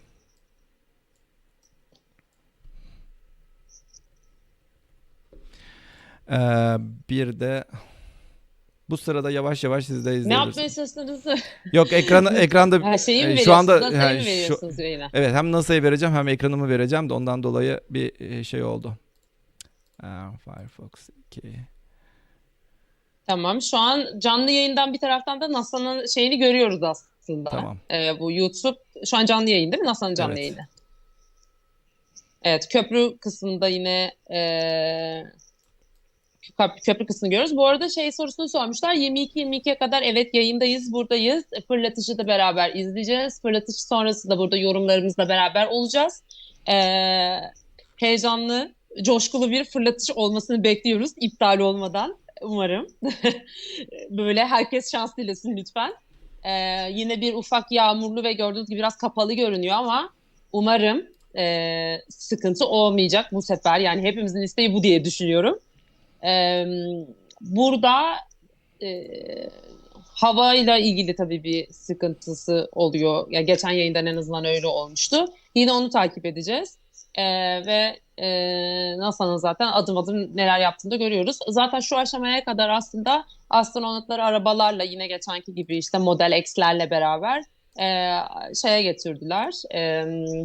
Yine yerlerine götürdüler diyeyim kabaca. İngilizce kelimeler kullanmıyorum hocam. Geçen yayında bizi çok eleştirmişler. O yüzden ya İngilizce kelime ya kusura bakmayın Türkçe ama böyle İngilizce aynen öyle yani kusura bakmayın ama şurada 2 kelime İngilizce kelime konuştum diye hatta requirement'ın ne demek olduğunu biliyorum arkadaşlar. Yani istekler demek ama Türkçe'ye çevirdiğinde ne demek? Onu çeviremedik. Hayır Türkçe'ye çevirdiğinde çok bir anlamı yok. Geçenki yayında requirement kelimesinde ne demekti falan dedim. Ya istek demek. İstek demek de ya onun kendi bir bilimsel anlamı var mı diye Tam merak ediyorum olmuyor. tamam mı? Yani istek ne isteyebilirsiniz? Yani bir requirement'tan kastımız yani bu biraz böyle uzay ya da herhangi bir teknik bir işe girerseniz bunlar da bu kelimeleri çok duyacağınız kelimelerden birisi. Örneğin siz teknik bir şey istiyorsunuz. Teknik bir analiz istiyorsunuz ya da teknik bir ne denir? Bir su borusu istiyorsunuz tamam mı? Su borusu. Talep gibi aynen aslında talep biraz gibi. daha Yani bir ama su borusunu istiyorsunuz ama yani. o su borusunun işte şu çapta olması gerekiyor. Şu uzunlukta olması gerekiyor. Bunlar işte ben requirement veriyorum. İstek veriyorum. Yani kelimenin anlamı aslında buydu. Ama bayağı bir millet de yardırmış öyle yani İngilizce kelime kullanıyor. Kardeşim ben bu arada 20 senedir yurt dışında olan bir insanım. Bakın bu kadar güzel hiç kelimeleri karıştırmadan uğraşıyorum. Çevir yani. Lütfen bana dalmayın bu konuda. Neyse gelelim. Bu arada kaçırmamanız için onu da söyleyeyim. Ne yaptığımızı söyleyeyim yani yayında. Kaçırmamanız için bizim hemen iki üstümüzde de NASA'nın canlı yayınını koyduk ki oradan takip edebilelim diye. Ama gördüğünüz gibi akış çarşamba günkü akışla aynı. Evet. O yüzden buralarda çok ilginç bir durum olmadıkça o konuyla ilgili yorumlaşmadan hani konuyla ilgili konuşup 22-22'ye kadar burada bu konunun neden önemli olduğuna dair geçen haftaki yayınla alakalı da yorumlar yapacağız. Hocam buradan devam edebilirsiniz bu arada özetten itibaren. Uçuş kaç dakika sürüyor diyor. Gidiş neden önemli? Evet, uçuş kaç dakika sürüyor diye sorular da var arada da. Yani çok uzun süren bir olay değil. Birkaç dakikada zaten uzaydasın. 3 dakikada zaten uzaya çıkıyorsun. Ama yörüngeye ulaşması, oradan sonra Uluslararası Uzay İstasyonu'na ulaşması biraz vakit alıyor. İsteseler çok daha kısa sürede de ulaşabilirler ama sonuçta belli bir şeylerin ne denir? Yörüngede belli şeylerin üst üste gelmesi gerekiyor. Orbital Dynamics. Al sana İngilizce. Gerekiyor. Orbital Dynamics dediğimiz şey olması gerekiyor tamam mı? Ondan dolayı. Evet. Kennedy Space Center, Kennedy Uzay İstasyonu'nun çevresindeki hava durumu bu Amerikan Hava Kuvvetleri'nin 45. Squadron, 45th Weather Squadron dediğimiz bir bölükten hesap ediliyor. Bunlar simülasyonlar yapıyorlar ve sürekli fırlatma günü öncesi işte şu gün fırlatabilirsiniz ya da fırlatmada aslında. şöyle sorunlar olabilir ya da olmayabilir diye bilgiler veriyorlar. Bunu hatta linkine de tıklayayım. Anlık olarak buradan bakabilirsiniz ne oluyor. Örneğin şu anda line support diyor. Yani şu anda fırlatma desteği sağladığı Falcon 9 Dragon Crew Demo 2. L-0 day forecast. Forecast gelecekten bilgi almak. Yani hava durumunu tahmin etmek. Hava durumu tahmini. Şu anda buna bakıyoruz. Ben de birkaç saattir, bir saat önce bakmıştım en son. Evet, gördüğünüz gibi hala %50. Şimdi burada şunu görüyorsunuz. 30 Mayıs'a bakıyorsunuz. Fırlatma anı 30 Mayıs %50. 31 Mayıs %40. Ondan sonra 1 Haziran'a bir fırlatma window yok herhalde. Fırlatma penceresi yok herhalde. Ondan sonra da 2 Haziran'da 2 Haziran olarak almışlar. Evet. Zaten bugün eğer olmazsa bu tarihler alternatif tarih olarak SpaceX istemiş. O yine bu forecastlere bakarak aslında 30 Mayıs eğer bugün olmazsa yarına hemen direkt yeniden uçuşu düzenlemek istemişler. Eğer yarın da olmazsa diğer alternatif uçuş tarihi olarak da 2 Haziran'ı istemişler. Yani bugün eğer uçuş bir şekilde gerçekleşmezse yine hava durumu ya da başka teknik aksaklıklar da olabilir bu arada bunun arkasında. Sadece hava durumu olmayabilir. Evet. Olmadığı durumda yine 2 alternatif tarihimiz var. 31 Mayıs ve 2 Haziran aslında. Şimdi şurayı okurken şunu görüyorsunuz. %50 diyor. Primary concerns flight through precipitation, annual cloud rule, cumulus cloud rule. 3 tane sorun var diyor. 3 tane sorundan bunların her birinin teker teker çözüldüğü anda ya da yok olduğu anda, bu sorunlar yok olduğu anda fırlatma için evet diyorlar. Yüzde şu kadarı düşmüştür. Fırlatabilirsiniz. Flight through precipitation şu demek. Precipitation zaten yağmur demek. Sen fırlatırken roket yağmur yani yağmur suyun içerisinden geçecek. Bu kesin yani. Şu anda bu kesin. Annual cloud rule bu baktım sözlüğe Earth bulutu. Earth bulutu ne demek biliyor musun? Hatta hemen bilmiyorum. Hemen bir fotoğraf bulayım bir dakika. 2 saniyede hemen Earth bulutu. Earth bulutunun fotoğrafını çekeyim, bulayım. Çok güzel fotoğraflar. Evet.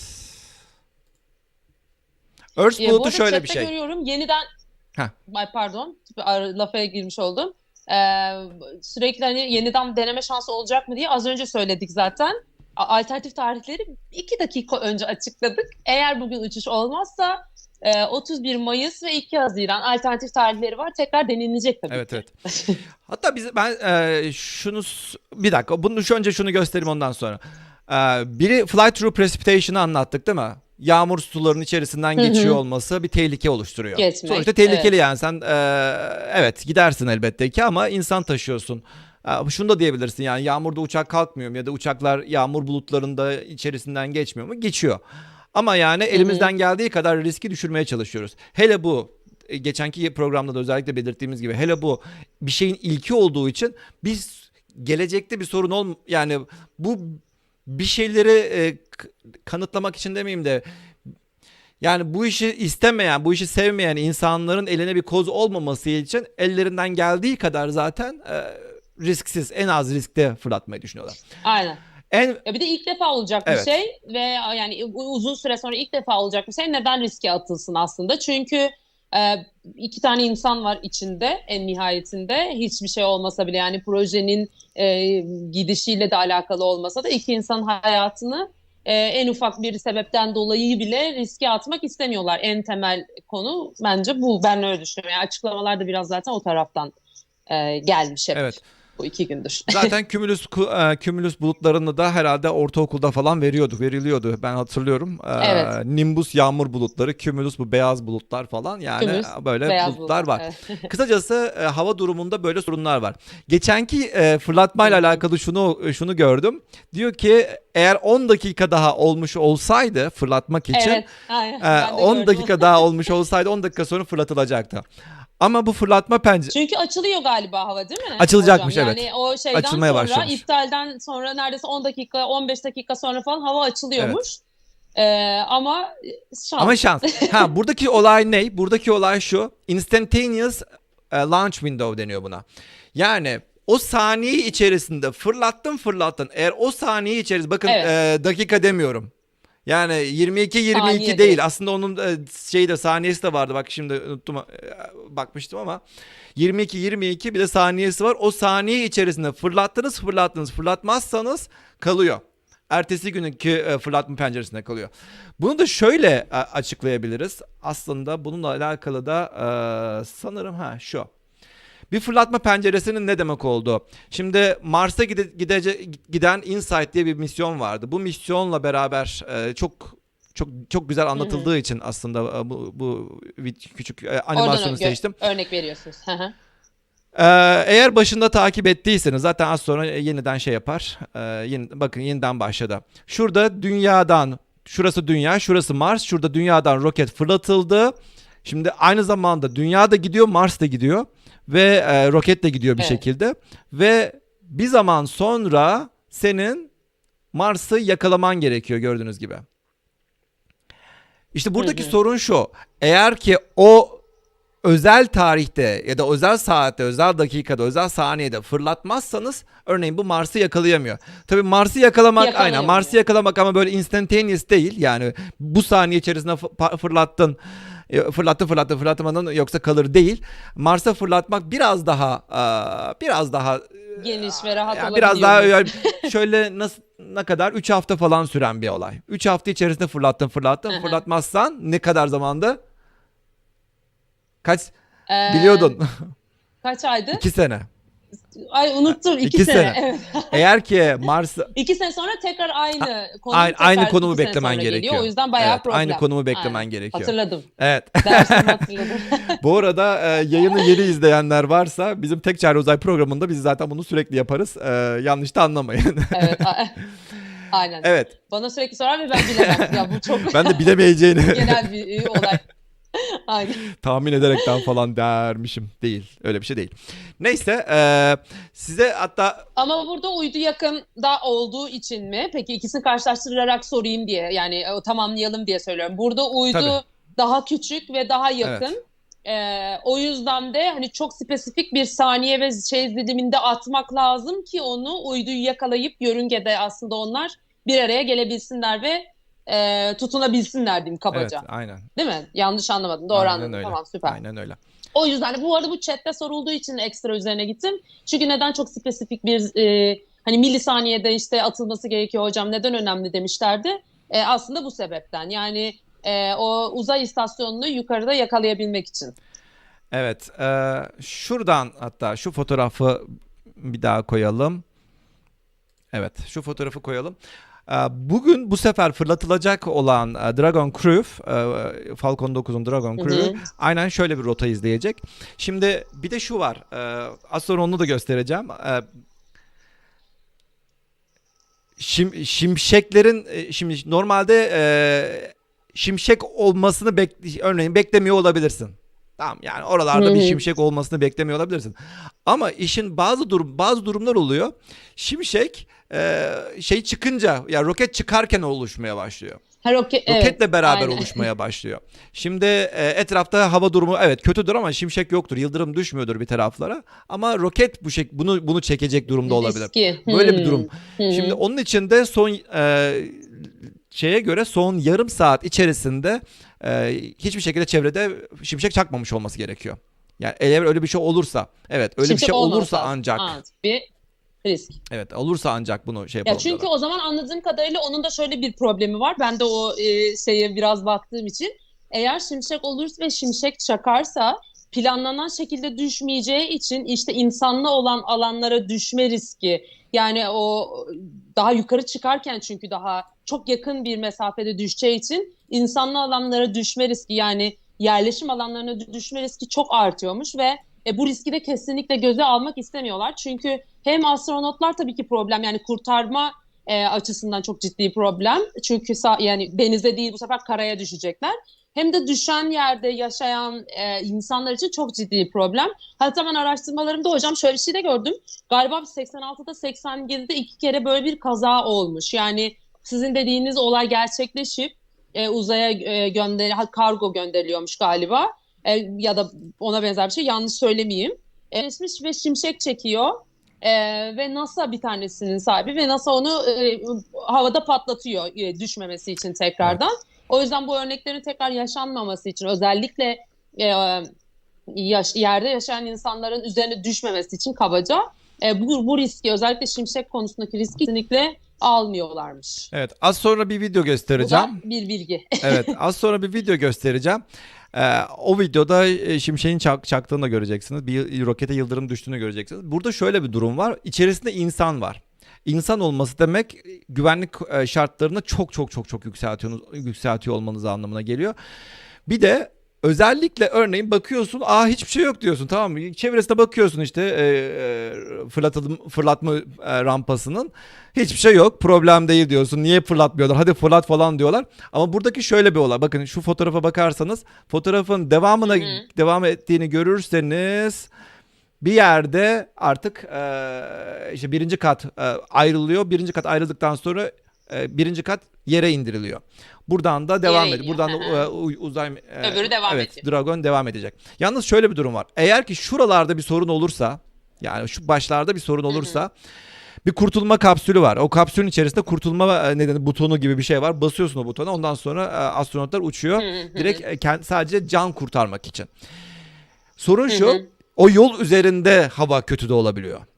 Yani senin havan iyi olabiliyor ama o yol üzerinde de hava kötü olabiliyor. Hava kötü olursa böyle bir tehlike anında astronotlara riske atmanın bir anlamı yok diye bu şekilde devam ediyor. Doğru. Evet. Şimdi başka şunu gösterecektim buradan. Evet.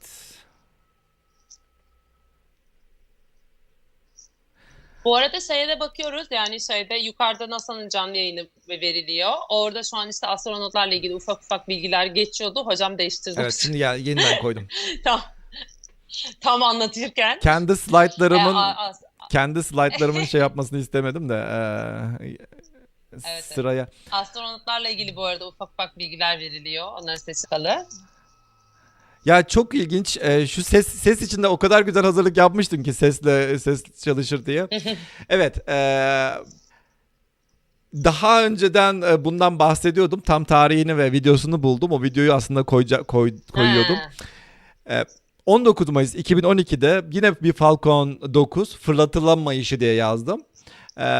Falcon 9, yani hatta BBC'nin linkini aldıydım direkt zaten. BBC'nin videosunda çok güzel, çok kısa bir şey vardı. Yani keşke şu anda ses olsaydı ama neyse, yapacak bir şey yok. Sessiz izleyelim, siz açıklayın. Tamam. Bize. Örneğin şu anda şunu diyor işte 10, 9, 8 diye sayıyor. 1, 0 diye sayıyor. Ondan sonra pof. O fırlatış. Bakın çalışıyor. Orada o heyecan ve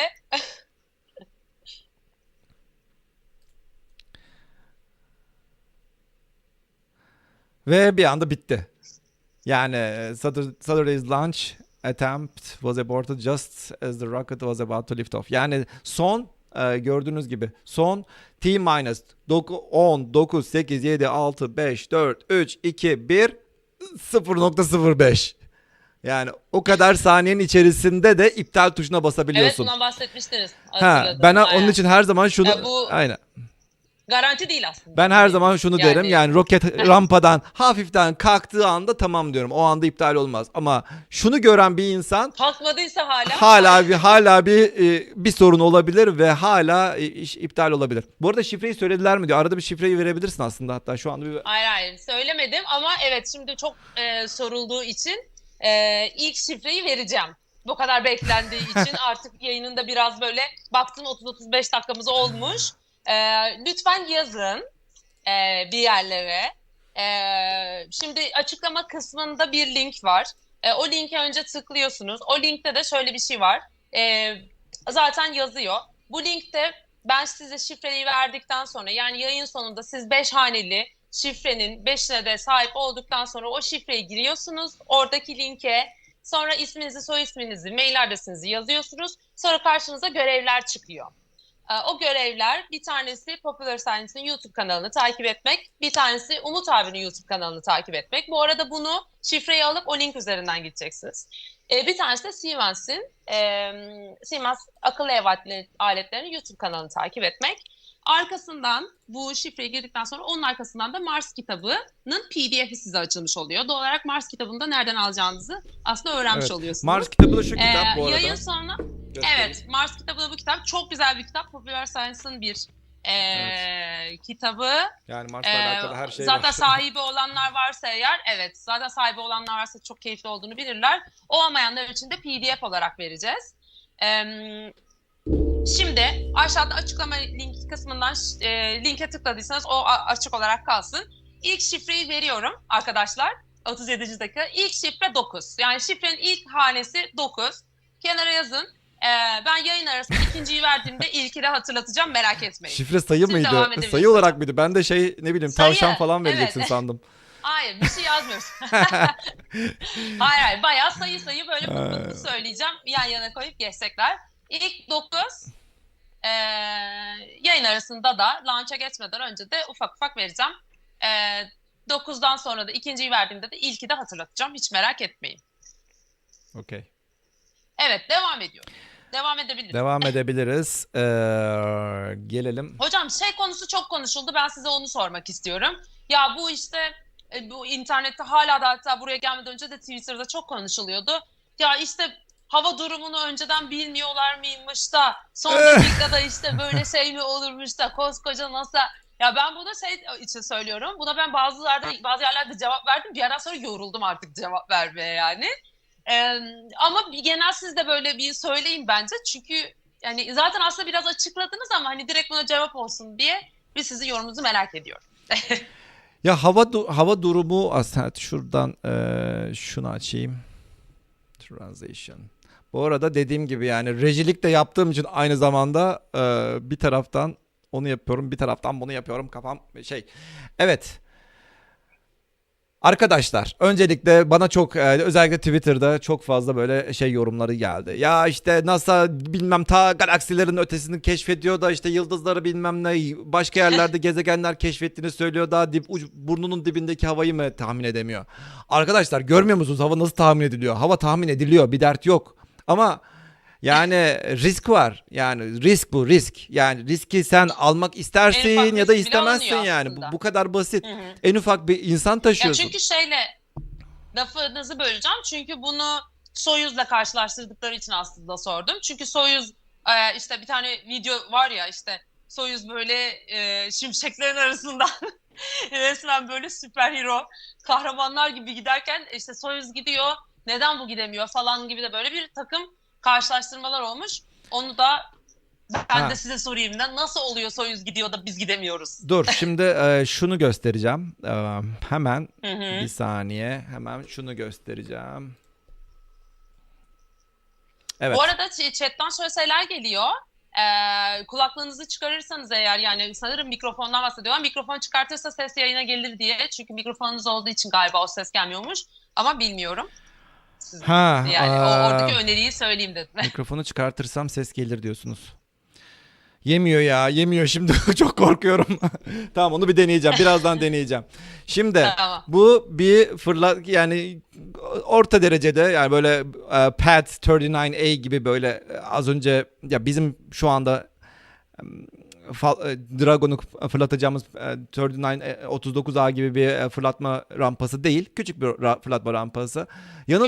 Yanında 4 tane görüyorsun. Sence ne bunlar? Damla. Evet. Hava durumu için mi? Evet. Yakalandın yine. Gene yakalandın. Uydurdun mu? Çok mu kötü attım ya? Şimdi bir sonraki fotoğrafa geçiyorum. Paratoner aslında. Yani aslında tahmin etmiştim ama yani yok. Yani hava durumu içindir diye daha mantıklı geldi bir an, nedense bilmiyorum. Okay. Normalde roketten biraz daha uzun oluyor ve çevresinde böyle yapıyor ki yani roket olur da bir yıldırım düşerse sağa sola en azından paratonerlere düşsün diye düşünüyor. Çeksin.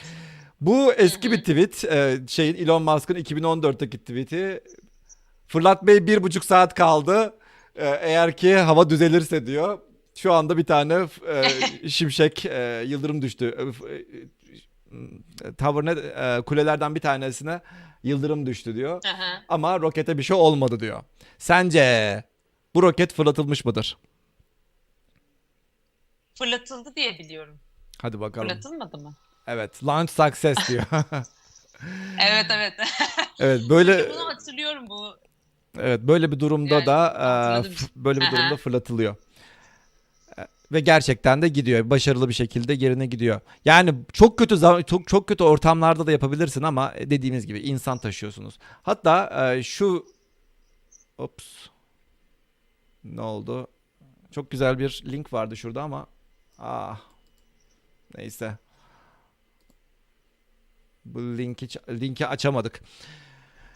Evet, o linkte de sürekli Twitter'da paylaşılan o Soyuz'un fırlatılırken Soyuz'un direkt üzerine yıldırım düşmesini gösteren bir video vardı. Ha. Herkes de onu şey yaptı. Güzelmiş bayağı. Evet, bugün soru alın Twitter'da diyorlar. oydu Evet, galiba. 57 dakika kalmış. Soru alın diyorlar. Evet, sorulara bakıyoruz zaten bu arada. Yani sorulara bakıyorum arada bir bu arada bakıyoruz. ben ama çok konuyla bağlantılı sorular gelirse hocama soruyorum bu arada ama ya orada sorulan sorulara burada ufak ufak cevap verdiğimiz için de tekrar şey yapmıyorum. Bakayım. Örneğin ben bir tane buldum varsa. bir tane. Uzak mesafeler iletişimi RF dalgalarıyla mı kuruyorlar? Evet, tabii ki RF dalgalarıyla kuruluyor. Şu an itibariyle her şey RF. Şöyle ben de bir soru buldum. Şunu da bir söyleyeyim. Kişiler... Bir dakika şunu da söyleyeyim. Yakın zamanda şu son zamanlarda özellikle optik iletişim üzerinde çalışılıyor. Uzay araçlarıyla optical telecommunications dediğimiz optik telekomünikasyon iletişim yapılıyor şu anda. Yok. Okey. Sorusu vardı işte gönderilen kişilerin görevi ne diye. Görevi açıklamadılar. 2 kişi gönderiliyor. Normalde aslında kabin 7 kişilik ama 7 kişi değil 2 kişilik bir görev. Profesyonel astronotlar bu arada ikisi de gerçekten daha önce de uzay istasyonuna gitmiş. Orada görev yapmış kişiler. 2 kişi olarak gidecekler. Astronotların şu anda bir görevi açıklanmadı. Ne Spacex tarafından açıklandı ne NASA tarafından açıklandı. Yani şu an tamamen aslında görevleri neredeyse sadece oraya gitmek gibi bir şey. Mutlaka yan görevleri vardır ama açıklanmadığı için biz bilemiyoruz. O yüzden size o konuda en azından bilmediğimizi söyleyebiliriz yani. Evet. Ne kadar sürede orada olacaklar gibi bir soru sorulmuş hocam. Bunu geçen yayında da söylemiştik. Yaklaşık 18 saatlik bir uçuşları olacak buradan gittikten sonra. Ama uzaya çıkmaları yaklaşık 4,5 dakika gibi bir şey. Sonraki süre aslında uzay istasyonuyla olan bağı gibi bir şey. En kötü olasılık ne demişler? Bakalım. En kötü olasılık elbette ki roketin düşmesi. Yani böyle bir şeyi beklemiyoruz. Böyle bir şey olabileceğini ihtimal veriyor olsak zaten kesinlikle fırlatılmaz. Yani o ihtimal olsa. Bu arada şu küçük bilgiyi de verelim. Bu Doug Hurley bir önceki uçuşunda yani 2011'deki Atlantis uçuşunun komutanıydı. Atlantis fırlatılmadan önce de 5 kere scrub olmuş. Yani ertelenmiş.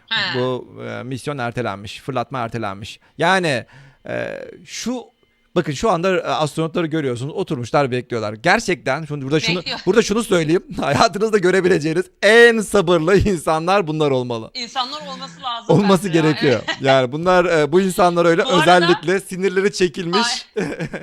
Trafiğe falan bırakıyorsun. Birisi bir şey önünden geçiyor falan. Bakıyor, selam veriyor. Hay falan yapan insanlar yani. Böyle sabırları alınmış insanlar yani. Sinirleri alınmış insanlar. Öyle diyebiliriz bunlara. Çünkü bakın şu anda oturuyorlar bakın. Bir dakika şunu da söyleyeyim. Şu anda oturuyorlar burada. Örneğin iptal edildiği anda ne oluyor? Yine 1,5 saatte oradan sürüyor. Evet. Yani önce çıkmaları da bir o kadar çıkıyor neredeyse. Aynen yani çabuk değil. Bir astronot kıyafetini giymek sence ne kadar sürüyor? Böyle ya valla tahminimce full şeyini giyeceksin. Bir 40 dakika ile 1 saat arası bence sürüyordur ya. Aynen yani, öyle 45 dakika çünkü sürüyor. Bugün çok ufak bir video izledim hazırlayan teknik elemanlar vardı. Yani astronot kıyafeti teknikeri gibi bir böyle şey gördüm. Altta böyle. So I want to ask you what it was like the first time you put on a spacesuit when you knew you were going to space. Herkese merhaba. Şu anda 1 saatten az kaldı. Türkiye saatiyle 22.22'de gerçekleştirilmesi planlanan fırlatmaya. Geçtiğimiz ilk denemede 17 dakika kala fırlatma hava muhalefeti nedeniyle bugüne ertelenmişti. Yani sabahtan beri büyük bir heyecanla resmi ve gayri resmi kaynaklardan hava durumunu sürekli kontrol ediyorum. Resmi kaynaklar şu dakikaya kadar, yani 1 saatten az bir zaman kalaya kadar hala 50-50 diyor. Yani %50, yazı tura mı atsak bilemiyorum gerçekleşip gerçekleşmeyeceği konusunda. Ben özellikle birazcık geç girmeyi tercih ettim yayına, çünkü psikolojik olarak gerçekten insanı zorluyor bu tür bekleyişler. Daha önce bizzat oraya giderek, Kennedy Uzay Merkezi'ne giderek de bir fırlatmayı izleme şansım olmuştu. Belki onun gelişmelerini takip edenler hatırlayacak. 3-4 kez canlı yayına başlayıp tekrar hayal kırıklığı içerisinde dönmek insanı üzüyor, ama bu işin gerçeği bu. Ben bir yandan da dediğim gibi hava durumunu kontrol ediyorum. 51 dakika var ama geçen sefer 17 dakika kala biliyorsunuz iptal edilmişti ve ertelenmişti. Bugün öyle bir şey olursa eğer üçüncü deneme için pazar günü yine Türkiye biliyorsunuz iptal edilmişti ve ertelenmişti. Bugün öyle bir şey olursa eğer üçüncü deneme için pazar günü yine Türkiye saatiyle 22 yanılmıyorsam onu duyururlar eğer erteleme olursa. Pazar günü veya salı günü 4. deneme için yapılacak bütün bu işlemler. Canlı yayını belki NASA'nın ya da SpaceX'in yaptığı yerlerden daha öncesini takip etmiş olabilirsiniz. Eğer etmediyseniz ben bu yayının sonunda bazı özel anları özetlemek üzere ekran görüntüleri aldım. Onları belki sizinle paylaşırım. Biraz önce mesela söylediğim bir şey var. Bu çok normal, hani bu tür ertelemeler, fırlatmalarda. Hatta erteleme olmadan ilk planlanan zamanda fırlatmanın yapılması neredeyse istisnai diyebiliriz. Bununla ilgili bugün astronotlar kıyafetlerini giydikten sonra yaptıkları kendi aralarındaki sohbette şöyle bir şey söylemişler. Bu biliyorsunuz astronotlardan bir tanesi daha önce 2011 yılında uzay mekiği Atlantis'le Amerika'ya en son uzaydan inen kişi. İşte o indiği uzay mekiğine binerken tam 5 kere ertelenmiş fırlatma. 6.sında gidebilmişler. O yüzden diğer astronot ya muhtemelen bu Doug yüzünden gidemiyoruz. Geçen sefer de böyle onun şansına işte 6. sefer gönderildi filan gibi espriler yapmış. Yani onların moralleri yerinde. Ama bizde heyecan doruk noktasında. Ben tabii kendi görüntümü veriyorum. Bir yandan şöyle size olay yerini de göstereyim ki böyle monolog halinde gitmesin. 49 dakika kaldı. Önemli kritik noktaları söyleyeyim size. 45 dakika kala bir kontrol daha yapılacak. Şu ana kadar teknik olarak her şey yeşil. Yani herhangi bir problem gözükmüyor teknik anlamda. Tek beklenilen ve yarı yarıya kırmızı olan durum hava durumu. Havanın durumu da şöyle. Rüzgarlar açısından herhangi bir problem yok. Fakat şimşeklerden korkuyorlar ve kümülüs bulutlarından. Bu ikisi problem yaratabilir diyorlar. O yüzden hala dediğim gibi %50 şans var. Böyle çok heyecanlanmaya çalışıyorum ben de. Hava ile ilgili bir bildirim geliyor galiba. Kulağım bir yandan onlarda çünkü.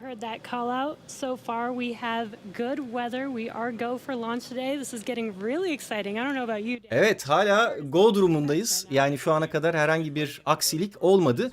Beklerken hava böyle Tesla Model X'lerle binip giderken fırlatma rampasına doğru hava günlük güneşlikti.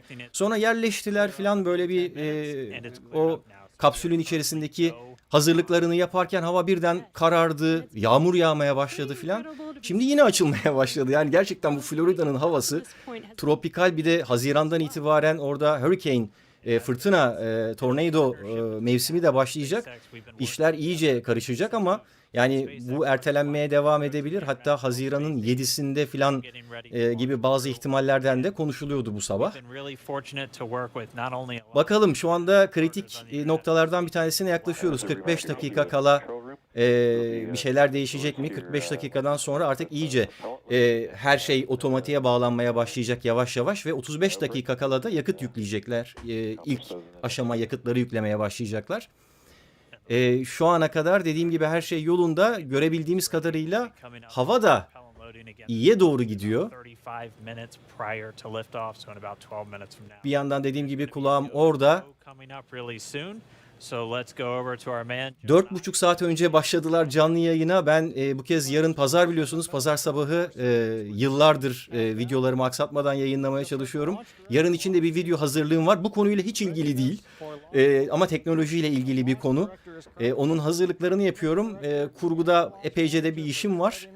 Ama tabii bu şu anda daha öncelikli. O yüzden heyecanla bunu bekliyoruz. Umarım yarın sabaha da videoyu yetiştirebilirim. And the 13 members of the Spacex launch team will be electrically polled for their go to load propellant as well as continue all the way to launch. Bu konuşan kişi çok önemli, o yüzden kulak veriyorum ona. Results and a briefing from the launch director at about T-45 minutes. The good news right now is that the weather is go. All the conditions that were read shortly a while ago. Evet, çok kısa bir süre öncesine kadar yarı yarıya kırmızı yeşil olan hava şu anda tamamen yeşil diyorlar. Hadi hayırlısı. Arka tarafta bulut da kalmadı.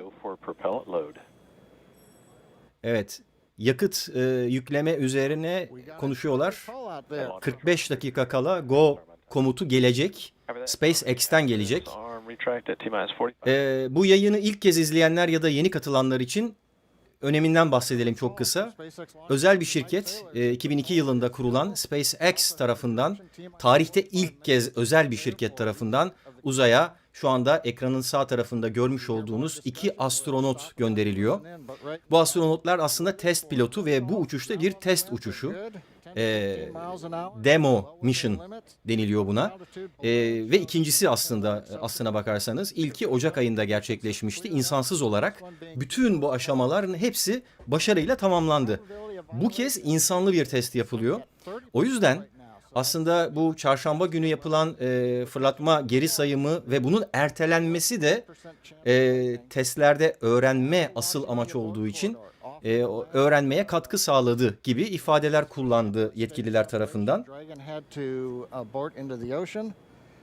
The conditions there are acceptable. There has not been lightning lately. The weather, winds are good. Evet, en çok korkulan yıldırım düşme ihtimali, havada şimşeğin oluşma ihtimali kısa bir süreden beri kalkmış. Ama her an her şey olabilir, gerçekten öyle. Geçen sefer biliyorsunuz ya da izleyenler varsa eğer 17. dakikaya kadar her şey yolundaydı. Hatta ben hızımı alamayıp konuşmaya devam ederken bir baktım ekranda erteleme uyarısı geldi. Evet, görüyorsunuz şu anda köprü mü demeliyiz buna? Mission Arm orada çekiliyor. Kapsülden bağlantıyı tamamen kopardılar.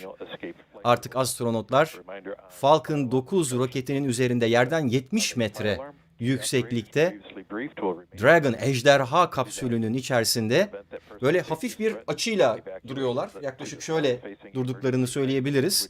İlk yerleştiklerinde dikey pozisyonda yerleşim yapıldıktan sonra o havalı koltukları yarış arabalarının dizaynından yola çıkarak yapılmış kapsül içi koltuklar yukarıya doğru kalkıyor ve ekranların dokunabilir ekranların yakınına yaklaştırıyor onları. 2 ve 3 numaralı koltuklarda oturuyorlar. Bu uçuş için 4 koltuk var kapsülün içerisinde. Ama 7 kişi kapasiteli bir kapsül bu Dragon kapsülü. Bugün yapılan röportajlardan bir tanesinde çalışırken kulağıma çalındı. Bu kapsüller, normalde Dragon kapsülü kargo taşımak için başlangıçta görev yapıyordu. Sonradan uyarlandı. Fakat kargo taşınırken bile, kargo taşıyan modelinde bile pencereler varmış.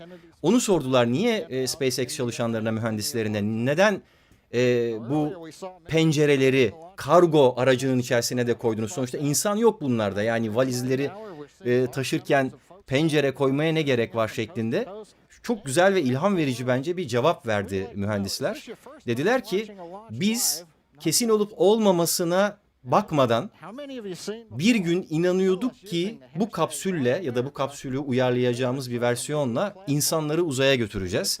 O yüzden daha kargoyu taşıdığımız ilk kapsülden beri bir şans getirmesi açısından adeta ona pencereyi de yerleştirdik ve görüyorsunuz bugün de artık insanları uçuruyoruz.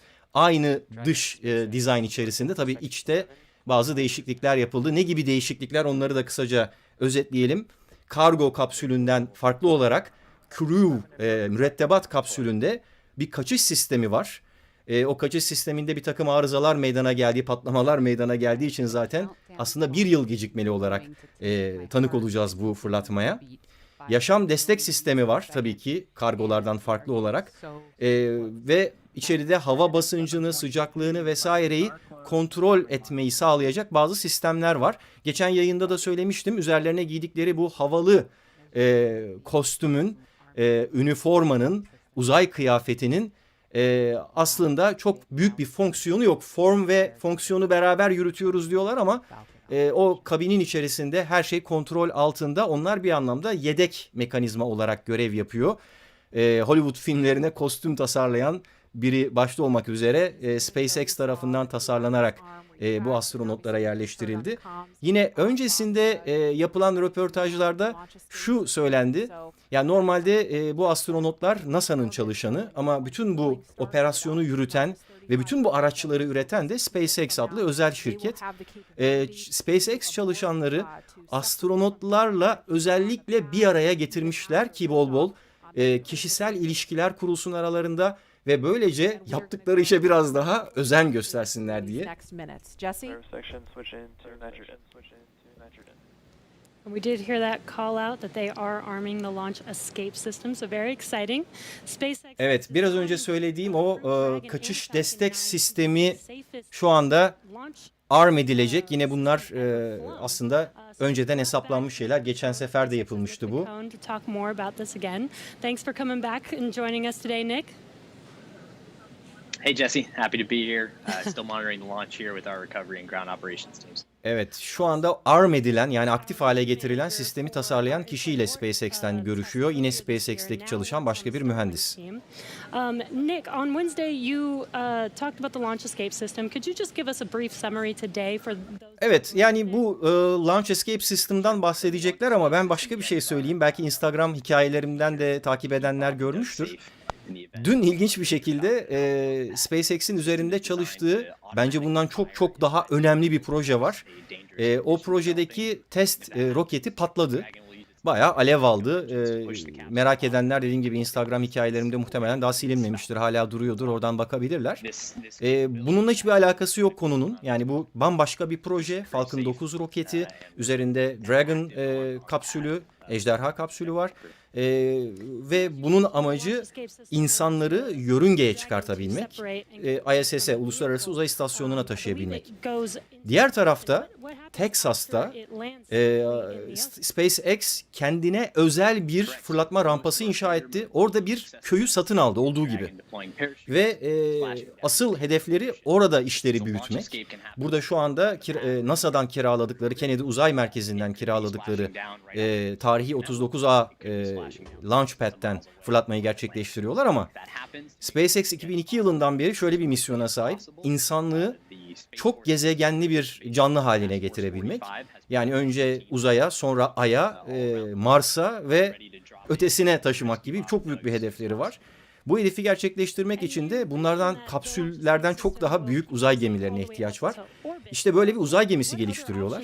Ve dile kolay bu uzay gemisi 100 kişiyi taşıyabilecek bir seferde. 100 kişi, yani böyle bir şey uzay tarihinde hiç olmadı. Bunun çalışmalarını yapıyorlar ve dün o çalışmalar sırasında, o testler sırasında bir patlama meydana geldi. Böyle çok yakın zamanlarda tabii SpaceX'e ilgili böyle haberler duyunca insan ister istemez bir yüreği hopluyor filan ama bununla hiç bilgisi yok dediğim gibi. O bambaşka bir görev ve Başta Elon Musk olmak üzere SpaceX çalışanları gerçekten çok cool'lar, çok havalılar. Bu tür şeyleri hiç umursamıyor gibiler ya da öyle davranıyorlar diyelim. Daha önce de bu dördüncüsüydü dediğim gibi. En uzun süreli patlamadan gideniydi. Bu da patladı. Bundan öncekilerin hepsi de zaten patladı, işte yıkıldı falan böyle bir sürü testlerde hatalar meydana geldi. Ama işte bu başarısızlıklar, bu hatalarla bu iş öğrenilebiliyor. Çünkü hiçbir yerde 100 insanı nasıl uzaya, nasıl Ay'a, nasıl Mars'a götürürsünüz şeklinde bir eğitim veren bir üniversite, bu konuları anlatan bir kitap yok. Şu anda bizler hep beraber bunların yazılışına tanık oluyoruz. Bu tarihe tanık oluyoruz lafı biraz klişe gibi ama gerçek bu. Ve bütün buralardan elde edilen bilgi birikimi, tecrübe, biz belki sadece ilham alıyoruz, sadece heyecan duyuyoruz. Onlar bize, beynimize küçük tohumlar ekiyor. Ama aynı zamanda diğer insanlar için de çok önemli bir tecrübeye, bilgi birikimine yol açıyor.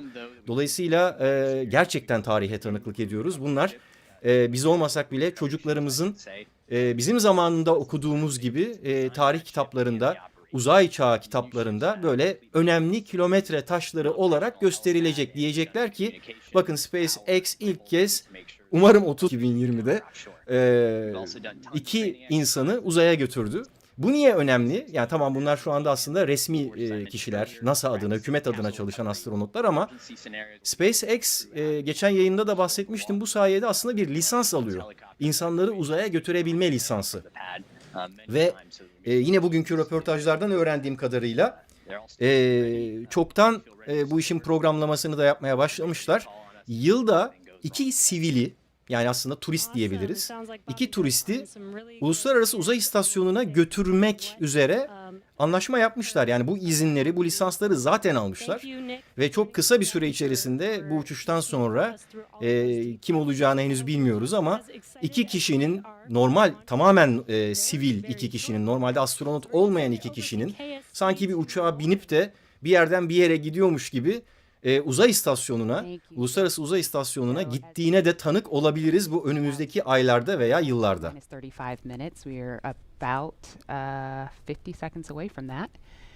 Evet, kritik bir noktaya 35 dakika kalaya yaklaşıyoruz anonsu geldi. The launch escape system is armed, which, as you know, happens before fueling. And Dragon propellant load, that's the propellants that are inside of the Dragon capsule, not the rocket. Evet, bugünkü yayında 2 kanaldan birden, hem D-Live'dan hem YouTube'dan canlı yayın yapmaya çalışıyorum. Sohbetli versiyon D-Live'da. Bana yine moderatör arkadaşlarım eşlik ediyor. Ben şu anda bakamıyorum çünkü son 35 dakikadayız. Ekranda da görüyorsunuz. Bu sefer hani erteleme falan olursa geç uyanmak istemiyorum açıkçası. 35 dakika yine kritik noktalardan biri. Daha önce 1,5 saat kala, 1 saat kala, 45 dakika kala 3 checkpoint, 3 inceleme noktasından. Şu anda 35'i de geçmiş durumdayız sanıyorum.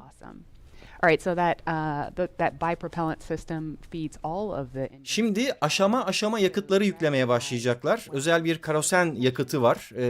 Onunla başlayacaklar. Sonra sıvı oksijen yüklenmeye başlanacak. 3, 3, and 3. Those are used for on-orbit maneuvering for Dragon. There's also 4 additional Dracos that are underneath the nose cone for large. Evet, bu kapsülü yönetecek Draco motorlarından bahsediyor şu anda SpaceX'in mühendisi. Super Draco motorlarından. So 8 total.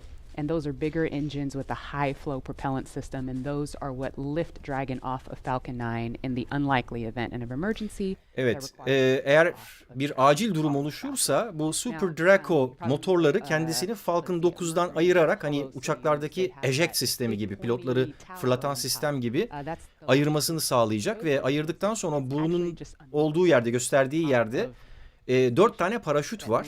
O paraşütler yardımıyla okyanusa iniş yapması sağlanacak. Zaten o yüzden okyanus kenarında gerçekleştiriliyor bu fırlatma. Bugün farklı bir şey var. NASA'nın televizyon stüdyolarında görüyorsunuz, aralarda camlar yerleştirilmiş 2 metreden daha yakınlaşabilmek için. Bundan sonraki geleceğimiz böyle mi olacak acaba diye insan düşünmeden edemiyor.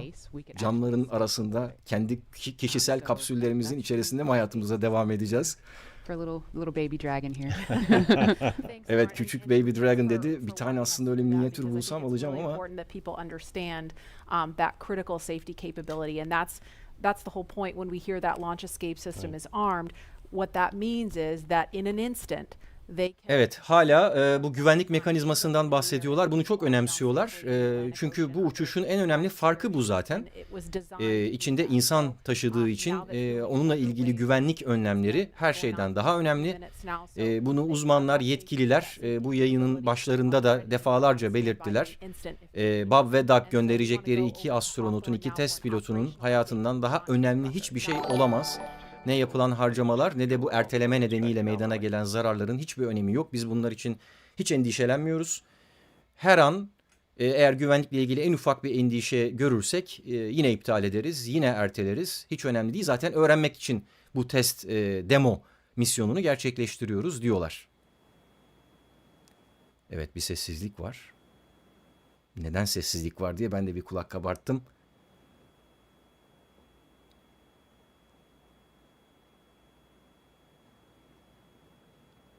Evet, herkes çok sessiz bir şekilde bekliyor. 33 dakika kaldı. Falcon 9 did begin propellant load at T-35 minutes. 31 dakika 50 saniye, özür diliyorum. On the Falcon 9, we use a fuel and oxidizer as the propellants that power it. The fuel is commonly known as RP1. That's rocket propellant grade 1 kerosene. Evet, biraz önce söylediğim RP1 denilen özel kerosinli bir yakıtı yüklüyorlar şu anda. Bu birinci aşama yükleme. Daha sonra da sıvı oksijen yüklenecek. Bu sıvı oksijenin şöyle bir özelliği var arkadaşlar. Uzayda böyle sızdığı zaman fare gibi gözükebiliyor. Sonra da bazı sağ olsun arkadaşlar tarafından bunlar fare ya, uzayda çekilmiyor, onlar aslında stüdyoda çekiliyor falan gibi. Herhalde onları ciddi söylemiyorlardır diye düşünüyorum. İnanmıyorlardır ya da böyle şeylere. Yakında artık hani uçaklar gibi insanlar harıl harıl uzaya falan taşınırken çok üzülürler, yoksa onu da söyleyeyim başta. Uzaya gerçekten gidiliyor arkadaşlar. Birazdan da büyük bir ihtimalle yine gönderilecek, büyük bir ihtimal diyorum ama aman. O dediğim gibi sıvı oksijen bazen fare gibi gözükebilir. O stüdyoda çekildiği anlamına gelmiyor. Gerçekten bunlar Dragon kapsülü veya Falcon 9 roketleri neredeyse haftada bir falan gidip gelmeye başladı şu anda. Yani öyle diyeyim size. Yani defalarca gönderiliyor. Dolayısıyla bunların hepsinin stüdyolarda çekilme maliyeti falan, emin olun, bence daha yüksek olabilir insanları inandırmak için. Bir de dünyanın en zeki beyinlerinden bahsediyoruz. Yani herhalde onlar bu tür ayrıntıları gözden kaçırmazlar stüdyoda çekiyor olsalardı bu tür şeyleri. Neyse, yani bunlara da çok takılmak istemiyorum. Çok saçma sapan şeyler çünkü de. Böyle biraz eğlendireyim istedim. Ölüm sessizliği var öbür tarafta. We're also loading helium into pressure vessels on the stages. Evet. Bu konuşan kişi çok önemli. Yani diğer sunucular gibi değil. Gerçekten aktif olarak rolü var kalkışta. O yüzden kulak veriyorum. We mentioned we had trained them with sounds that we had recorded on board. They've been through most of the propellant load and they are now experiencing those sounds and vibrations. Stage 1, cryo helium load started. Evet, helyum yüklemeye başladılar. Özür dilerim. Şu anda hava çok güzel gözüküyor ve 29 dakika kaldı. Evet, ama havaya hala bakıyoruz diyor.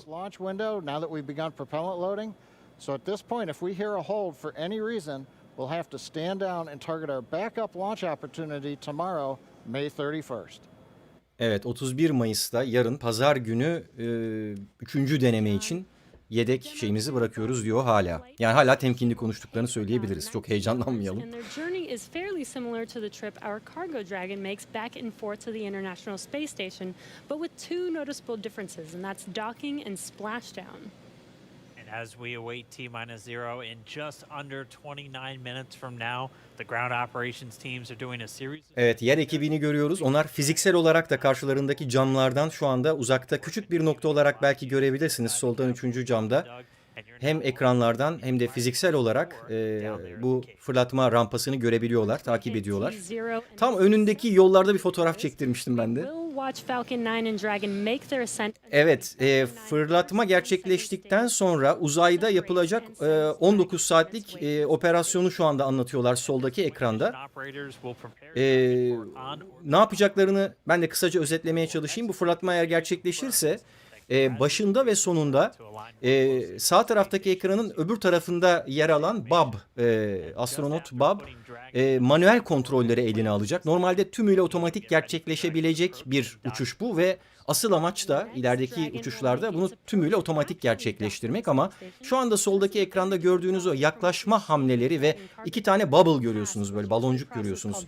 200 metreden itibaren başlatılan ISS'e yakınlaşma şeyi. İşte o aşamalarda daha önceki videomda da size gösterdiğim bir simülasyona benzeyen bir ara birimle manuel kontrolle, dokunmatik kontrolle, bu uçuşun çok öyle bir farkı da var.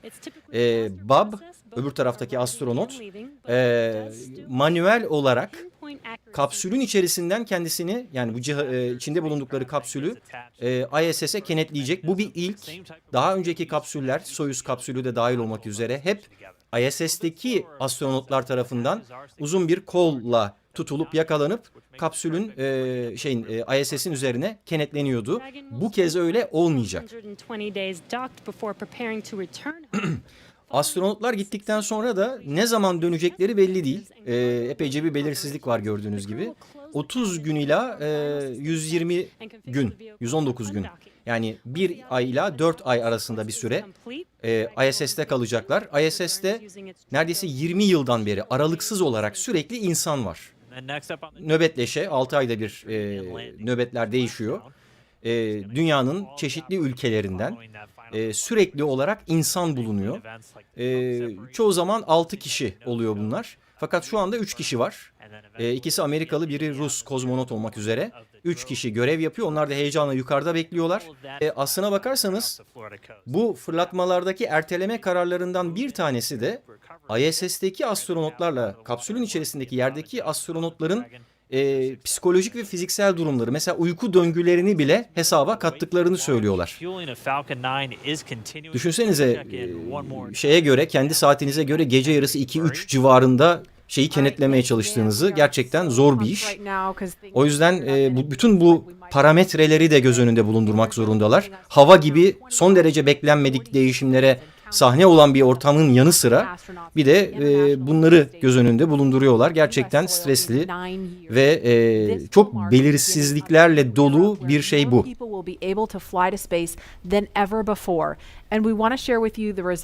Evet, uzaktan şu anda 39 A'yı görüyoruz. Burası tarihi bir fırlatma rampası. Ayda yürüyen 12 insanın tamamı buradan fırlatıldı. Bununla beraber yüzlerce roket bugüne kadar insanları ve kargoları bu rampadan uzaya gönderdi. Uzun süreden beri de rampa Spacex tarafından kiralanmış durumda. Biraz soru sorabilir misin? Evet. Sor bakalım. Madem senin gibi çocukları, gençleri biz bu işlere heyecanlandırmaya çalışıyoruz, değil mi? Sen heyecanlı mısın mesela şu anda? Evet. Peki, nedir, sorun nedir?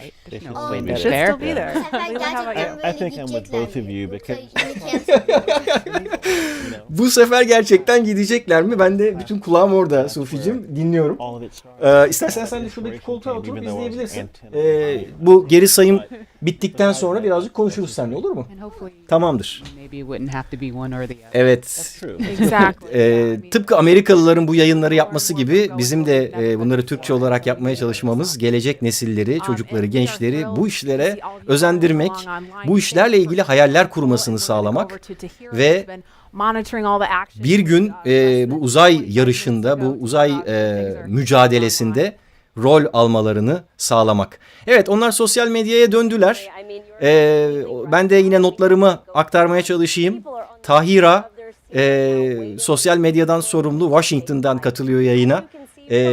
Ve hedefi de canlı yayını köpürtmek biraz anladığım kadarıyla. Yine milyon kişinin üzerinde izlemeden söz ediliyor. Ben de şu anda D-Live yayınına bakıyorum. YouTube'u göremiyorum ama D-Live'da 33 bin kişi var eş zamanlı izleme yapan. Heyecanla bekliyoruz. 23 dakika kaldı şu anda. 22:22 planlanan fırlatma saati. Yani son iptal edilme 17 dakika kala olduğuna göre 5 dakika sonra iyice heyecanlanmaya başlayabiliriz. Son kontrol noktalarından bir tanesi. Bu arada ekranda sosyal medyada paylaşımları görüyorsunuz. Legolardan. Bu arada Sufi de bana yapmıştın. Nereye koydun onu? Evet, bu da Sufi'nin yaptığı, biz de gösterelim. Legolarla yaptığı, biraz daha basit, bizde çok fazla malzeme olmadığı için böyle bir şey yaptı. Bu Falcon 9 roketi altta, bu da Dragon kapsülü değil mi? Tamam, renkler falan uymuyor ama anlaşılıyor. Sonuçta bu buradan ayrılacak. Bir de bana sağ olsun yılın babası ödülünün yanı sıra yılın astronot babası ödülü de verdi. Şöyle gösterebileceğim mi bilmiyorum ama şöyle küçücük minicik bir Lego olarak. At least for right now, I don't want to jinx it. I'm afraid to even say it out loud, but it looks better today. Evet, kendi aralarında böyle sunucular konuşuyor. Ya sanki biraz daha mı iyi hava bugün filan gibilerinden ama bakalım. 22 dakika kaldı, heyecan dorukta. Dışarıdan görebildiğimiz kadarıyla yine bulutlar vesaire problemsiz gözüküyor ama yani geçen sefer de öyleydi. Bilemiyoruz. Evet, bu açı çok güzel. Bu arada bu açılarla ilgili bir şey de söyleyeyim. Yani hep onu diyorum, beyazlar içerisinde o kostümleri giyip daha sonra arabalara binip yine beyaz bir köprüden beyaz bir oday bağlantısıyla beyaz bir kapsülün içerisine beyaz bir roketlerle taşınacaklar falan. Yani her şey çok iyi dizayn edilmiş. Ben bu tasarım kısmını da çok önemsiyorum. Evet, oradaki geri sayım saatini de görüyoruz şu anda. 21 dakika 41 saniyeyi işaret ediyor. Bu da Vehicle Assemble Building sol tarafta. Sağ tarafta uzaklarda küçücük fırlatma rampasını da görüyoruz. Aralarında 4-5 kilometrelik 3 mil kadar bir mesafe var. Görev kontrol merkezine bağlandık şimdi. Burası Houston olsa gerek.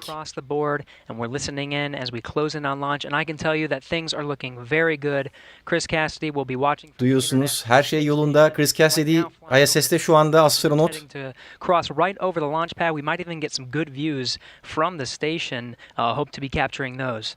We'll have the launch view and the big screen up front. Bu arada onu da söyleyeyim, eğer bugün fırlatma gerçekleşirse 19 saat sonra yarın bir de bunların kenetlenme durumu var.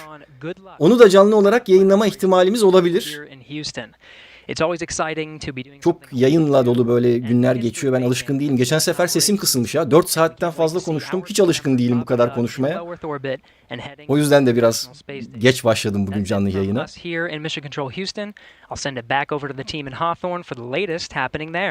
Evet, şimdi Kaliforniya Hawthorne'daki Spacex'e bağlandık. Dediğim gibi bu adam çok önemli. Kulak vermemiz lazım. Her şey iyi görünüyor diyor. Stage 2, RP1 mode is complete. You can see a large white cloud coming off of the strongback. That is normal.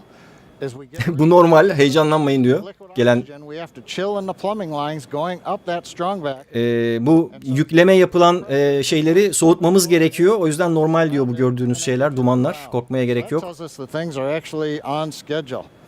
We did begin propellant load at T-35 minutes. Fuel loading on the second stage, I believe we just heard the call out that it is complete. First stage fuel load is continuing and right now that's birinci aşamanın yakıt yüklemesi hala devam ediyormuş. So things are looking good.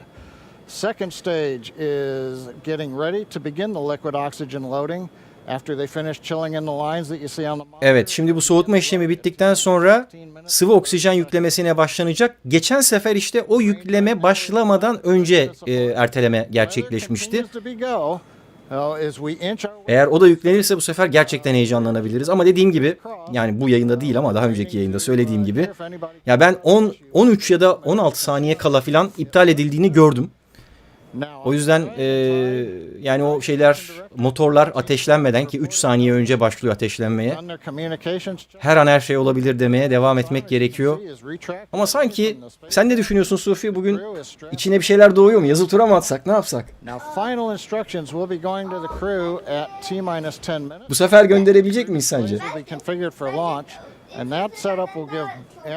İhtimal var diyorsun. Peki, en son seferden daha çok ihtimal görüyoruz. Tamamdır.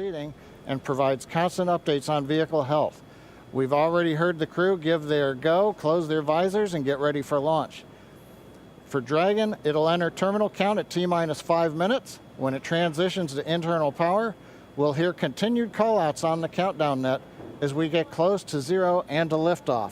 Evet, son kritik noktalardan birine yaklaşıyoruz. 18 minutes, 15 seconds. Everything continues to be go for an on-time launch. Her şey zamanında, uçuşa elverişli gözüküyor. Things are great from about 15 feet away from you, John, and honestly things are looking pretty great down at the pad there. We're seeing a lot Evet, more. geçen sefer iptal edildiği noktaya çok yaklaştık. We're talking about weather, and that's where we're sitting right now. So we're continuing to count down. We are under 18 minutes away from liftoff. Again, it's an instant. Evet, galiba bu sefer göndereceğiz. Suları hazırladık markalarından dökmek için. Benimki hazır. And 45 seconds here on the West Coast 3 orbit for the Falcon 9 and Bob and Doug on board Dragon. Evet, 9 dakikalık bir yolculuk başlayacak 17 dakika sonra yörüngeye çıkmaları için. Çok heyecanlı bir ilk 15 dakikayı yaşayacağız. Umuyorum. After that, the second stage will take over and continue to power them the rest of the way. Second engine cutoff comes in just under 9 minutes at about 8 minutes and 44 seconds. Following that second stage. Evet, şu anda o aşamaları özetliyor sunucu. Ben de şunu söyleyeyim size. Şimdi biliyorsunuz Falcon 9 roketlerinin ilk aşaması, alttaki o büyük heyula gibi olan kütle. Daha sonra geri dönüyor ve dikey olarak iniş yapıyor okyanustaki bir drone gemiye. Bu sadece ekonomik olmasını sağlamıyor. Aynı zamanda yine bugünkü röportajlardan kulağıma çalınan bir bilgiyi size aktarayım. SpaceX her ne kadar bu roketlerin her noktasına neredeyse sensör yerleştirmiş olsa da hiçbir şey bu geri gelen roket parçalarının ya da tamamının incelenmesi kadar bize bir şey öğretici olmuyor dedi oradaki mühendis.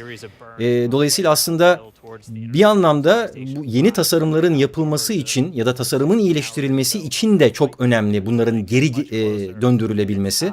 Yeniden sadece ekonomik anlamda ucuzlatmıyor işleri, aynı zamanda tasarım süreçlerini hızlandırıyor. Yayınımda ufak bir donma oldu. Ben az bir zaman kaldığı için bir güncelleme yapayım şuradan.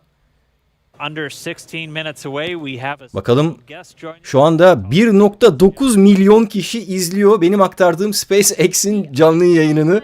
Amerikalılar gerçekten çok heyecanlılar, haklı olarak. Evet. Biraz önce aktardığım bilgiyi bu arada şu anki ekranda görünen hanımefendi Gwyn,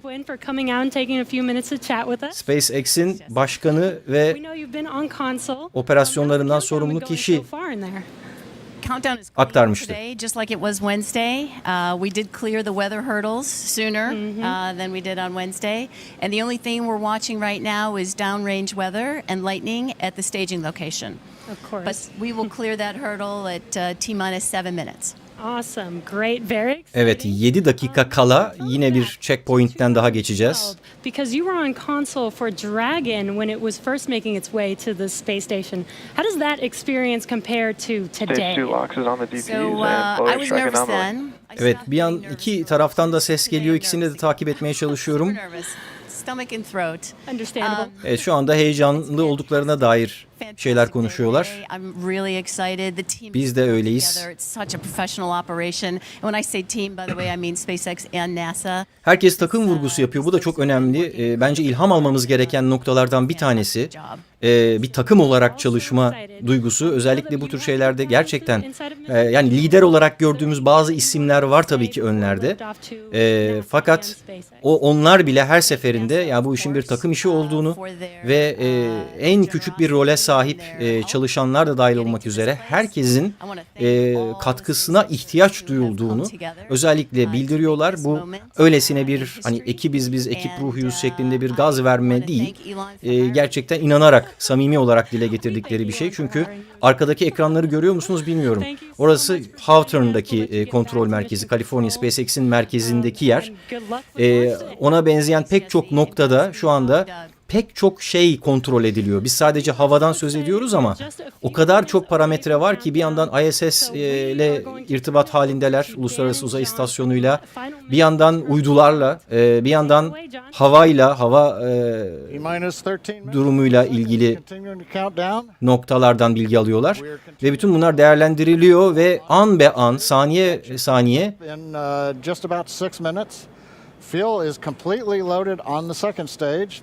evet, ikinci aşamanın da yakıtı tamamen doldurulmuş şu anda. The liquid oxygen load beginning on the second stage just about 3.5 minutes ago. We are also loading cryogenic helium into the storage. 3 dakika kadar önce sıvı oksijen yüklemeye de başlamışlar. The last little bits of helium, when we keep it cryogenic, cold and liquefied, that gets us, just like we do with liquid oxygen, the maximum amount into the storage volume so that we can get the most performance out of the vehicle. Right now we are in a fairly quiet state on the vehicle. Ground pumps continuing to put the propellant in to first and second stages. Next significant issue callouts that we're going to hear will probably be inside the T-10 minutes when they talk to the crew. Evet, herkes ayrı bir kritik noktadan söz ediyor. Bu konuşan kişi de 10 dakika kala olacağını söyledi. SpaceX'in başkanı 7 dakika kalanın önemli olduğunu söyledi. Yani her dakika, her saniye önemli. Herkes böyle temkinli, dişlerini sıka sıka konuşuyor. Fark ediyor musunuz bilmiyorum. We'll have some dueling boxes going on as that first stage is going to be coming home while the second stage is. Evet, arkadan derin nefes alma sesleri alıyorum. Sufi, rahat mısın? Keyfin yerinde mi? Some of the calls that you'll be hearing as there will be what we call performance calls over the Dragon to ground the entire way uphill. And you'll just hear some of the SpaceX engineers calling out trajectories and booster performance. So we're always looking for that word nominal. I know that's one of John's favorite. 10 dakika kala kaldığı için arkadaşlar, şimdi moderatör arkadaşlar sorular falan olduğunu söylüyor. Bana iletmemişler henüz ama şu aşamada sorulara çok odaklanmayacağım. Ben moderatör arkadaşlardan rica ettim. Soruları alacaklar. Belki fırlatmadan sonra, bak fırlatma diyorum artık, cevap vermeye çalışabiliriz ama şu anda çok odağımı dağıtmak istemiyorum. Hep birlikte son 11 dakikayı izleyelim. Gerçekten tarihi izliyoruz arkadaşlar. Bundan emin olabilirsiniz. Bundan sonra ticari uzayın başlangıcına tanık olacağız. Az önce de söylediğim gibi ilk kez özel bir şirket Uzaya 2 insanı gönderiyor. Bu çok şey anlamına geliyor. Bu işlerin çok hızlanacağını ve artık sadece devletlerin, sadece askeri kurumların tek elinde olan uzayın sivillere de açılacağı, insanların uzaya gidip gelmeye başlayacağını bize işaret ediyor. İnanın yani 10 yıllar içerisinde artık tabii ki ilk başlarda çok pahalı olacağını düşünüyorum bilet fiyatlarının ama uzaya seyahat, uzay otellerinde kalmak, Ay'a gitmek, Ay'daki kolonileri ziyaret etmek ve daha sonrasında da Mars ve Mars kolonileri hayal olmaktan çıkacak. Buna emin olabilirsiniz. Bu artık geri dönüşü olmayan bir yol. Ve şu anda o yolun en önemli kilometre taşlarından birisinin ikinci denemesindeyiz. Son 10 dakika kritik nokta olduğu için sustum. SpaceX Dragon displays are configured for launch. Evet, ekranlar launch için, fırlatma için konfigüre edildi gibi bir şey söylediler. İçeriden geldi bu arada o kapsülden. Have an amazing flight and enjoy those views of our beautiful planet. Her şey yolunda ve güzelim dünyamızın görüntüleri önümüzde diyorlar. It is absolutely our honor to be part of this huge effort to get the United States back in the launch business.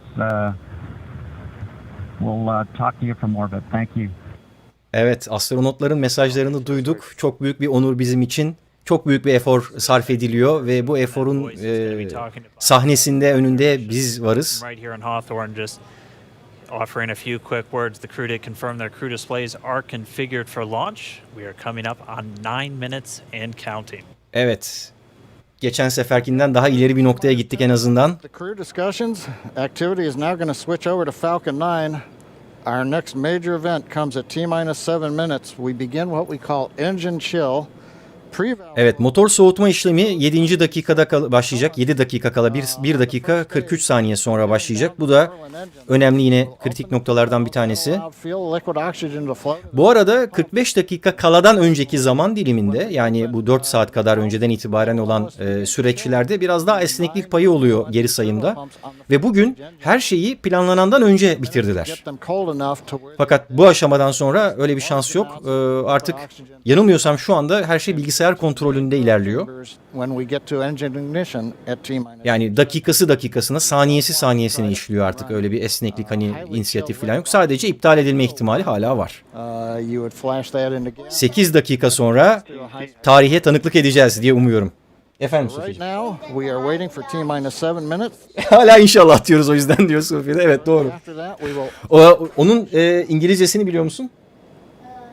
Godspeed. Tanrı yardımcın olsun. Evet, o da bir gelenek. Astronotlar giderken Godspeed diyorlar. Listening to the Spacex launch director in the background there.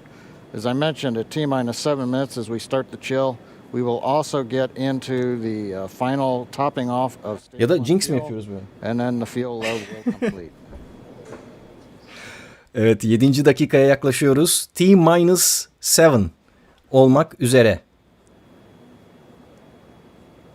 Sağ tarafta ejderhanın midesindeki 2 insanı görüyoruz. Sol tarafta da dışarıdan 70 metre yüksekliğinde, yaklaşık bir minare büyüklüğünde, 4 metre çapında 9 motorlu Falcon 9 roketi adı üzerinde ve onun üzerine yerleşmiş Dragon kapsülü tarihi fırlatmaya hazır durumda.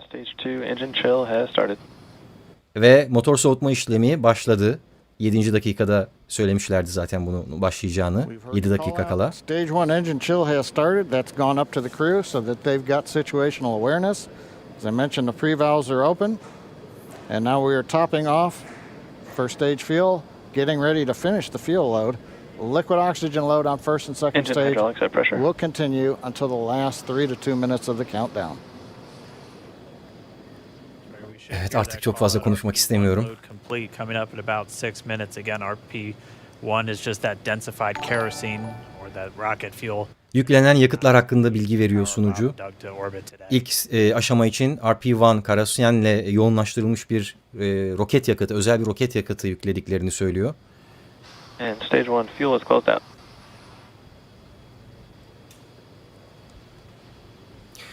Sol taraftaki ekranda Falcon 9'un altında 2 destek şeyini görüyorsunuz. On the first stage is complete.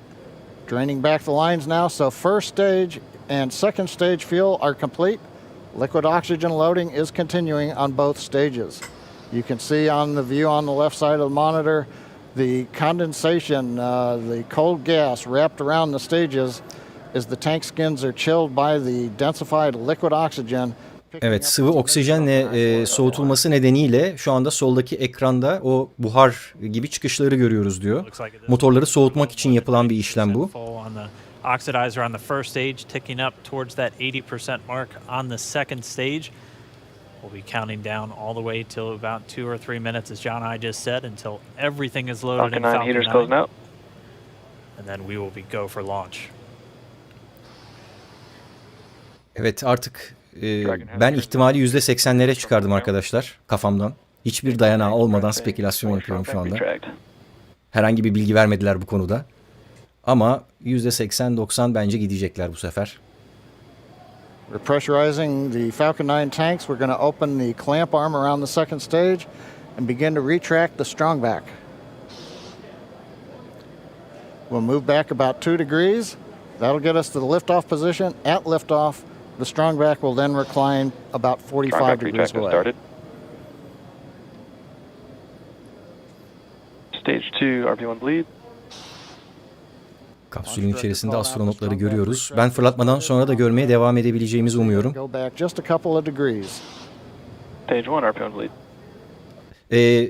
Diğer astronotun ayaklarına dikkat edin. Sağ taraftaki ekranda parlak beyazlık göreceksiniz. O pencere. Pencereden gelen güneş ışığı. Fırlatmadan sonra da oraya bakabiliriz. Bir şeyler görebilme umuduyla.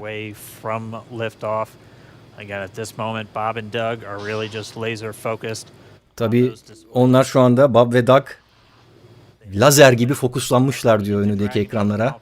Haklı olarak. Şu aşamada onlar hiçbir şey yapmıyorlar. Her şey otomatik olarak başlatılacak. Fakat dediğim gibi daha sonra bize yakın olmayan diğer astronot yani Bob manuel kontrolü ele alacak. Doug bize yakın olan astronot tecrübeli. Daha önce ISS'e gitti. Hatta eşi bile ISS'e gitti. Eşi de astronot. Ve komutanı bu şu anda bu uçuşun kumandanı. O. Amerika'ya en son geri dönen, Amerikan topraklarına en son inen Atlantis'te de görev yapan astronot kendisi aynı zamanda. Sembolik olarak en son döneni ilk gönderiyorlar. Kapsüle bile ilk bindiriyorlar bu arada, öyle bir durum da var. 3 dakikadan az kaldı arkadaşlar. İhtimali %95'e çıkartıyorum. Dragon has transitioned to terminal count and is on internal power. Stage 1, LOX load close out. Evet, şu anda telsiz konuşmalarına kulak veriyoruz bir yandan. Stage 1 LOX load is closed out. Stage 2 will continue to load for about another half a minute or so. Once we get the completion of stage 2 LOX loading, we have to vent down the line so you'll see another large white cloud. Evet, 30 saniye kadar sonra yine yeni bir aşamaya geçeceğiz ve o zaman yine beyaz bir duman göreceksiniz, bulut göreceksiniz diyorlar.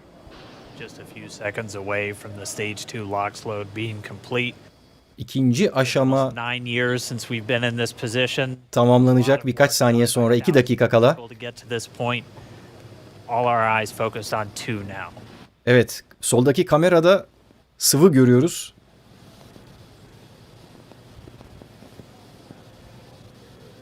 Stage 2 LOX load is closed out. Propellant fills are complete. Evet, yakıt doldurma işlemleri artık resmen tamamen bitti. Görüyorsunuz son dakikaya kadar devam ediyor bu işlemler. Geçen sefer de durdurup boşaltmışlardı. Artık her şey tamam arkadaşlar. Ground gas closeout is starting. Bu aşamadan sonra teknik bir hata olursa ancak iptal edilebilir. Ben artık hava durumuyla ilgili bir endişe kalmadığını düşünüyorum. Dediğim gibi 16 saniye kala bile iptal edildiğini gördüm ama teknik sebeplerle. Burada geçen sefer de öyleydi. Teknik olarak her şey yolunda gözüküyor. Ve artık son 1 dakikaya girmek üzereyiz. Heyecan dorukta. Tarihe tanıklık ediyoruz. Az sonra özel bir şirket tarafından tarihte ilk kez 2 kişi uzaya gönderilecek. Uluslararası Uzay İstasyonu'na doğru 19 saat sürecek yolculuklarına başlayacaklar. Fondan böyle alkış sesleri falan da geliyor arada. Dragon, Spacex, go for launch. Evet, duydunuz. Dragon, Spacex, go for launch. Son onaydı bu. Her şey yolunda. Hayırlı uğurlu olsun. 30 saniye geri sayım başladı. Ondan başlayalım. Evet, biz burada Sufi'cimle gel sen de. Beraber sayalım şimdi. 10, 9, 8, 7, 5, 4, 3, 2, 1. Evet. İkinci denemede fırlatma başarılı. Her şey yolunda. Tarihte ilk kez tümüyle özel bir şirket tarafından, Spacex tarafından üretilen Falcon 9 roketinin üzerinde yükselen Dragon ejderha kapsülünü görüyoruz. Yepyeni bir dönemin başladığını işaret ediyor bu fırlatma bize. Artık uzayda hiçbir şey eskisi gibi olmayacak. Ticari uzayın başlangıcıydı bu. Bundan sonra özel şirketler Uzaya zaten kargo götürebiliyorlardı. Uzayda istasyon kurabilecekler. Uzaya insanları taşıyabilecekler. Şu anda 44 saniyeden beri havada, hızı giderek artıyor. Sol alt köşede saatteki hızını görebilirsiniz. Yükseklik 7 kilometreye ulaşmak üzere. 9 dakika içerisinde 100 kilometreyi geçerek yörüngeye oturmaları planlanıyor. Vehicle is supersonic. We've exceeded Mach 1 on the Falcon 9. M1D throttle up. We're throttling back up to full power as we're through max Q. Copy, 1 Bravo. Şu ana kadar her şey yolunda gidiyor gibi gözüküyor. Kamera ortalayamadı. Evet, başka bir açıya geçirdiler ve evet, görüyorsunuz kapsülün içerisinden de iki astronotun arasından görüntüler aktarılıyordu ki kesildi. Görüyor musun? Evet. Hayatta beni en çok heyecanlandıran görüntülerden biri bu. Çünkü insanlık adına bence çok şey ifade ediyor. Dünyanın bizi kendisine çekmesini sağlayan, bizi yapıştıran o yer çekimine karşı bu çok güçlü roketlerle, çok güçlü motorlarla verilen mücadele ve sonrasında uzayın o sonsuz boşluğunda, sonsuz karanlığında süzülmesi. Evet, şu anda Dünyayı görüyoruz Falcon 9 roketinin üzerinden. One small step for man. One big step for Onu 2024'te ayak basıldığı zaman söyleyeceğiz. Evet.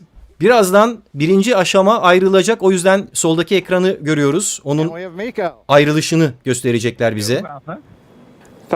Ve ayrıldı. Evet, görüyorsunuz. Başarıyla sonuçlandı. Şimdi o geriye dönecek. Birinci aşama booster'ı ve dikey olarak okyanusa iniş gerçekleştirilecek. Çok enteresan bir açı var solda şu anda. Dragon kapsülünün içerisinde benim görebildiğim kadarıyla 4-5 tane kamera var. Bu açıyı ilk kez görüyorum ama.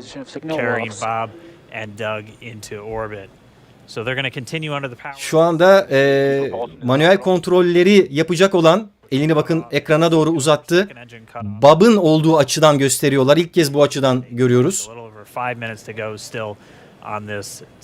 Bu da amors diyorlar buna sinematografide. Amors görüntüsü omuzlarının arkasından. Onlarla aynı deneyimi aslında. Bakın 3 ekranı da görebiliyoruz. Sağ ve soldaki ekranların çok benzerini sizler de SpaceX'in simülasyonuyla deneyebilirsiniz, kullanabilirsiniz. Ortadaki ekranda da trajectory denilen şu anda roketlerin dünya üzerindeki konumu gösteriliyor. Bu arada ben bugünkü trajectory'e baktım, onu söylemeyi unuttum. Türkiye'nin, hatta tam olarak İstanbul'un üzerinden geçecekler. Hangi dakika saatte bilmiyorum, onu hesaplayamadım ama ilk turda, yani şu anda oralara varmış olabilirler belki de. Görünür mü bilmiyorum. Kapsül çok küçük çünkü ISS gibi değil. ISS gözüküyor biliyorsunuz bazı durumlarda. Fakat Dragon kapsülü görünebilir mi ondan emin değilim. Çok küçük çünkü 4 metreye 4 metrelik bir şeyden söz ediyoruz.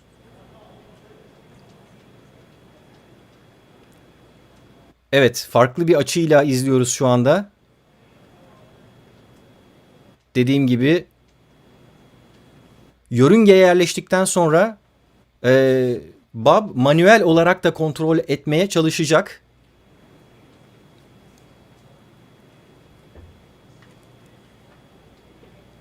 Little over 4 minutes 40 seconds into the flight. Bob and Doug flying at more than 5,600 miles per hour. Dragon Spacex nominal trajectory. Already almost 200 miles downrange from the Kennedy Space Center. Evet, şu anda sağ taraftaki ekranda booster'ı görüyoruz. Fin denilen yüzgeçleri açtı. O dönüş yolunda şu anda. Sol taraf yoluna devam ediyor Dragon kapsülü. Sağ taraftaki ekranda ise alçalmakta olan booster'ı görüyoruz. Dikey olarak indirmeye çalışacakları. Özellikle Falcon Heavy'de ikisi aynı anda iniyorlardı ve çok havalı oluyordu biliyorsunuz. Burada bir tane var Falcon 9'larda. Falcon Heavy gibi değil. Of Course I Still Love You drone gemisine okyanusta şu anda. Fırlatmanın yapıldığı yerden 25-30 kilometre kadar açıkta. Merlin engines do ignite to help slow the vehicle down as it re-enters back into the Earth's atmosphere.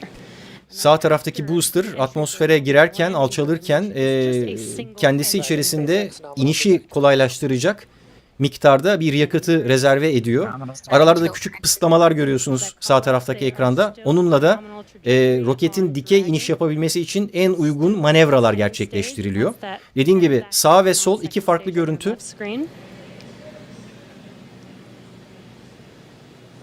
Şu anda galiba tekrar... Yok, evet. Sağ tarafta booster'ı görüyoruz. O alçalıyor. Sol taraftaki ise yükseliyor kapsül.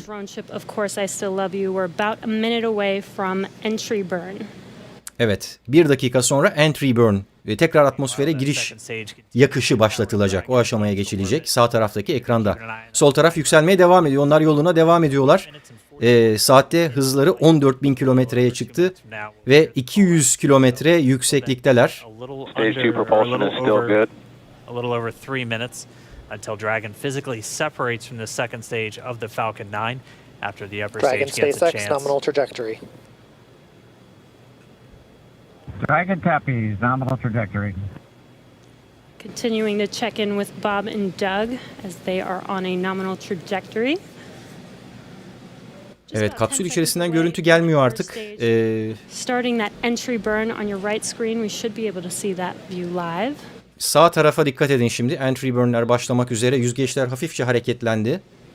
Ve başladı görüyorsunuz. Birinci aşama entry yapıyor. Giriş yapıyor şu anda. This burn lasts about 36 seconds long. Stage 2. 36 saniye boyunca devam edecek bu yanma. Sağ taraftaki ekranda.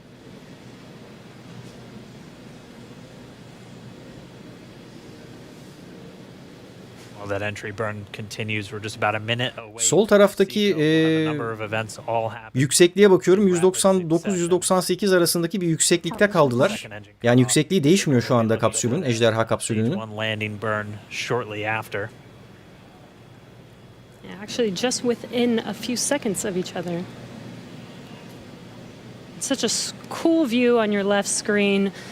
Evet, gerçekten çok havalı bir görüntü var sol tarafta. Adeta yarış arabasının içerisindeki yarışçıları izler gibiyiz. Ama sağ taraftaki görüntü de en az o kadar heyecan verici. Daha önce de görüyorduk. Evet, CRS görevlerinde, kargo görevlerinde benzer görüntüleri ama ben her seferinde heyecanlanıyorum. Bulutların içerisinden geçecek. Hızla alçalıyor sağ taraftaki booster. Downlink bağlantıda bir arıza meydana geldi. Tekrar dönüş yaptılar. Biz bu arada Dragon kapsülüne bağlandık. Saatte 25.000 kilometre hızla hareket ediyor. Artık uzayda sürtünme kalmadığı için büyük bir ivmelenmeyle hızlanıyor. Altitude görüyorsunuz 197'ye düştü, tekrar 198'e çıktı. Oralarda herhalde şu anda bir daha fazla yükselmesi hedeflenmiyor. Bu arada Of Course I Still Love You. Okyanusta bekleyen drone gemiyi görüyoruz. Drone dememin sebebi şu, üzerinde herhangi bir personel yok. Tamamen uzaktan kumandalı robot bir gemi bu. Ve geriye dönen booster'ı yakalayacak. Aslında yakalamayacak. Booster kendisi oraya iniş yapacak. Ama bazen kaçırıyorlar ya da dengesi bozulabiliyor. Mesela şu anda sinyali kaybetti. Zaten tam inerken de sinyal hep kayboluyor. Bazen okyanusa düşüyor, devriliyor filan. Onlar da... Evet. İnmiş.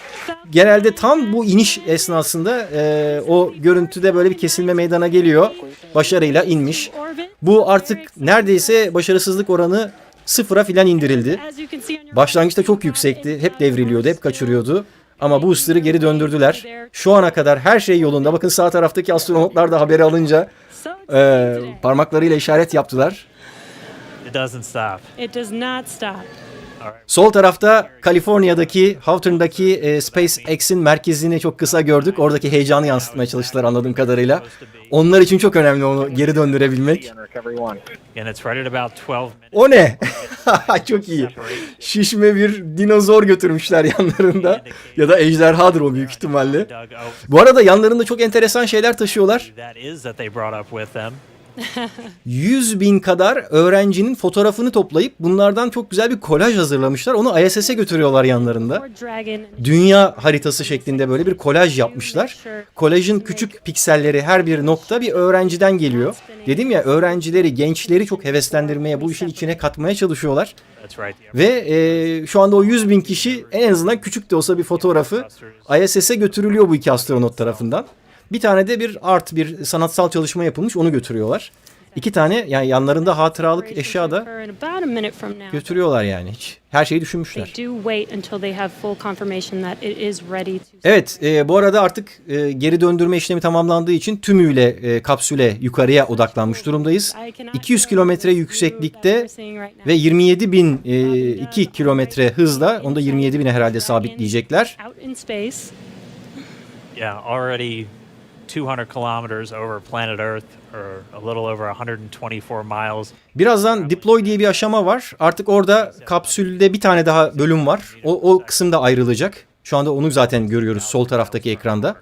O tek motorun olduğu kısım. O da ayrılınca Dragon tek başına kalmış olacak uzayda. Arkasında trunk denilen bagaj kısmının etrafını saran güneş enerjisi panelleriyle 19 saatlik yolculuğu boyunca astronotlara destek verecek. Evet, burada da Legolarla size uygulamalı olarak gösteriyoruz. Bu burada. Öyle ayrılacak. Evet, şu anda ayrılma gerçekleşti. Bu da son aşamaydı. Nefis, gerçekten de çok güzel bir görüntü. Ağır ağır süzülüyor. Şu anda kameranın bulunduğu yer aslında Dragon kapsülünün ta kendisi. Ejderha ve içerisinde Bob ve Doug. 2 astronot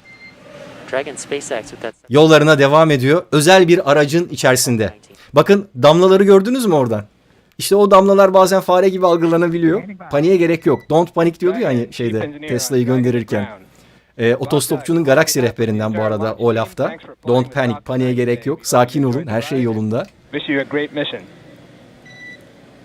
Şu ana kadar gerçekten her şey yolunda gözüküyor. Ben insansız olan biri de seyretmiştim. DM1'ı da seyretmiştim Ocak'ta. Bütün bu aşamalar insansız olarak gerçekleştirilmişti o zaman. Şimdi de ilk kez insanlı bir şekilde gerçekleştiriliyor. Copy all. Good luck. Proud of you guys and the rest of the team.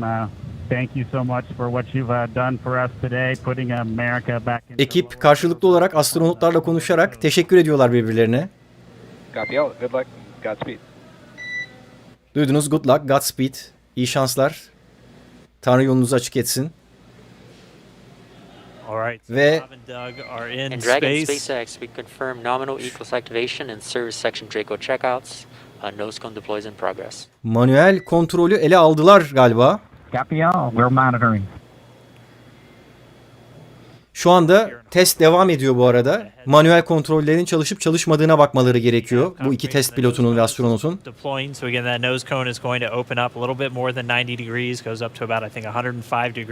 Sol taraftaki ekranda hala az önce ayrılan parçayı görebilirsiniz.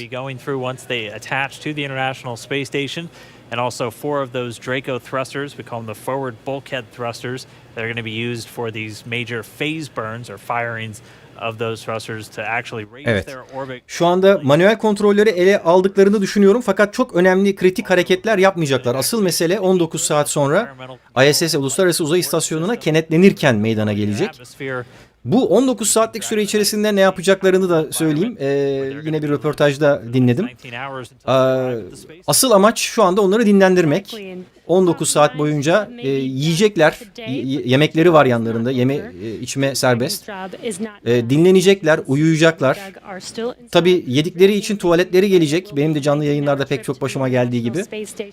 Bu kapsülün özelliklerinden bir tanesi, içinde tuvalet de var. O tuvaleti kullanacaklar. Bakın, açtılar zaten vizörleri de. Rahatlama moduna doğru geçiyorlar yavaş yavaş. Gerçekten tarihi görüntüler bunlar. 19 saatlik yolculukları başladı.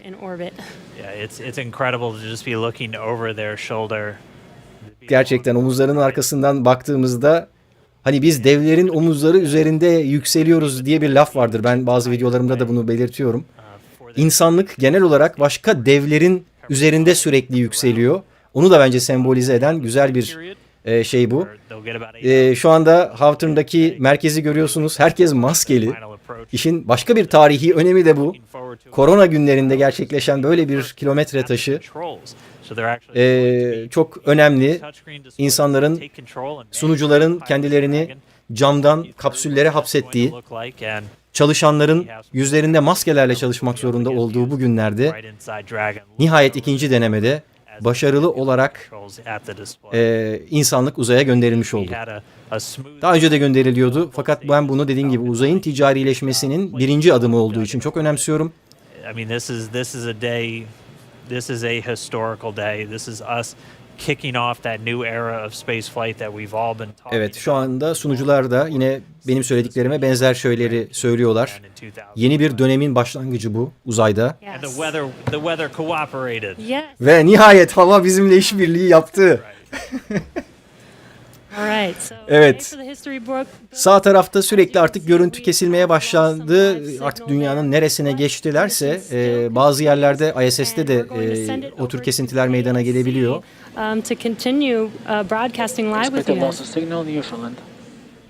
Evet, sanırım NASA stüdyolarına döndük şu anda.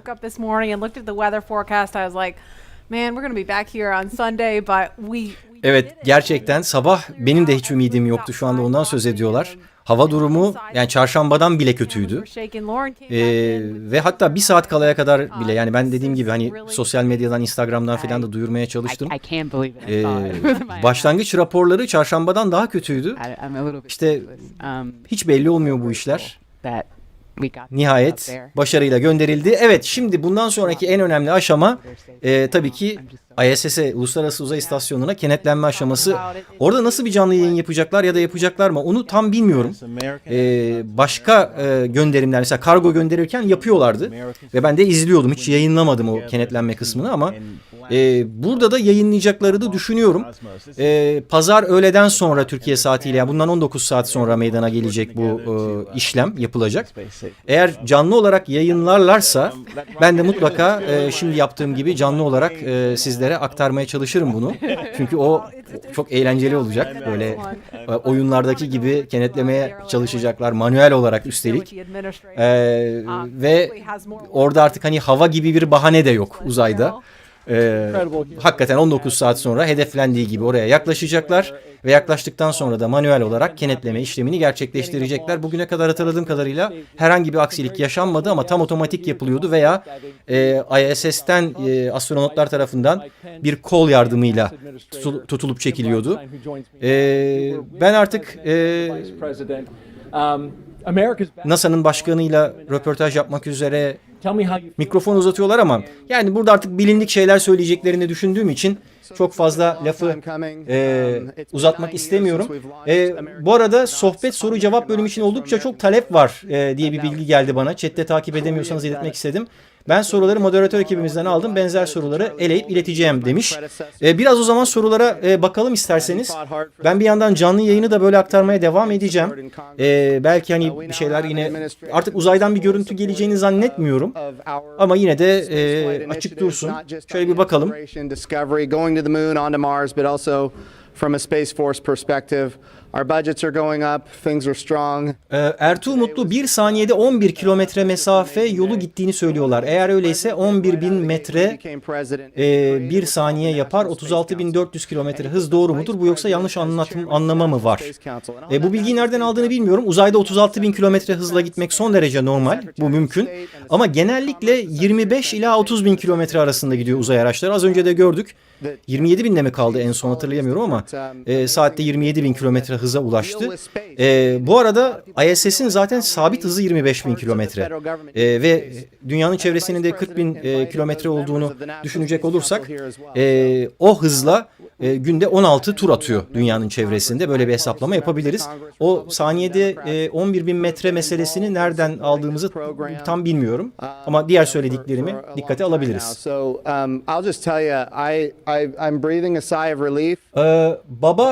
Baba Pro ya bu nickname'leri okuma konusunda gerçekten zorlanıyor. Nereden buluyorsunuz bunları bilmiyorum.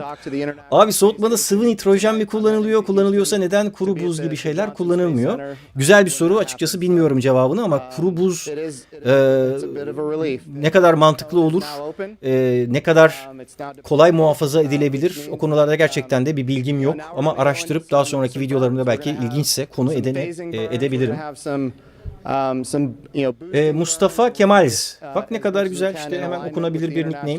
Barış abi, Dragon kapsülünün altında güneş panelleri var. Bunlar uzun süreli kullanılması mümkün mü ya da belli bir süre için mi ayarlanmış? Güzel bir soru.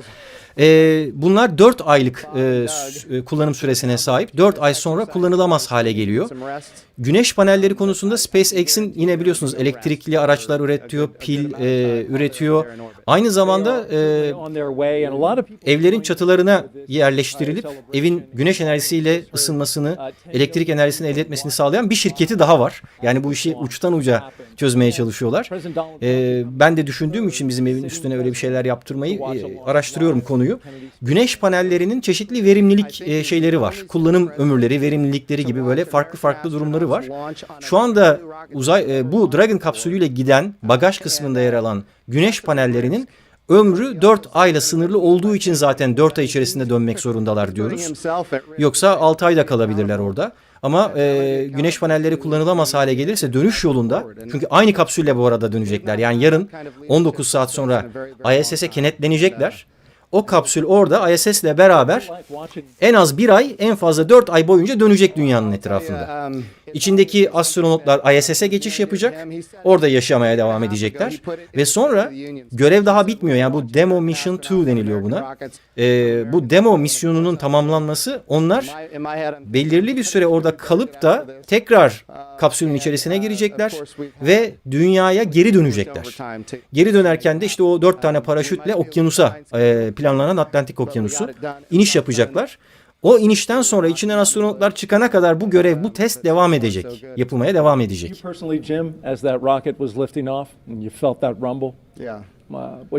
Güzel bir soru daha Emre Çubukçu'dan gelmiş. Kolay okunan bir nickname yine. Fırlatma sonrasında kapsül neden dünyanın etrafında 2 tur dönmek yerine dik bir şekilde uzaya çıkmıyor? Bu her zaman 2 tur da olmuyor bu arada. Mesela CRS turların kargo gönderildiğinde, ki dediğim gibi 2 haftada bir neredeyse artık o tür uçuşlar yapılmaya başlandı dünyanın çeşitli yerlerinden. Bu arada mesela yarın Çin'den de bir fırlatma var.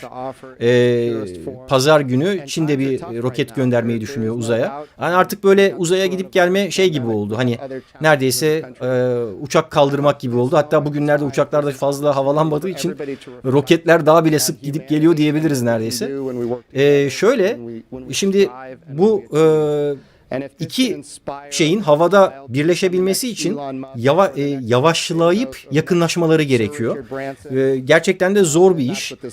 Belki havada yakıt ikmali yapan savaş uçaklarını falan görmüşsünüzdür YouTube'da. Böyle videolara denk gelmişsinizdir. Havada işte bir yakıt şeyi, pompası gibi bir şey, yakıt hortumu uzatılıyor ve bu ikisi birbirine yaklaştırılıyor. Bu işlem tabii çok daha zor. İki şeyin hızının birbirine göre ayarlanması ve birbirlerine benzer hızlarda yavaş yavaş yakınlaşmaları gerekiyor. Dikey olarak gittiği takdirde zaten tam olarak dikey gitmek diye bir şey söz konusu değil. O dünyanın atmosferiyle ve yer çekimiyle beraber hafif dünya onu beraberinde, yörünge dediğimiz şeyde beraberinde çeviriyor.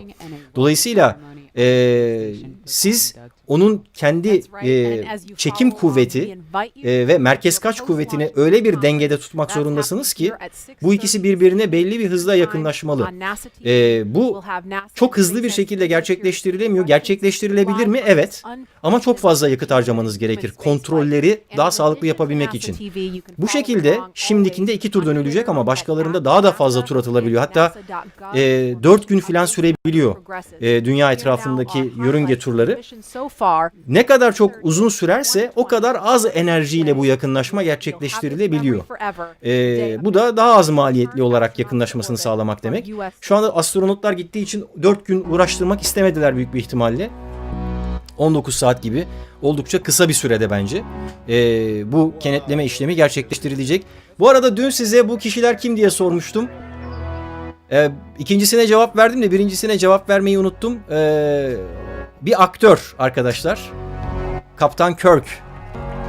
Belki bilenler bilir. Diğeri de Bill Nye. O da sunucu.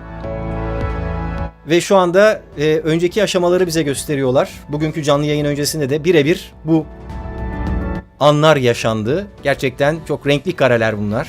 Fakat 4,5 saat sürdüğü için ben bugün hepsini aktaramadım maalesef. Bakın burada yer ekibi kenetliyor. Adım adım özetliyorlar şu anda. Ve nihayet fırlatma başarıyla gerçekleştirildi. Burada başka açılar da gösteriyorlar.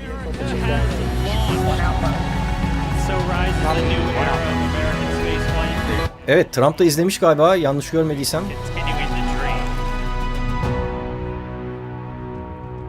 Evet, bu şekilde bir özette geçmiş oldular.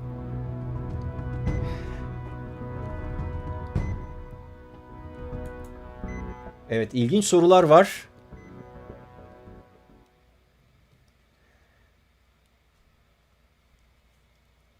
Mesela güzel bir soru daha. Galiba canlı yayın bitti bu arada. Evet, Spacex'in resmi canlı yayını bitti. O yüzden ben şöyle tümüyle size döneyim. Diyorum da bu tarafta kamera, tabii nasıl size döneceğim bilmiyorum. Biz biraz daha devam edelim. Şu anda Türkiye'de saat 11'e 11 var herhalde. Bir 15-20 dakika daha ben sorulara cevap vermeye çalışayım. Sonra yani devam etmeyi çok isterim ben de arkadaşlar ama yarın sabah saat 9'da yayına girmesi gereken bir videom var ve daha kurguyu bitiremedim. Siz uyurken ben o kurguyu yapacağım ve sabah 9'da yayına girmesine çaba sarf edeceğim. Bakalım exportu bile 1,5-2 saat sürüyor en az. Nasıl olacak bilmiyorum ama güzel sorular var. Ben hızlıca cevaplandırmaya çalışacağım şimdi bazılarını bunların. Şöyle alayım bunu da daha iyi göreyim. Evet. Korhan Berk demiş ki abi kenetleme sırasında yapılacak bir hata sonucu eğer ISS Uluslararası Uzay İstasyonu kaçırılırsa ne gibi bir protokol devreye girecek acaba? Güzel bir soru. Umarım böyle bir şey olmaz. Daha önce hiç olmadı. Yani bilgisayarlar yardımıyla bu işi çok hatasız bir şekilde sürdürebiliyorlar. Mutlaka bir protokolleri vardır ama ben bilmiyorum maalesef Korhancığım. Bunu araştıracağım. Not alıyorum derken zaten gözümün önünde olduğu için bakacağım buna. Sweet Sacrifice demiş ki bu tarz bir organizasyonun tekrarı sizce bir daha ne zaman yaşanır? Yine güzel bir soru. Bu tarz derken tarihi önem taşıyan demek istediğini kastediyorum. Valla bundan sonra yılda en az bir kez böyle olaylarla karşılaşacağız. Bir kere 2024 gibi bir olay var ki uzay tarihinin ikinci dönüm noktası olacak. Hani 69'da ilk aya adım atılması gibi bu kez de ilk kez bir kadını aya ayak bastıracaklar. 2024'te ayın güney kutbuna. Şu anda bunun için çalışıyorlar. Ve ama arada başka kilometre taşları da var. Bu arada NASA'nın hedefi Ay'a bundan sonraki gidişlerde de böyle özel şirketlerden hizmet almak. Bunu özellikle vurgulamam gerekiyor. Neden mesela uzayı ticarileştirmek falan gibi şeyler böyle insanlara itici gelebiliyor. Özellikle gençlere, öğrencilere ya ticarileşme böyle şey bir kavram gibi. Tam tersine bence işleri hızlandıran, işleri daha güvenli hale getiren, rekabeti arttıran bir platform sağlıyor aslına bakarsanız. Çok önemli bir şey. O yüzden ben hepimize de şans veriyorum. Geçen yayında da bahsettiğim gibi İsrail gibi, Yeni Zelanda gibi oldukça küçük ülkeler bile buna çoktan uyanmış durumdalar. Ve bu konuda gerçekten önemli adımlar atmaya çalışıyorlar. Biz niye atmayalım? Sonuçta 2024 en önemli bundan sonraki tarihi nokta ki bugünden de önemli olacak o. Ay'a tekrar adım atılacağı için. Ama buna benzer önemli kilometre taşları bundan sonra her yıl en az bir kez olacak diyebiliriz. Beni takip etmeye devam ederseniz yani burada böyle reklam yapmaktan hiç hoşlanmıyorum. Beni takip edin falan demeyi zaten hiç sevmem. Ama zaten bunları duyuruyorum.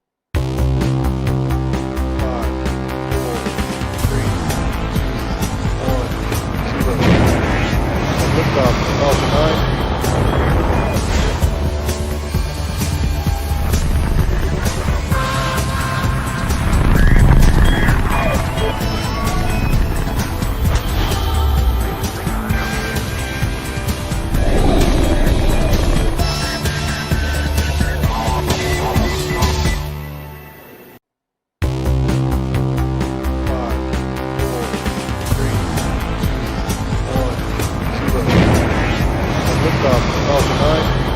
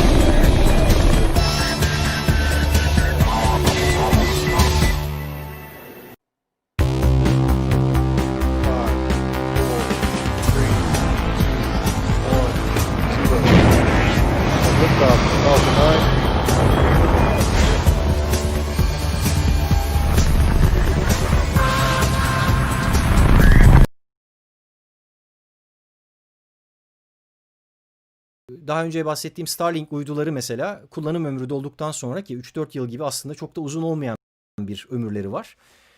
Atmosfere girip kendisini yakacak şekilde ayarlanıyor. Fakat %95'i yanabiliyor. Çünkü %5'i zaten yanmaz malzemeden yapılıyor. O geri kalan... Bu arada canlı yayın tekrar geldi. İyi ki kapatmamışım. Şöyle bir yansıtayım size de. Oraya biraz kulak verelim. 400 meters directly below the station, and this maneuver will also move Dragon inside one of those two safety zones around the station that requires a set of go-no-go pulls with the different control teams. The first zone is called the approach ellipsoid, which is an imaginary shape measuring about 4 kilometers by 2 kilometers by 2 kilometers. Evet, şu anda bundan sonra yapılacak aşamalar anlatılıyor grafik eşliğinde. Is given permission to move inside the ellipsoid, referred to by the teams as the AE. It is configured to be on what is known as a 24-hour safe trajectory. This means that if Dragon lost all control, Spacex for update. If Dragon lost all control to its thrusters, it would be at least 24 hours before its trajectory would move inside the approach ellipsoid. Okay, for suit docking, we're still waiting for cabin to be below 25C and trending down. It looks like it's on the way there, but not quite. And the second item is during the burn, we may have intermittent comm and due to pointing, and this is expected. Evet, oldukça teknik bir konuşma gerçekleşti. Sunucular da anlamamış gibi bakıyor. Ben de öyleyim ama her şey beklendiği gibi kısmını yakaladım. Good readback, and we are go for the phase burn. Looks like it's in about 12 minutes. Dragon, go for the phase burn. We're just getting a couple of quick updates. They're still wearing those suits that they've been in since we saw them suit up in the O&C building several hours ago. Once temperature just comes down inside the cabin a little bit, they'll get to go to doff or just take their suits off. And you just heard we're less than 12 minutes now from that first burn called the phase burn. Getting back to where we're going to be tomorrow, though, once Dragon arrives at just 400 meters below the station, it's going to be what's known as waypoint 0. And that's the first checkpoint during our Evet, sunucular da özetlediler durumu. Şöyle, 20 dakika kadar sonra alttaki grafikte gördüğümüz phase burn, ilk mavi kelime en sağda, o aşamaya geçilecek. Yani ilk kez kendi motorlarını ateşleyecek Dragon kapsül. Ve şu anda hala üzerlerinde o kıyafetler var. Bu sırada kapsülün içerisindeki hava sıcaklığı ve şartları onların vücuduna uygun hale getiriliyor hala. Daha sonra onun kıyafetleri de çıkartacaklarını söyledi. Daha önce de söylediğim gibi birazcık Daft Punk havası vermek için, böyle filmlerdeki havayı vermek için formun önde olduğu bence fonksiyondan önce kıyafetleri çıkartacaklar. Zero to waypoint 1 will swing it up and out in front of the station, pausing at a distance of approximately 220 meters. At this point, it will be on what we call the docking axis, which essentially means it is directly in front of the docking port. Bob and Doug are headed to the forwardmost port of the International Space Station, the Node 2 forward port. That is where Dragon docked last year on the Demo 1 mission and where one of the 2 international docking adapters is located. These were installed for new commercial spacecraft flights and any other future spacecraft that also use the International Docking Standard. Before moving into the final waypoint, the crew will execute their second manual flight test, except this time they'll be in what we call the near field. That just means they're close to the station. The crew will actually command a hold when they're 220 meters away from the station and conduct a series of maneuvers. So it'll be Doug and Bob at the controls. First they'll fly Dragon to the Evet, beni en çok heyecanlandıran kısmı anlatıyor. Şimdi biraz önce söylediğimiz gibi phase burn aşamasında bir kontrolleri eline alacaklar. Bir de yaklaştığımız zaman orada keep out sphere diye bir şey görüyorsunuz. ISS grafiğinin etrafında bir yuvarlak var. 220 metre yakınında başlatıyorlar. Gerçek bir küre değil bu. Keep out, hani uzak dur buradan ya da dikkat et anlamındaki bir şey. Oraya çok dikkatli bir şekilde girmeleri lazım. Zaten bununla ilgili hazırladığım YouTube videosunda gösterdiğim o simülasyonda da tam o noktadan başlatıyorlar.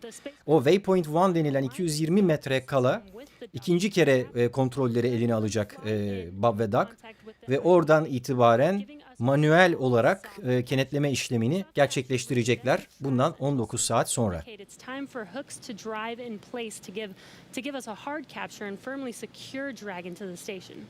Then it's time for leak checks and hatch opening, which is currently timelined to come about 2 hours following docking. Kenetlenmeden sonraki 2 saat içerisinde de herhangi bir sızma var mı gibi kontroller yapılacak. O 2 saatin sonrasında da hatch opening denilen kapsülün kapağı açılacak. Nasıl buradan yolcu ederken kapattığımız gibi bu sefer ISS'teki astronot ve kozmonotlar açıp hoş geldin diyecekler. Dan, there is allotment from the room. We are closely monitoring Dragon's few burns that are coming up here. You both did a great job of describing some of those. From the International Space Station side of things, we're really in a monitor mode for much of the flight. Once it gets closer to some of the docking portion of the flight that you were going through, that's when we'll start really kicking into gear for joint operations. Just when the Dragon is just about 80 kilometers away, we'll start doing our checkouts of a system called C2V2. That's the communication system. Dragon, through the most of its flight, will be talking or communicating with the TDRS satellites, the geosynchronous satellites around the Earth. Right about the 80 kilometer part, we'll be turning on the C2V2.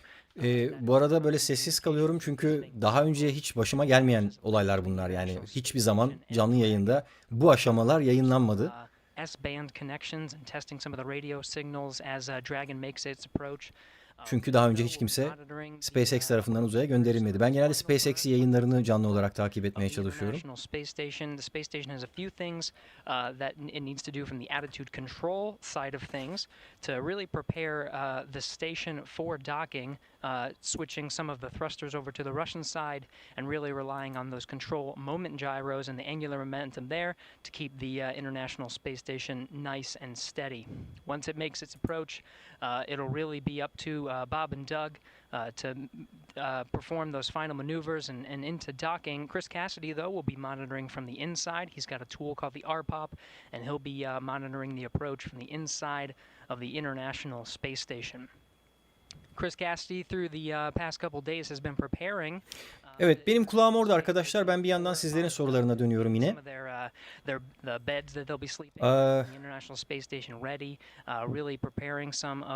Konuyla ilgili olanları ayıklamaya çalışıyorum. O yüzden soruları okuyorum.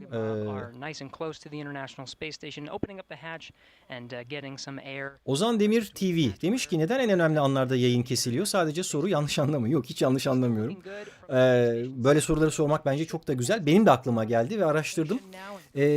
Çok önemsemediğim için bu araştırmayla ilgili bir video yapma ihtiyacı hissetmedim ama yapabilirim isterseniz. Bunun İngilizce olarak hazırlanmış videoları var. Sinyallerin neden kesildiği, hangi bantlardan UHF ve VHF falan gibi bir sürü böyle teknik açıklamaları var. Ve o bir şekilde öyle kesilmek zorunda. Kesilmemesi için yapılabilecek tedbirler de var. Fakat çok aşırı maliyetli ve bu maliyetlere katlanmayı gerek görmüyorlar. O yüzden de oralarda hep kesiliyor. Yani belli noktalar var hakikaten orada. Mesela işte tam özellikle Of Course I Still Love You drone gemisine iniş yaparken motorları son bir kez ateşliyor kendisini yavaşlamak için. O ateşleme esnasında sinyal kesiliyor. drone gemiyle aradaki sinyal. Fakat bu arada sinyal canlı yayında kesiliyor. O yanlış anlaşılmasın. Oradaki kameralar kayıt yapıyor ve biz o anları da yani tam kesildiği zaman ne olduğunu da izliyoruz daha sonra. Orada bir yanlış anlaşılma olmasın. Canlı yayında kesilen o görüntüler normalde kaydedilebiliyor. Sadece sinyalin merkeze, canlı yayının yapıldığı yere aktarılması kısmında bazı problemler var. Bu problemlerin farkındalar. Fakat önüne geçmek için alınacak tedbirlere, yani atılacak taş ürkütülecek kurbağa meselesi vardır ya, ona değmediği için uğraşmıyorlar. Bununla bağlantılı hemen bir altta bir soru daha var. Sulukek'ten gelmiş. Barış Bey, bu olayın yalan olma ihtimali ne kadar? Görüntüyle bir aldatma olmaz mı? Elimizde dediğin gibi tam istasyonla iletişim yok.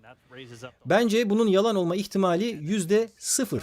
Bakın 0 diyorum. Bence ama yani böyle bir şey mümkün değil.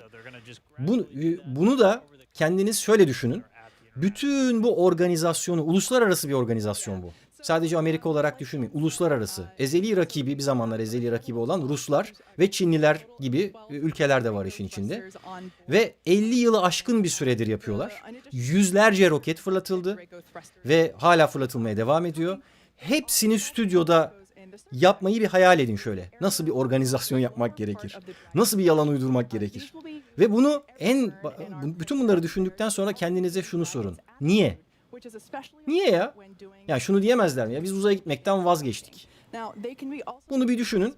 Sadece bu düşünce deneyi bile, bakın sadece bir düşünce deneyiyle bile böyle bir ihtimale ulaşabilirsiniz. Ben niye %0 diyorum? Çünkü gezdim, yani NASA'ya gittim, Kennedy Uzay Merkezi'ni gezdim, astronotlarla tanıştım, konuştum. Onlar da bana yalan söylüyor olabilir tabii, yani bu da mümkün. O zaman biz aşırı enayi yerine mi konulmuş oluyoruz gibi bir şey oluşuyor tabii. Hayır ya, öyle bir şey yok arkadaşlar.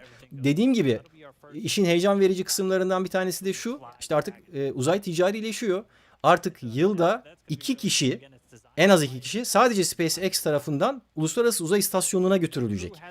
Ya o zaman da dersiniz ki işte ya onlar da aktörler olamaz mı? Olabilir ama bu işin sonu yok. Yani bütün bunları neden yaptıklarını düşünün o zaman. Spacex gibi özel bir şirket mesela. Hani devletler hani anlaşılabilir belki. Ama özel şirket niye yapsın? Niye uğraşsın bununla? Bunu bir düşünün. Öyle kendiniz cevap verin. Bir de bence eğer bu konuda bir komplo teorisi üretilecekse ben bu komplo teorilerinin nasıl bu ülkeler tarafından çıkartıldığına inanıyorum. Ki hani rakip ülkeler bu konuda hiçbir şey yapmasınlar. Ya bizi kandırıyorlar ya falan desinler. O sırada biz çalışalım, gerçekten uzaya çıkalım. Onlar da uyusunlar falan diye herhalde kasıtlı çıkartıyorlar bu komplo teorilerini. Çünkü az önce yayında da söylediğim ya fare var falan diye bir video çıktı. Çok komik. Onlar da bu arada hep şeyden çıkıyor. Hani Türkçe içerikli böyle videolar görürseniz bilin. Onlar çıkmadan önce, aylar öncesinde İngilizcesi Amerika'dan çıkıyor önce. Ya ben her zaman, yani hiç şaşmadı bu. Mesela dünya düz iddiaları, hep Türkiye'de de böyle videolar falan yapılıyor ya. O videoların hepsinin bir fikir babası var. Hepsi de Amerika'da. Nedense. Yani hep bütün bu videoların orijinal İngilizcesini burada bulabilirsiniz. Hiç problemsiz bir şekilde. Dolayısıyla benim asıl komplo teorim şu ki o saçma sapan komplo teorilerini üretenler asıl Amerika, Rusya gibi ülkeler, amaçları da diğer ülkeler bu işe çok fazla uyanmasınlar, fazla yatırım yapmasınlar diye. Ya biz yalan söylüyoruz imajı vermek olabilir mi acaba diye. Şaka tabii bu. Gerçekten uzaya gidiyorlar. Bence bu konuda hiçbir şüpheye yer yok. Ay'a da gidildi. Bunda da bir şüpheye yer yok. Tekrar gidilecek. 2024'te göreceğiz. Hadi 2024 değil 2025 olsun ama ben onun da çok fazla aksayacağını düşünmüyorum. Bugünkü uçuş geçen yıl yapılacaktı. İşte 1 yıl, 2 yıl en fazla aksar. Ama ondan sonra daha ne kadar yalan söylemeye devam edebilirler onu göreceğiz. Ben inanmıyorum dediğim gibi. Ve şunu da sizden rica ediyorum. Özellikle genç arkadaşlardan ne olur kafanızı böyle şeylerle, değerli vaktinizi, bakın en değerli sermayeniz, vaktiniz. Başka hiçbir şeyi her şeyi geriye getirebilirsiniz. Harcadığınız vakti, harcadığınız beyin enerjisini başka hiçbir şekilde geri getiremezsiniz ve o sadece size ait. Ne olur böyle saçma sapan şeylerle bunu heba etmeyin, uğraşmayın. Değerli beyin enerjinizi değerli işlere harcayın. Herkes astronot olacak, herkes uzayla ilgili bir şeyler yapacak diye bir şey elbette yok. Ama en azından hani bir vizyonumuzu açmamız lazım. Dünya ne yapıyor, nereye gidiyor bir bilmemiz lazım her şeyden önce. Ondan sonra da biz ona uygun ne yapabiliriz? Yani buradaki o ara birimin tasarımı bile bir iştir. Değil mi? Bir grafik tasarım işi var. Onu daha iyi hale getir. Ben kendi mesleğim tasarımcılık olduğu için birazcık da hep o gözle bakmaya çalışıyorum. Benim buradan bir alabileceğim ilham var. Nasıl geçen canlı yayında da söylemiştim. İşte Tesla araçlarının ekranındaki ara birim ve kullanılan fontla Dragon kapsülünün önünde, astronotların önünde bulunan ekranların tasarımı neredeyse aynı tasarım dilinde. Aynı fontları kullanmışlar. Bir yerde elde ettikleri birikimi diğer yerde kullanıyorlar. Özel şirket böyle çalışır çünkü. Yani vaktini, enerjisini, sahip olduğu kaynakları, insan kaynaklarını heba etmez. Başka bir bilgi vereyim size bununla ilgili olarak.